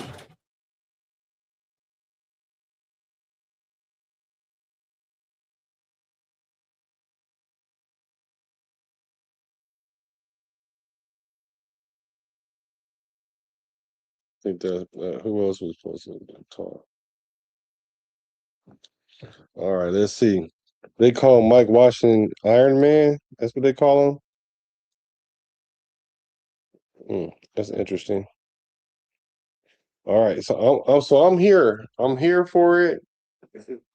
I'm here for it. I don't duck smoke. Just like I give out smoke, I don't duck it.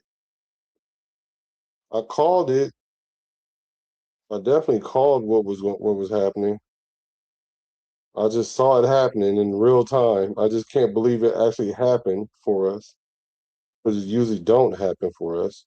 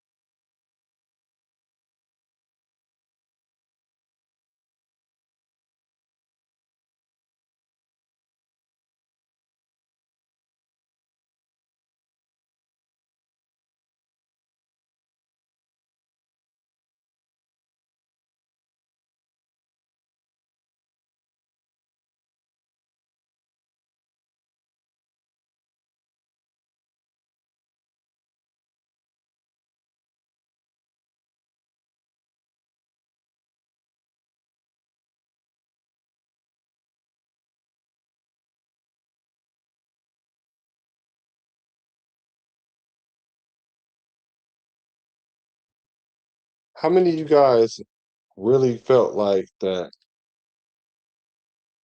No, how many of you guys feel like AOC is better than Mendoza or Kirk Cousins? Like, for real. Like, I'm giving y'all a chance to shine right now. I'm letting y'all shine right now.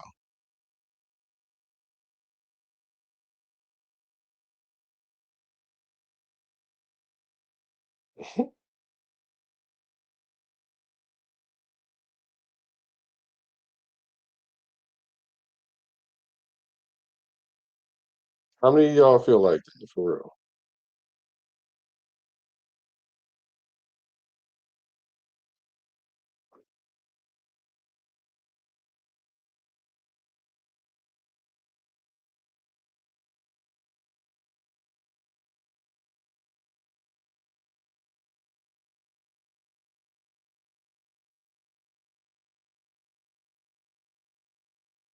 I gotta answer all these text messages of people.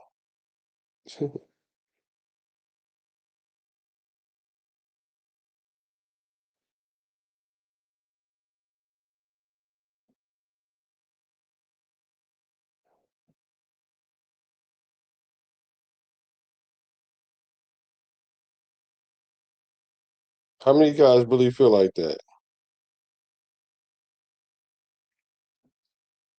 I need to know.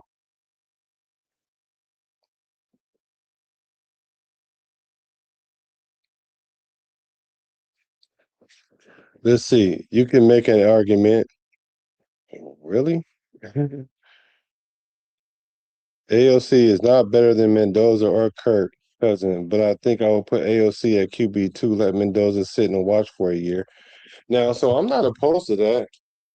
I said that earlier tonight. I'm not opposed to that. Because I feel like if we do, and I think as well, I think that if we were to sit him for a whole year, he would definitely benefit a lot.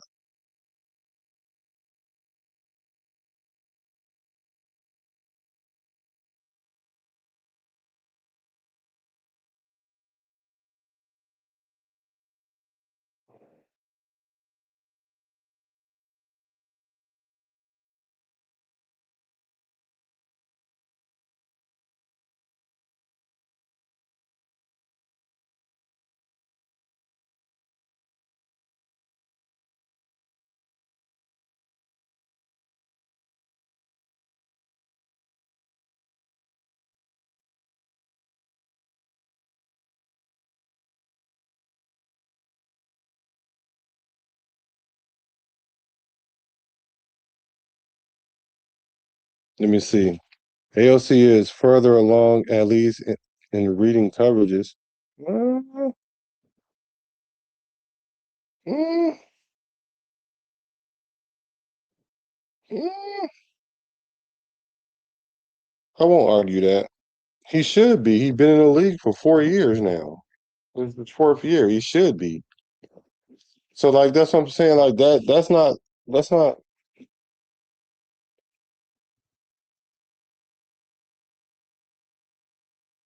That's not something to. Pizzle. Woo, that ending was crazy, right? It usually don't work in our favor like that. Mike Scott said Mendoza misses even his check downs. Mm. You missed it, Pizzle? Oh God, you missed it. You you definitely missed it. What's good with you, Twan? What's good with you? Now y'all about to come all out the closet now. The AOC closet, the ain't no closet. Y'all about to come out the ain't no closet. Everybody about to come out the ain't no closet now. Yeah, there ain't no closet. It's hilarious. He did well. I don't know if he did well, but okay, he did well. I guess if you win the game, you did well. He made the throw. At least he made the throw this time.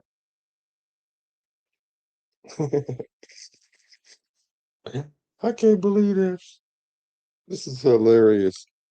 Who else is at the presser?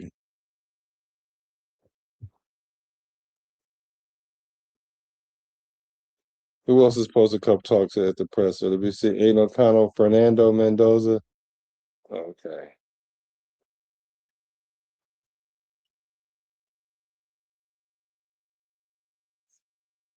Oh man, this is hilarious, Shaw. You gotta love it. You gotta love it. You gotta love it. I'm proud of Aiden O'Connell. You're supposed to do that though.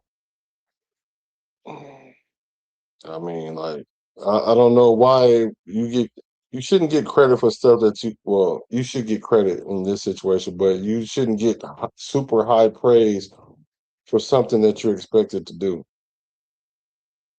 because he's not a third string quarterback in the NFL. He's a good backup.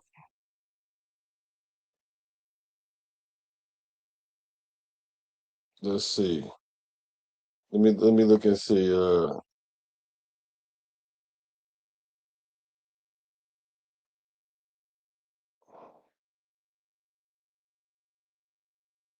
Can't believe it. Can't believe you guys watching these fake phony.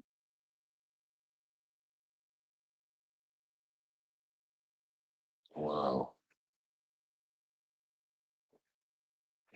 I hope my views ain't that low. Let's see. But he completed one pass, and now he's a starter against twos and threes. His, I guess so. Yeah. He got to be trolling. That boy legit missed a 38-yarder and two 35-yard field goals. I'm sorry, bro. He shouldn't even be on the. He shouldn't even come on the field anymore because even if he makes the rest of his kicks, it's over for him. It's over for the kid. I mean, the story is over. Tokyo Drift. How many I forgot how many subs I had if I had any subs. Like, did I lose some subs? Wow. Hey, shout out to Aiden O'Connell. That's all I can say. Shout out to Aiden O'Connell. I still don't think I think that it worked out very well for him. That boy just earned him a job somewhere.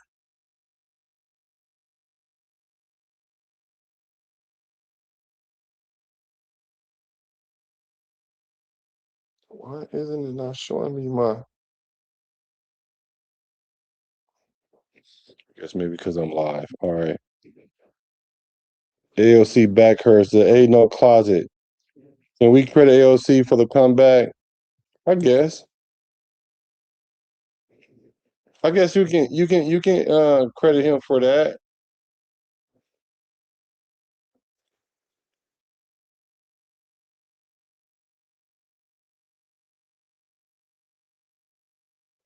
You can't. This is the issue though. This is the issue. Like you can't take the whole sum of how he played and then put it on one throw. You can't do that. You can't do that because the games aren't going to come down to that. And not only that, he would have never got into that position had it not been for the two running touchdowns before that and the defensive stops and the turnovers. Like y'all don't like. Yes, he gets credit for making the game drive. Like and they started on the two. Like I gave it all the credit that it needed. It started backed up. Like I gave it that. But we're talking about they were playing twos and threes. That I don't know. I don't know. I don't know. Maybe. Like I don't want to take credit away from him because at the end of the day, when you're in that situation, it don't even matter who it is. You feel me? It don't matter. So I get that. I get that. But I'll give him credit because when the game was on the line, he stepped up and did his big one. He did do his big one. I can't take that away from him. Because you still gotta make the throw. You still gotta do it. You out there playing, so I'm gonna give him his credit for that. Yeah, you said you was just playing, but no, I'm gonna give him his credit though.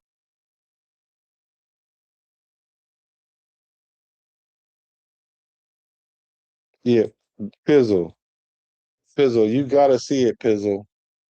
Like for real, you gotta see it. Like I can't. It's almost unbelievable, really. It's almost unbelievable. Straight up, it's almost unbelievable. What's gonna be unbelievable is how everybody gonna respond to it. That's what's gonna be unbelievable. But hey, we're in for a fun season. I'm happy that we're gonna have a fun season this year. That I am happy about because it was looking like Memphis bleak earlier.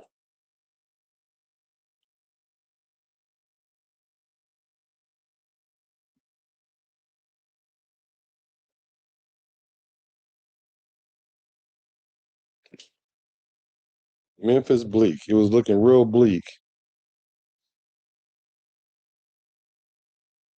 Yeah, I like the underdog too, though. I do.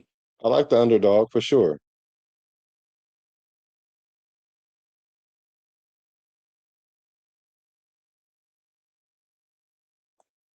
It's on sale. How much is it on sale for? How much is it on sale for?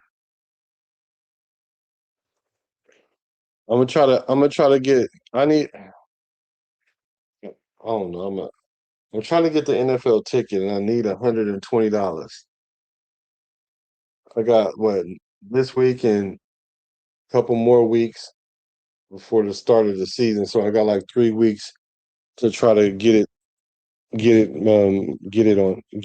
through here. So hopefully I could make that happen. Shout out to J Ro for sponsoring the show tonight.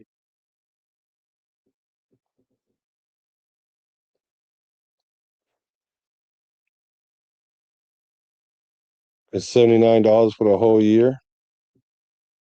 Mm. Yeah, but the thing is, you can't see the Raider games until after the game is over.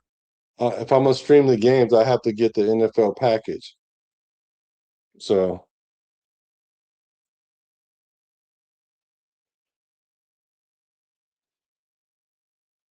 yeah, I can't believe it. Really, I mean, I can believe it.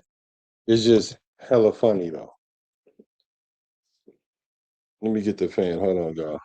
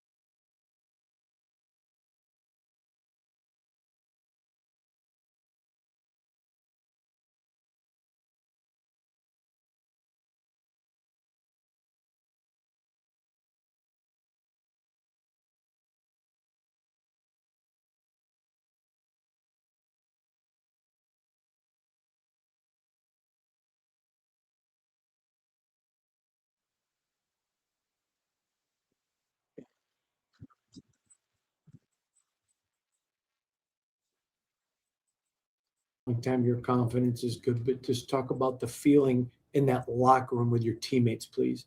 Yeah, it's amazing. Camp is hard for everybody, and I think everybody works really hard. Coaches, administration, our players, obviously, strength staff, equipment room, everybody works hard. And so it's a grind, and to be able to pay it off like this is awesome. And yeah, to celebrate with the guys is, it's why you play the game. Both Kirk and Fernando talked about how beneficial the joint practice was on Tuesday, going up against a defense like the Texans. Just how can a week like this in the preseason kind of springboard the team forward for the regular season? Yeah, obviously, we go against each other a lot, especially during training camp. And so to get a new team on the other side of the ball is super beneficial. Things come up that, maybe we haven't talked about, or maybe we've only talked about a little bit, and we have to focus on them. And you get to see where maybe you're not as good as you think you are. And then also you get to see some strengths. And that all comes out during practice. And it was fun to watch this week, us compete in practice and then carried over to the game. Trey Zune continues to just really impress. You got to do a lot with him. Would you just discuss his maturation, please? Yeah, it's been awesome to watch him grow. It feels like I practice I watch a snap, look away, watch a different snap. He's somewhere else, working hard, putting his best foot forward. And to see a rookie come in and just work, keep his head down is really all you can ask for. And so super proud of Trey. Mike Washington is a young man. He just runs angry like he's mad at the field. Would you discuss him, please, Aiden? Yeah, it's been great to see Mike develop in the pass game and the run game. And coming in as a rookie, and then obviously as a running back, your protections, run game, pass game, you kind of got to know everything. And so Imagine being able to build an app with your name on it just by thinking about it. Meet Base 44. Have been hard on him, and expecting a lot out of him. So to see him go out there and produce is not surprising. Kirk wasn't out there tonight, but it seems like he was involved in the process and everything on the sidelines. Just kind of what's his leadership like when he's not out there on the field? Yeah, he's I thought did a great job helping Fernando and I both. He was asking questions, wasn't talking just to talk, but trying to help me out and really asking what I was thinking on certain plays when I came off the sideline, and talking situational football. And he was not in the way at all. He did a good job of helping us where we needed to be helped.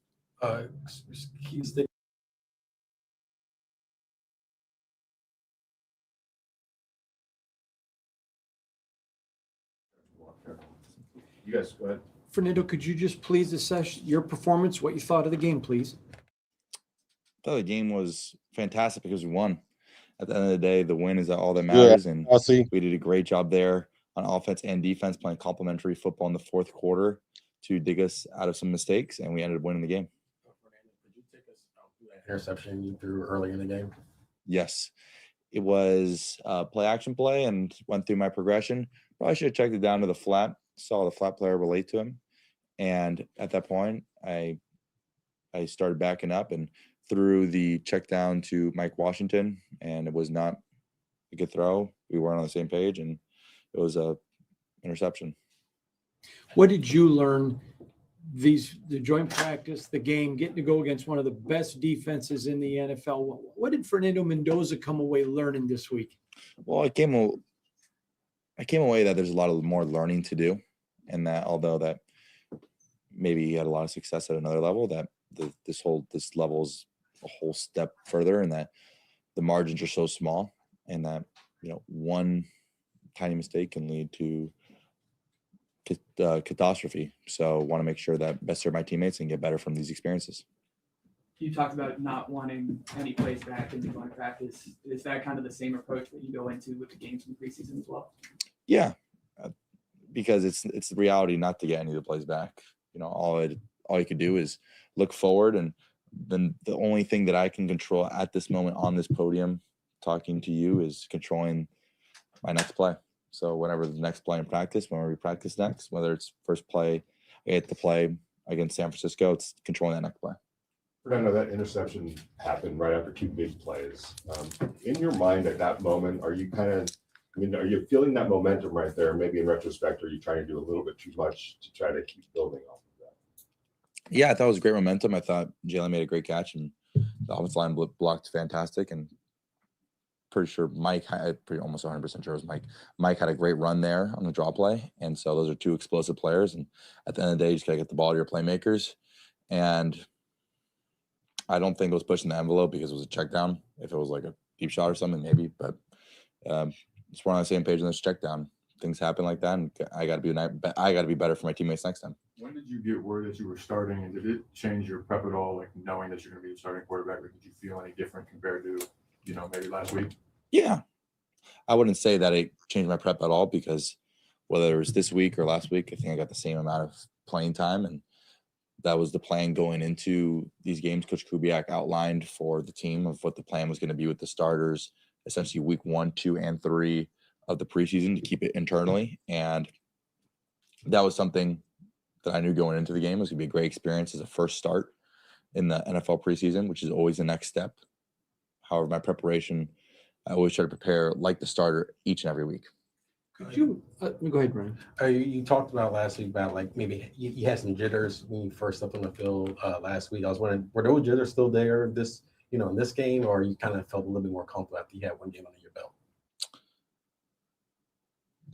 I would say I would classify jitters as over the top. Evidently, you're always feeling your nervous system activating. However, today I thought I saw it very well, and evidently there was one unfortunate play, but even that play I thought I saw it well, just didn't make the right throw. So I thought I saw it well.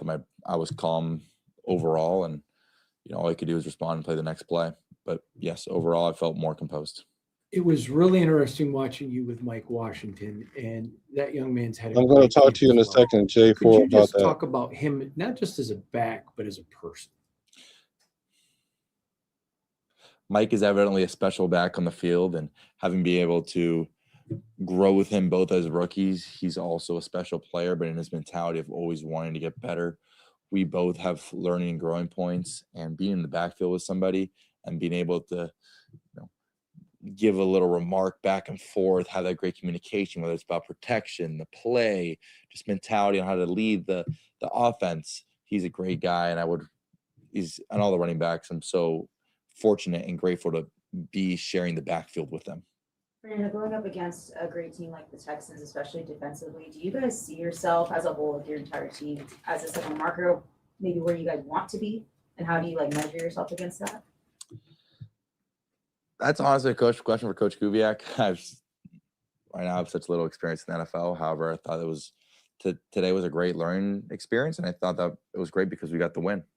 However, yeah.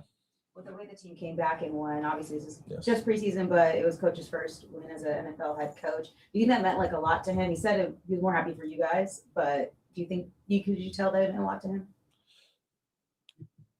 Coach Kubiak is a great leader of men, and evidently that you can see that by his response. And I think it was great of our team to have that resilience. And it comes from the coaches, it comes from the players, it comes from just the entire organization.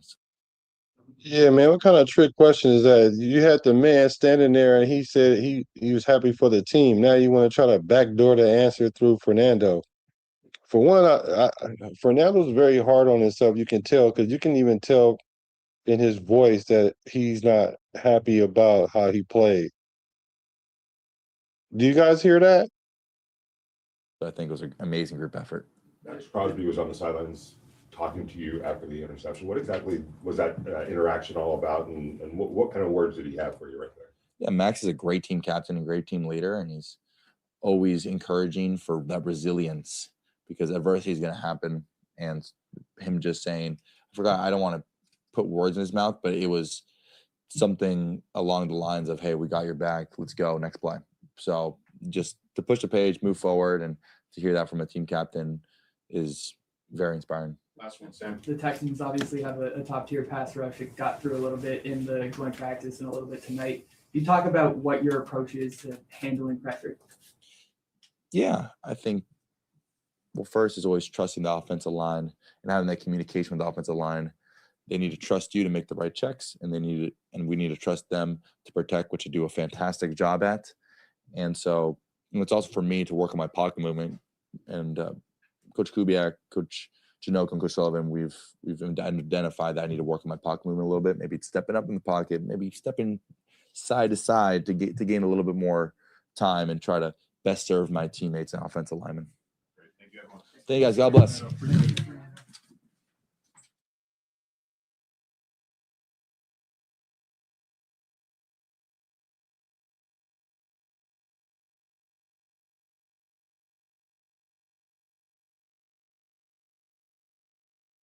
He sounded like he was ready for that to be over with.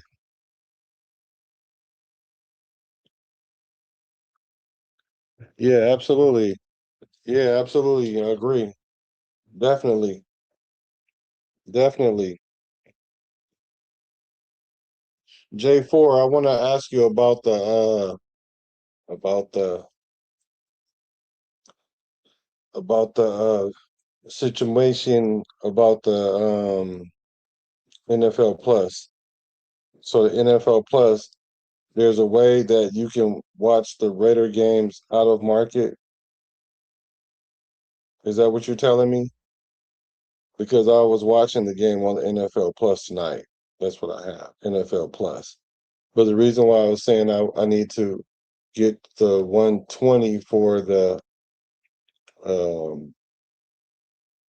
Sunday ticket, when you're a student, they have a deal for you when you're a student is $120. So you can't beat that $120 for that. And I don't see all the Raider games, so I know I can see all the Raider games that way, and I'm gonna keep the NFL Plus. But if you're telling me I can keep the NFL Plus and use a VPN or however, and then I can just do it that way, I would prefer to do it that way. So if you can tell me how to get that done, I'll I'll definitely get with you on that. I can give you my email.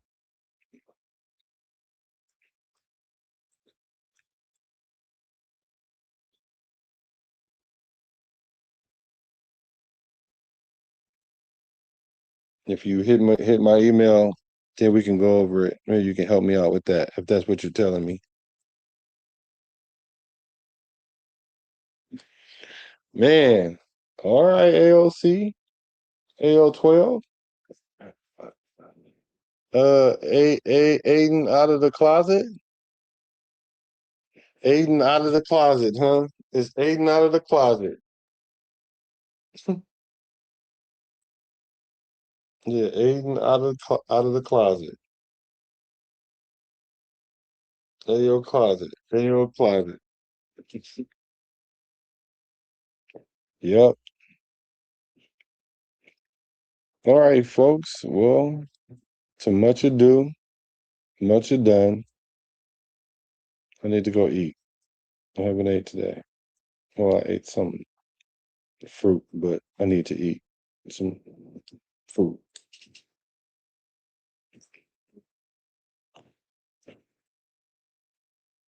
Ain't no O'Connell.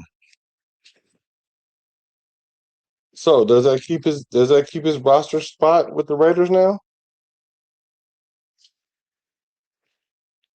Does that keep his roster spot with the Raiders? I don't know, but he a Raider right now. I'm a Raider from the Bay to LA to Las Vegas. Recipes to Al Davis.